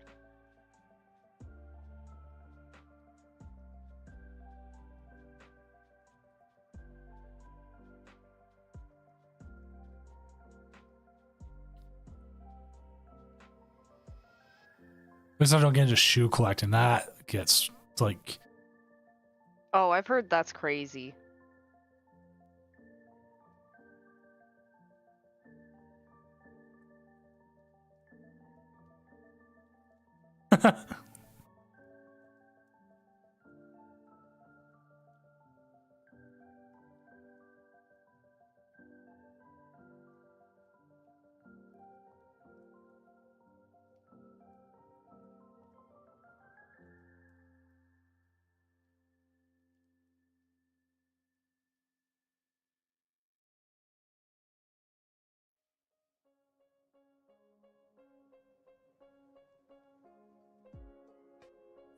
I always love when like Twitch chat's like, here, we're gonna auto mod for you. I'm like, no, this is funny, let it through. Thanks, but no thanks. I think Yu-Gi-Oh! Still a banned word. Oh my god, the dino again! Yu-Gi-Oh's a banned word? Yeah, we did it as a joke like a couple years ago, and I never took it off. Then we just left it. Yeah. That's awesome. Night, don't trust her. Sundays when we make breakfast. We do breakfast. I gotta figure out. I think we're doing sausage again. We usually do like sausage with some eggs, maybe some waffles. Ooh.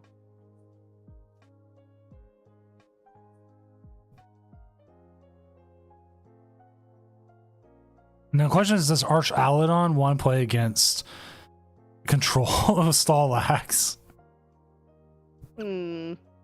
Much to think about. Actually, I want to double check, see if they have already played it.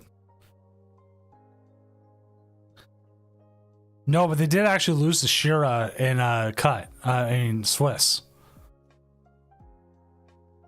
They tied the Pidgeot Control.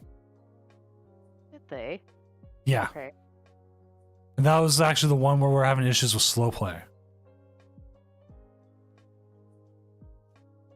Well, I'll even say it. The person who was like calling for slow play, 100% looked like they were slow playing.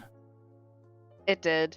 Yeah. In what we saw, like it did, and like maybe maybe they weren't. It just looked really bad from what we saw, but that is kind of what it looked like. Yeah.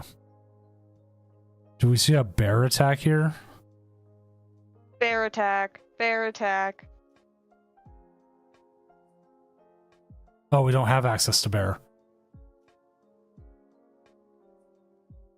So they're trying their hardest to get the Dino again. If this Dino dies again, becomes a Dino again, I'm sadly just gonna laugh.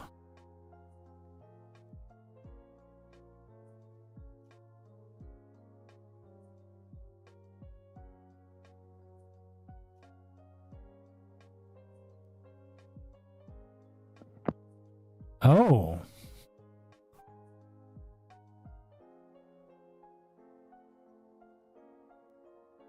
So the Radiant Greninja pulled up. Make him spend some energy, possibly. I think you have to put it all onto like the Archelodons. They're your win condition right now. Either that or decking them out, possibly, but Well, 4 cards. They're not far off. what's the dead Dino counter at now? I think 12. Man, maybe we should have kept count. I know. I'll put the counter up next time. I actually do have a script for counters. Oh, cool. So that's like how we do like games and stuff. I literally just I have a hotkey for it, and I could add or subtract. And I could have done that. That's okay. Next time.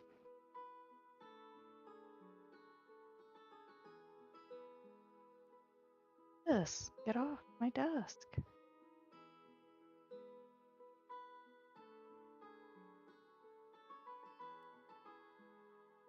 Watch, if they don't have a way to get that Radiant Greninja out, that would be hilarious. Oh, he's just stranded up there in the active. No energy, no way to get energy, no way. Okay, there it is. I would say like you still kind of lose because you don't have an out.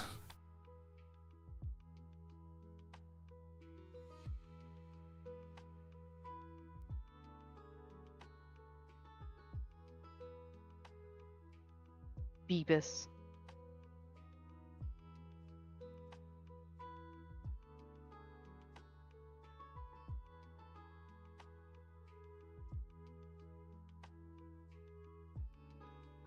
Maybe they're not gonna have. They don't have an out, but they're gonna play it out anyway. See, Perhaps like, a mistake will be made. like you don't have enough to 330, getting hit at 220. You're getting 2 hit as it is. Why? I don't know if you even Pokestop there.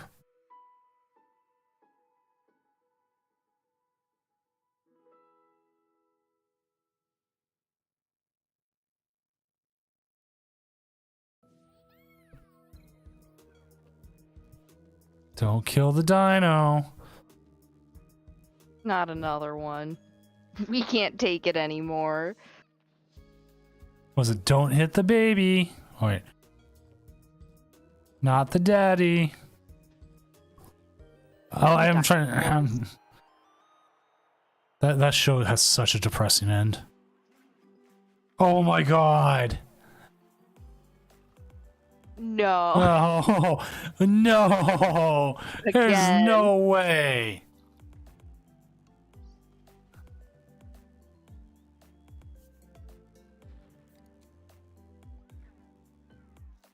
Targeted.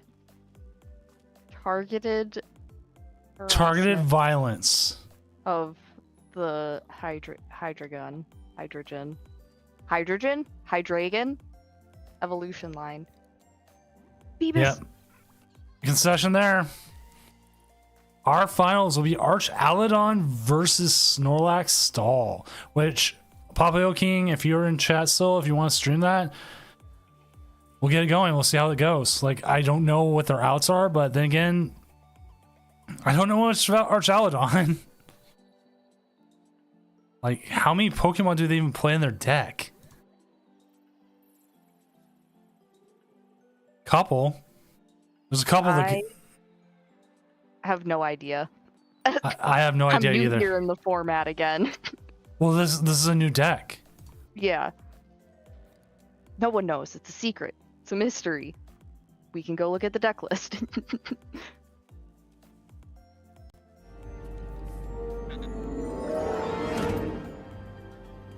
I think I might need to call it here and let you take care of finals. It's like 3 a.m. Control will do that too as well. What's up, everyone? Coming in from Moon Kitty Shira's stream. I'm Senior Doom tournament organizer, professional illustrator, and dead Dino counter. My God, what? How? I found out what Starmie does the hard way. Hannah, horse girl Hannah, Yes. want to get some self promotion before you leave? Yeah. Self-promotion. Okay, here you can follow me on my Twitch. I'm right here. I will just say some words in the chat. Actually, I will link my Twitter once again. That's my most active form of social media. I hear that. I hear that. I'm starting to move to the slow move to the blue sky. The other one, I haven't really messed with that yet. I know I made an account, but I haven't really like done anything. I don't know. I should maybe give it a try. That's me. Just 1 second. Just wanted to move to the other game, real quick, so you can continue talking on. They're moving on. They're moving fast. Okay. They both want to get the game going. But yeah, go ahead. Sure. Go back to your self promotion. Honestly, that's really it. That's all I've got. If you want links for like TCG Player Store and stuff like that, again, if you're looking for singles, specifically like vintage Japanese singles, foils, bending series stuff, let me know. I got you. But yeah, thanks for having me on to hang out with you tonight. It was a lot of fun. Yeah, like Thanks I said, for coming out and playing to all the gamers. yeah, and thankfully we're getting all the way to the finals, which is always nice. We don't always do. It was like the time I oh man, this Cornerstone Ogre, this could be over quickly.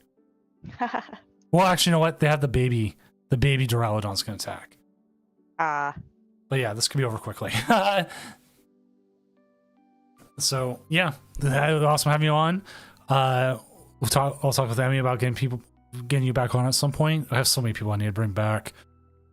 I think we're up to like 25 or 30 casters in the role. I'm like, oh god, I got people to bring back. The Doom Tournament cinematic universe. That's what's happening. That's awesome. That's super cool. Well, yeah, thanks again. I hope everyone has a good rest of their night, morning, what have you. And yeah, that's it from me. Have fun. As we'll sit here, watch Control against Arch Aladon. Heck yeah. Godspeed. Handheld fan, oh my god.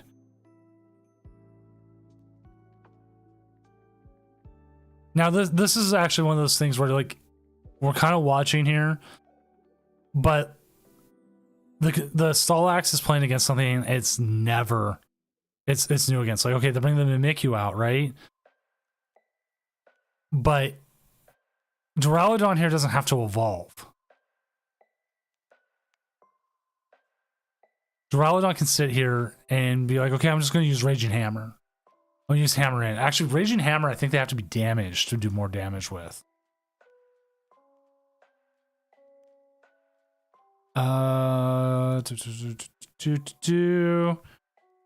Yeah, they have to have damage counters on it to use it. Use it effectively. Now, what does the Starmie do? Oh, it puts 2 damages. It does 2 damage.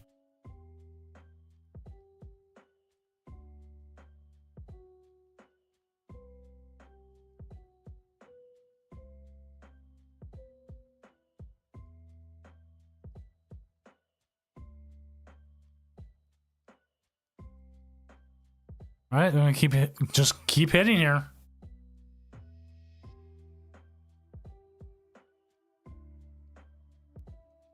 Now, surprisingly, I believe they do hit for weakness on the Mimikyu as well.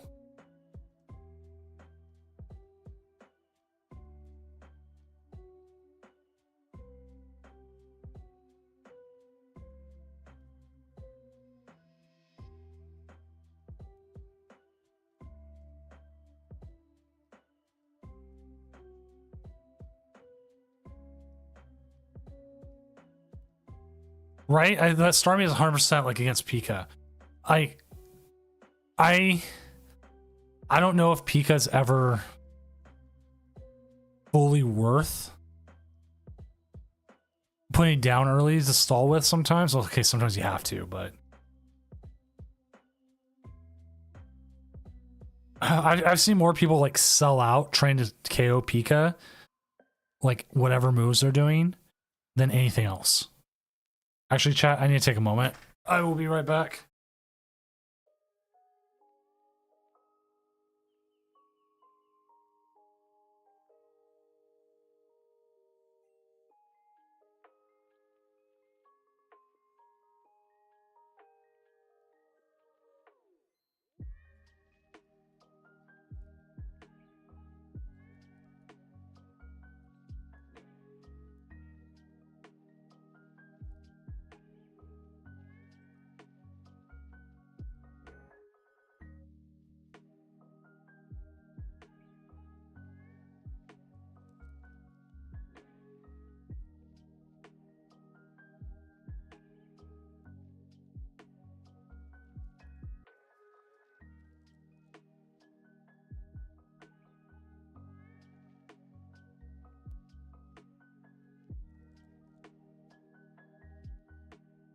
Moon Kitty, I think we're seeing it at least twice a game.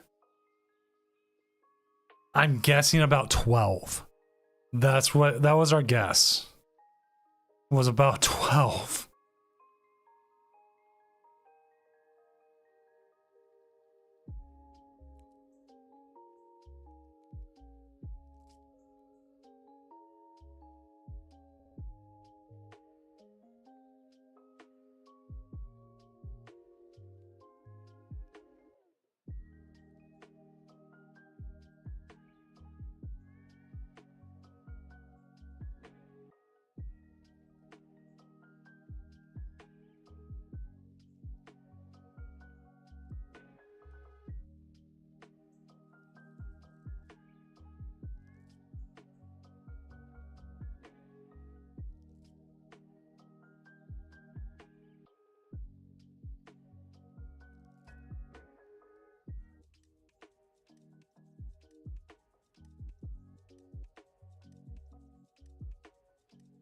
All right, so we do see the block. We do see now the fans active.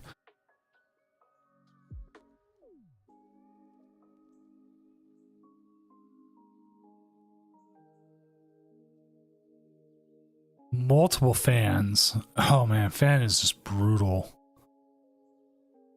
Well, if you don't have a way to take care of the fans,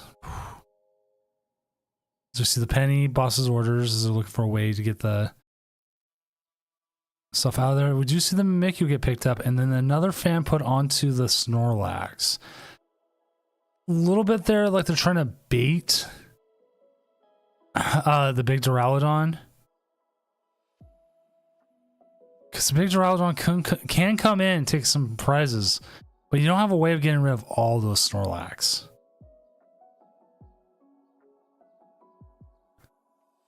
Oh, the blower!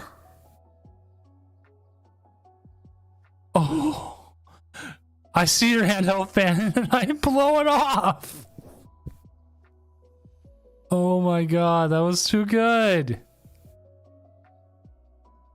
But we're probably going to see the boss's orders here, even without. So I don't know if the Archaludon has an out to it. They do play a Turo. So if we haven't seen the Turo yet, that's a possibility. Megaton Blower. This is using so many new cards.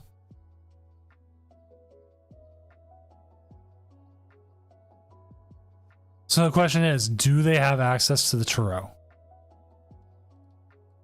If they prize Turo, that's it. That's game. I don't think they have any other way out. At that point, I would just say scoop. Gotta watch out for the Zerosic as well, but then also Zerosic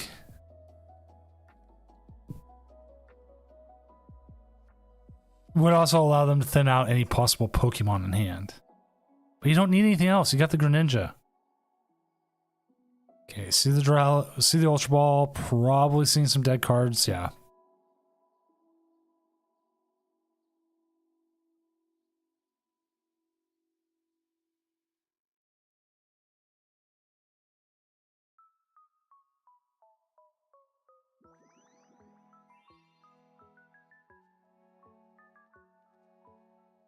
There's the Turo. Do they have it out to get rid?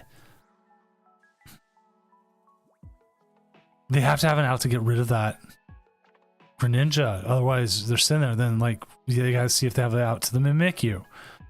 Which you see Pheasant Deputy and Greninja hit the discard.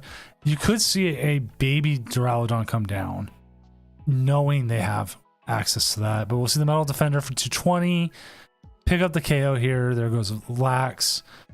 We'll probably see the Mimikyu hit the board at some point.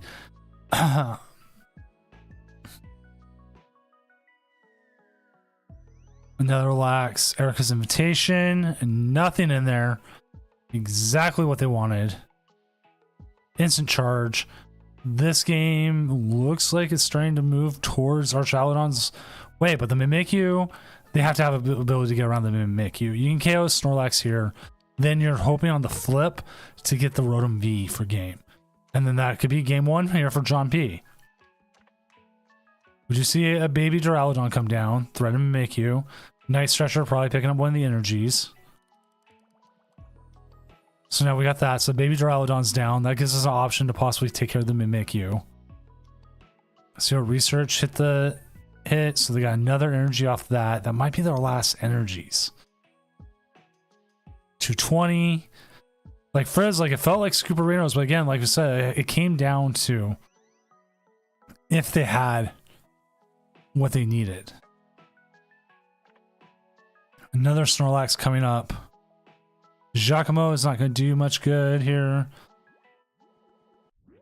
Get the double Silene heads though. So now the question is, what do you put back?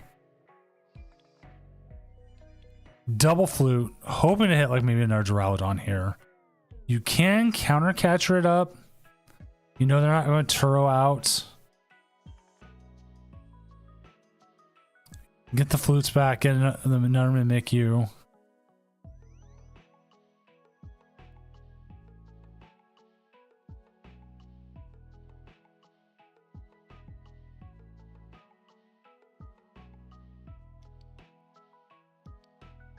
We do see the Pokegear. Now the question is, whether are they hoping to get off that 7?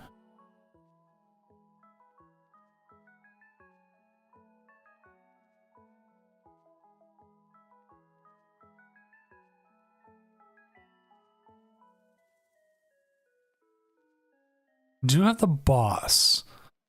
If they have an Archaludon in hand, the boss would just be game. Do not have the Archaludon. So we see the hammer in. Why don't they just wall with Cornerstone? Because we watched earlier as they used Baby Duraludon to go through it.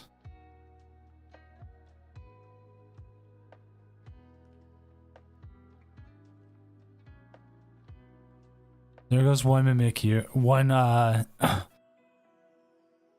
Rotom. So Rotom's no longer AI. I think so, Hagboy. I think John P didn't see it, that he could have boss retreated off the Rotom and one for game. He might have been worried about the Mimikyu as a possibility.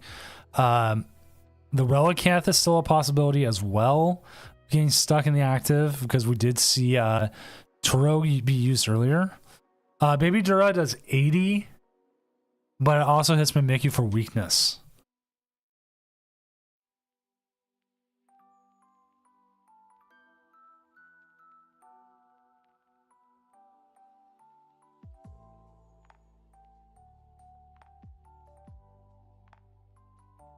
So the Mimikyu come up. So looking for the Block Lax move here.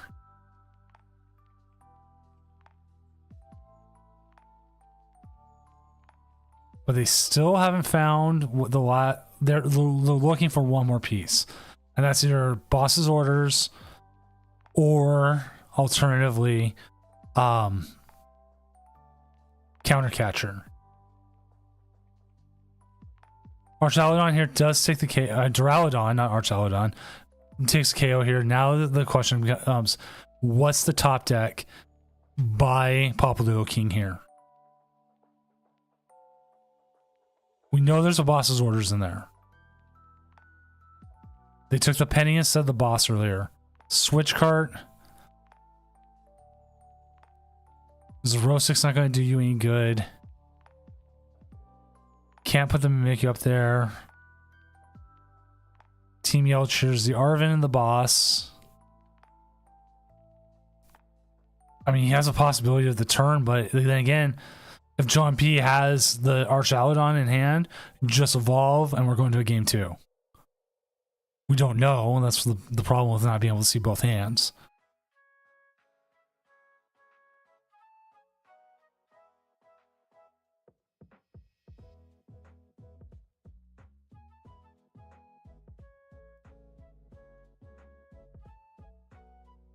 Ooh, do they have in the discard?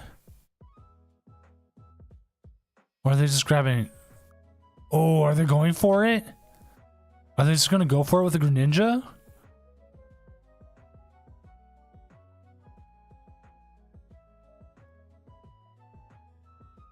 Nest Ball, just thin the deck. If you're going all in for the win here, you just got to go all in. Research. There it is, Archaludon. That will take the KO here on the Snorlax.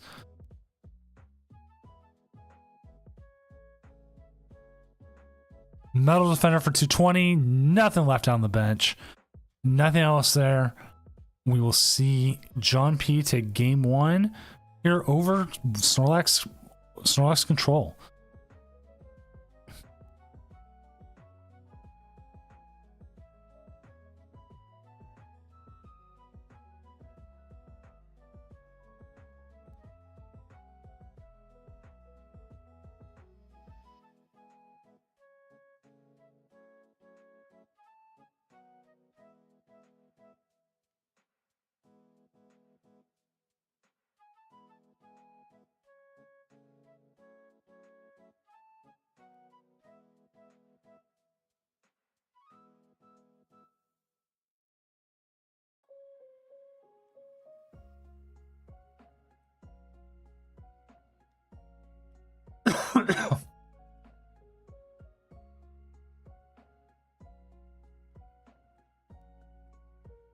All right, we'll see. I will actually double check. See, Popple King is going to go first.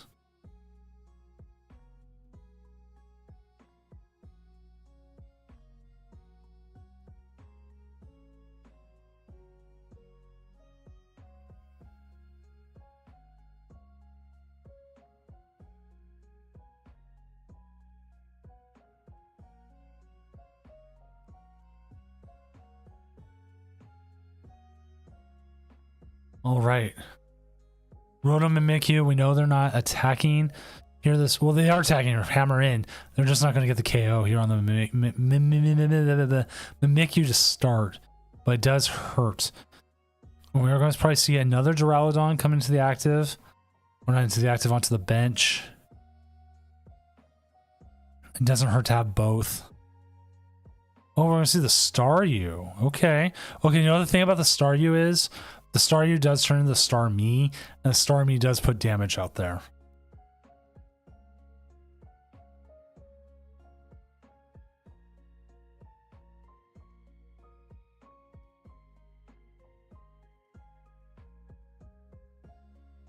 I mean, you could also technically attack with double spin, which would be hilarious, but they're not going to.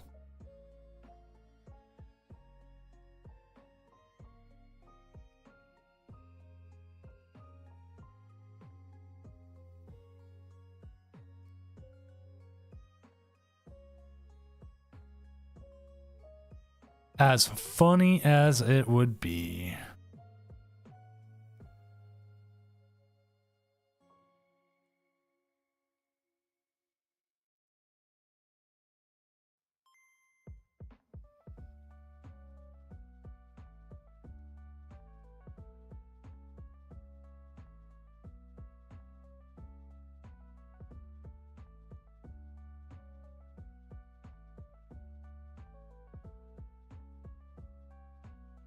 Now, raise your hand in chat if you're going to miss Block Lax when it rotates.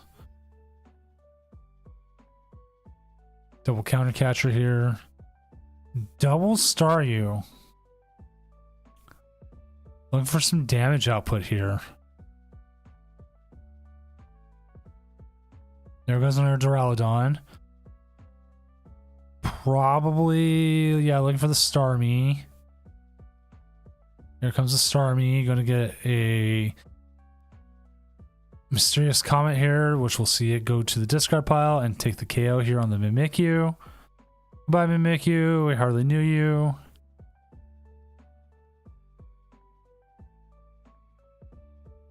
Another energy. Hammer in for 30. Now, we could see a counter catcher onto the Staryu, but if they have there's a possibility they have what they need. Oh! Painful Misfortune Sisters there.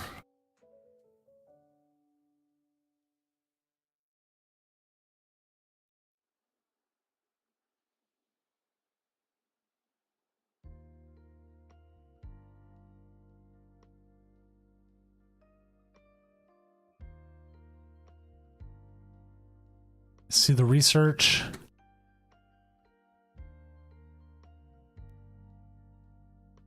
I'd love to see what their hand is.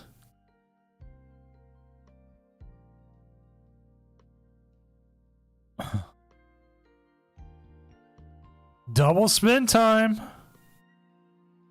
Tails, tails. That is some Pokemon TCG pocket flips there.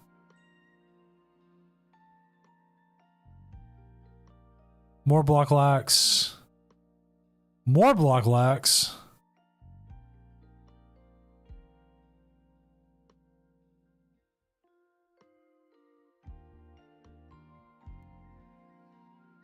Palpad gone. That is probably why they were holding on to it. See the Ericas. This is Rosix. A couple more Palpads on this side. Energy attachment here to the Duraludon, and then we see the Utes. Night Stretcher. Looks like they're going to go ahead and get another the Starmie again.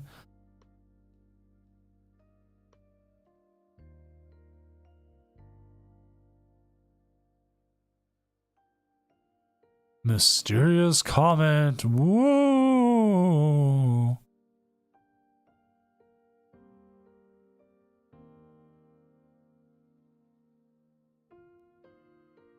Putting 20 onto the Rotom. Okay. I'm not against that, but again, you are hitting 80 already, so the Mimikyu is not much of an issue. Now what you're worried about is a really good Erica's Invitation or an accompanying Flute. We know that they haven't gotten everything into the discard yet. Erica's not in there. You're going to see probably the Misfortune and the Ericas come back as they're going to keep trying to hit on the Ericas at some point. Do see the Charm go on to the active Snorlax. John P here over Popplio King does not want to evolve until they can get rid of the threat that is the Mimikyu, for sure.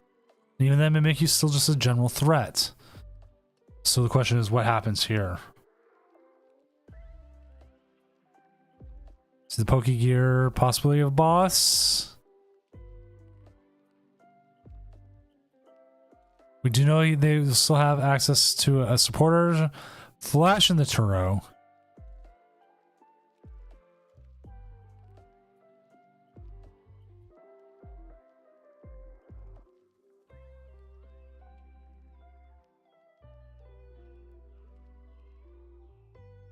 See the Arven here. It's a Flute handheld fan. What do we get off the Flute? And we miss! Fan going on to the Snorlax. Instant charge. Now, the fan would be good if there was another Pokemon to put it to.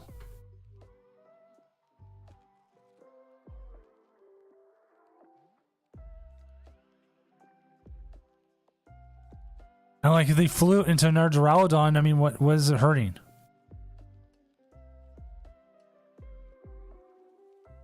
More Misfortune Sisters. No access to boss. Don't want Zerosic yet. Another Arven. Giacomo is kind of useless. We're going to have to see the Silene here. Heads, tails. So we'll get one card back to the top of the deck. And it looks like they're going with the Flute, which is exactly what they've been trying for quite a while here, trying to get that set up. Get anything to get out of there. We know they still have Pheasantipity in deck. We know they probably still have Radiant Greninja as well. We'll see the Pokemon catcher here. I'm assuming probably going after the Mimikyu. The Mimikyu is one of your bigger issues. Raging Hammer takes the KO on that, 160 damage.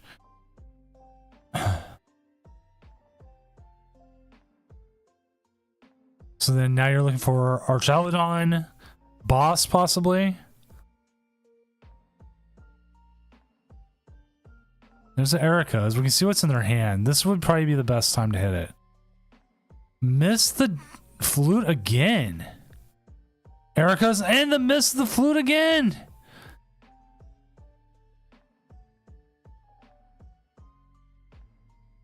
John P is having some main character energy right now. You're saying it, Frizz.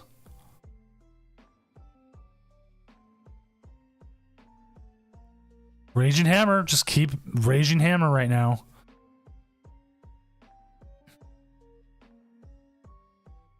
Cornerstone, another one, another Rotom, one Eerie and one Flute. Heal some of that damage off the active. Penny the Rotom away. Hero's Cape for 250, and we'll have to see what their next move is.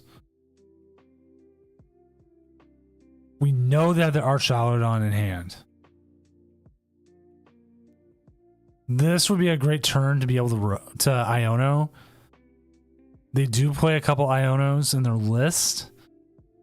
Erica's finally hits on the Relicanth, but there is the Turos, and there is a way to get the Relicanth into the discard.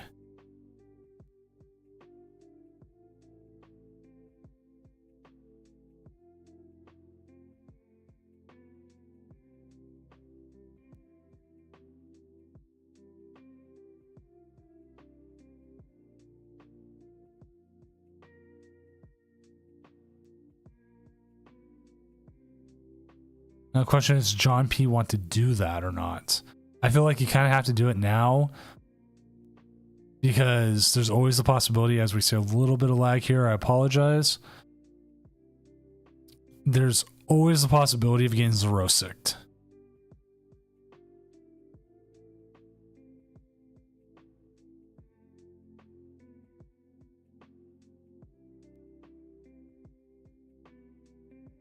Okay. Did we freeze up?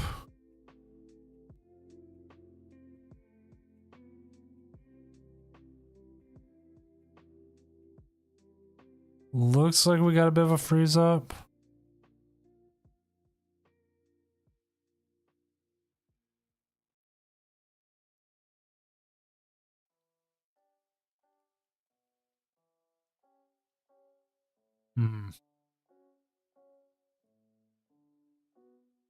Hopefully they didn't crash. They were running pretty well. There it goes. Kinda.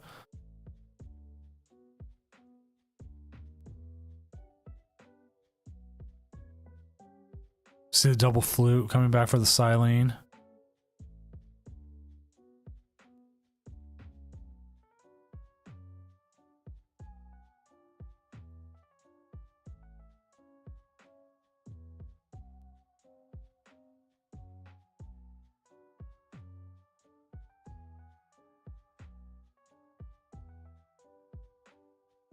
Arnold's Dr. Freeze.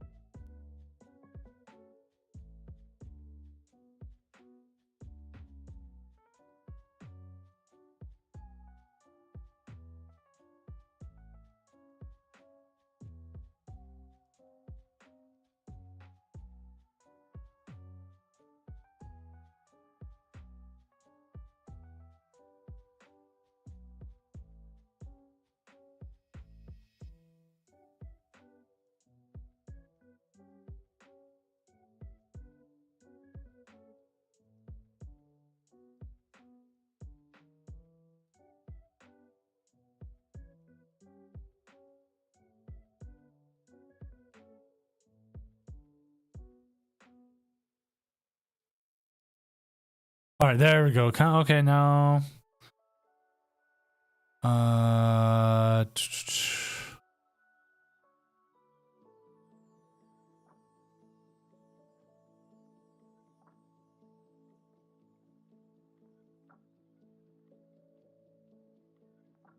Well, we see there's more Duraludons in play.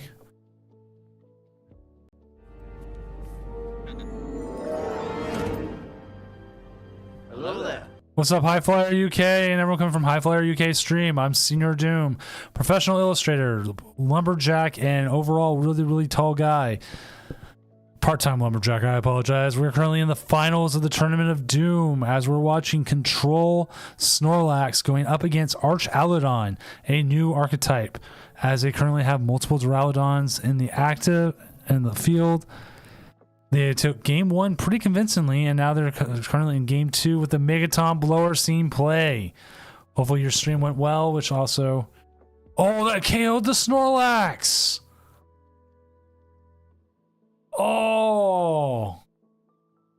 And if you're not following High Flyer UK, please go do so. He is one of my favorite late night streamers. I'll also watch him during the day. Amazing voice. I will always say that. We're also both old men with beards, which is also amazing.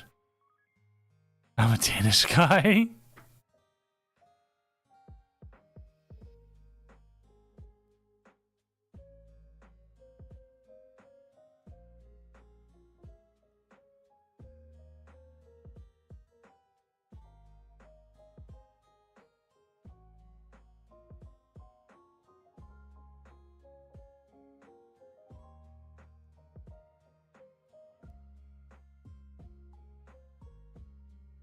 We are experiencing a little lag on this side.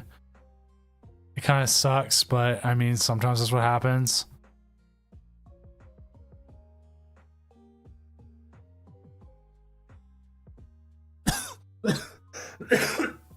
Excuse me.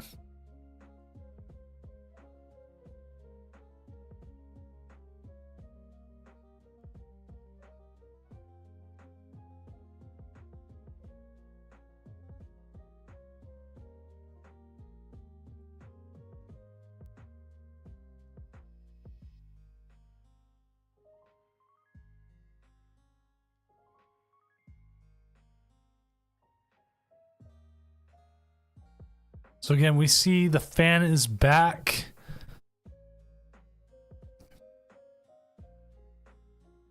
At this point, do you risk even evolving into the Archaludon to just take the KOs?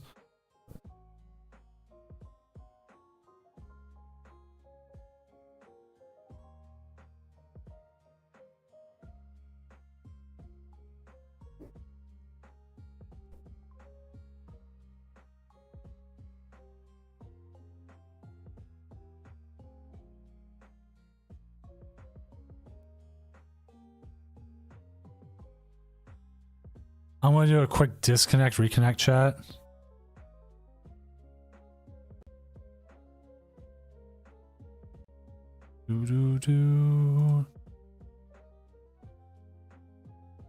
See if that helps a little bit.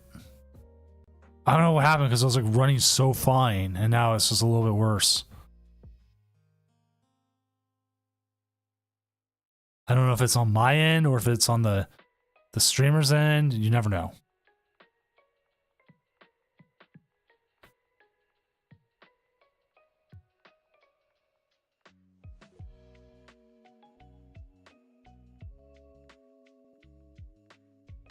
Here we see the boss. That was really fast.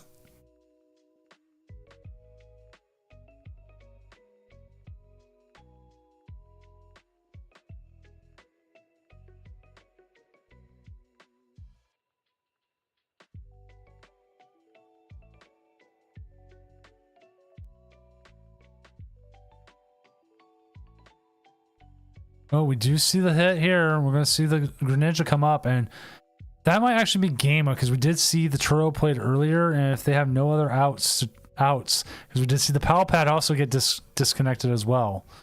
I mean, taken care of earlier in the match, so we could see a game 3.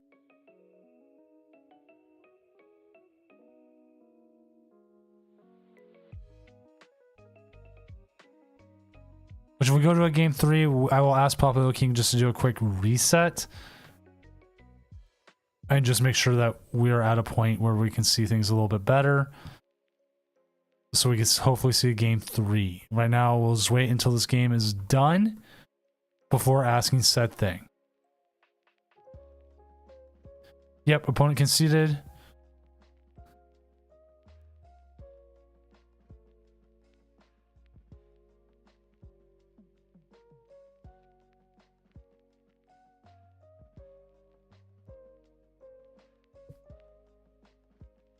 Yeah, I don't know if it's on my end or their end.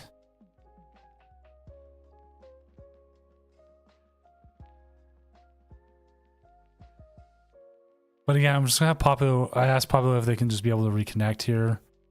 Well, that's cool. I didn't know I could do that.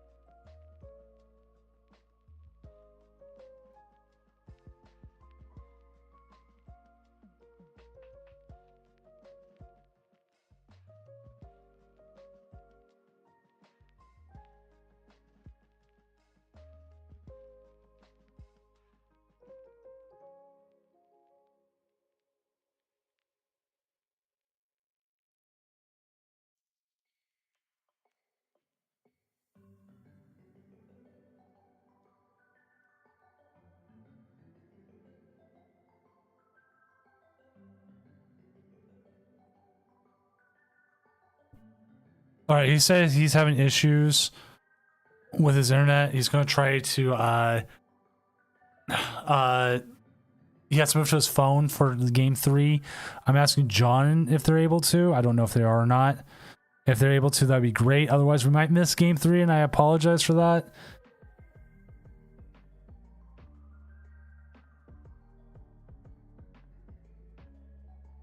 Like, I personally have fiber internet. Oh, there they are. Awesome, we can get it. There we go. I'm also going to mute myself. All right, as soon as the game gets set up here, we'll actually watch from the other side. So I actually need to go flip the names real quick.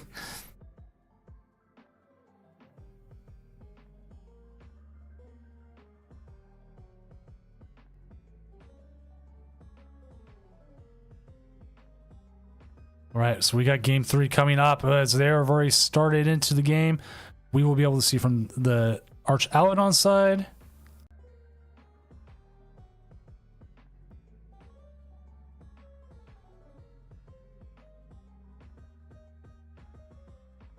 There we go.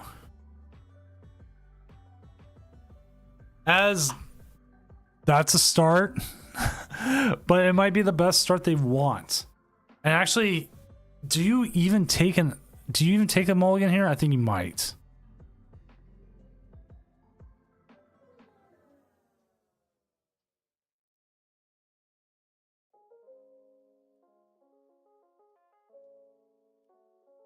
Like, you want to hold on to everything there. We'll see what the start is. Like, I don't think you do anything else here other than just hold your hand and pass.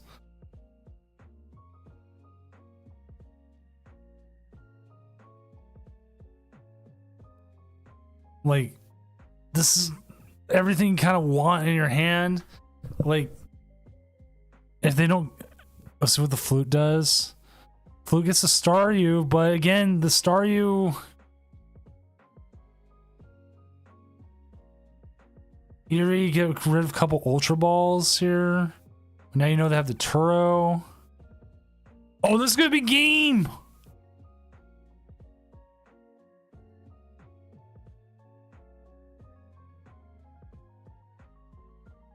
Because you Earthen Vessel, you put an energy into the discard. You got a chance to check if you got your Arch Aladons.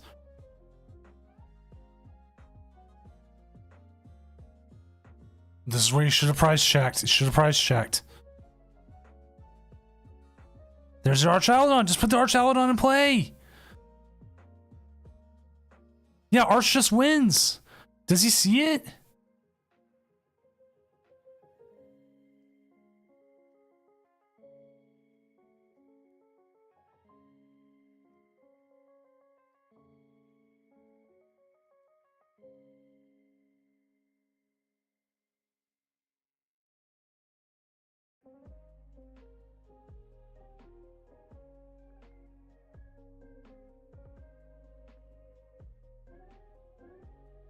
He sees it. There we go. Metal Defender for 220.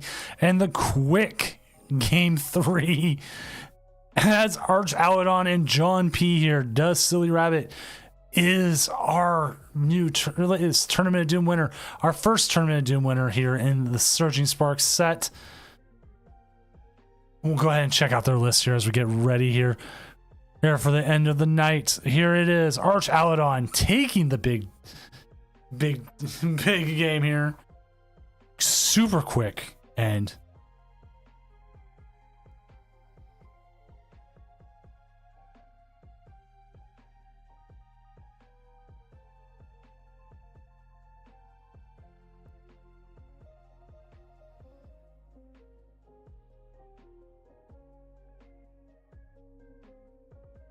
yeah, it was super unfortunate in game 3 there for the Snorlax player. They got one Pokemon out, past Arch Aladon, everything to get it set up. See the big boy here, your Arch Aladon EX comes in, a simple alloy, brings a metal energy to any of your metal Pokemon the way you like, and then hits for 220. Pokejohn it is, but I mean, those games were really good though. You played that first game really well. The second game came down to just a little bit there. It was just, okay, what happens? Like, what was the end? But hey, you're able to pull it off. Congratulations, Arch Aladon. making me rethink it. Like every time I see a winner, I always rethink: is this the deck I want to play? Is it good? Is it not? You know. And again, this is pretty simple. It reminds me of like old Duraludon. There's just like a couple simple things: the Starmie to help out, fix some math, Relicanth as well to be able to do some things. Very interesting deck, and hopefully we'll see more play. Like, this was a very convincing win. So with that, we're gonna call it a night because it is late. We're gonna send you guys off to the Marine Mammal Rescue, our otters who are always there for us. I'm Senior Doom. Joining me tonight was Horse Girl Hannah. We will be back Tuesday, I believe. We have the challenge. I don't remember who I'll be with, but I believe Tuesday is the challenge. Have a good rest of your night, and hopefully I will see you then.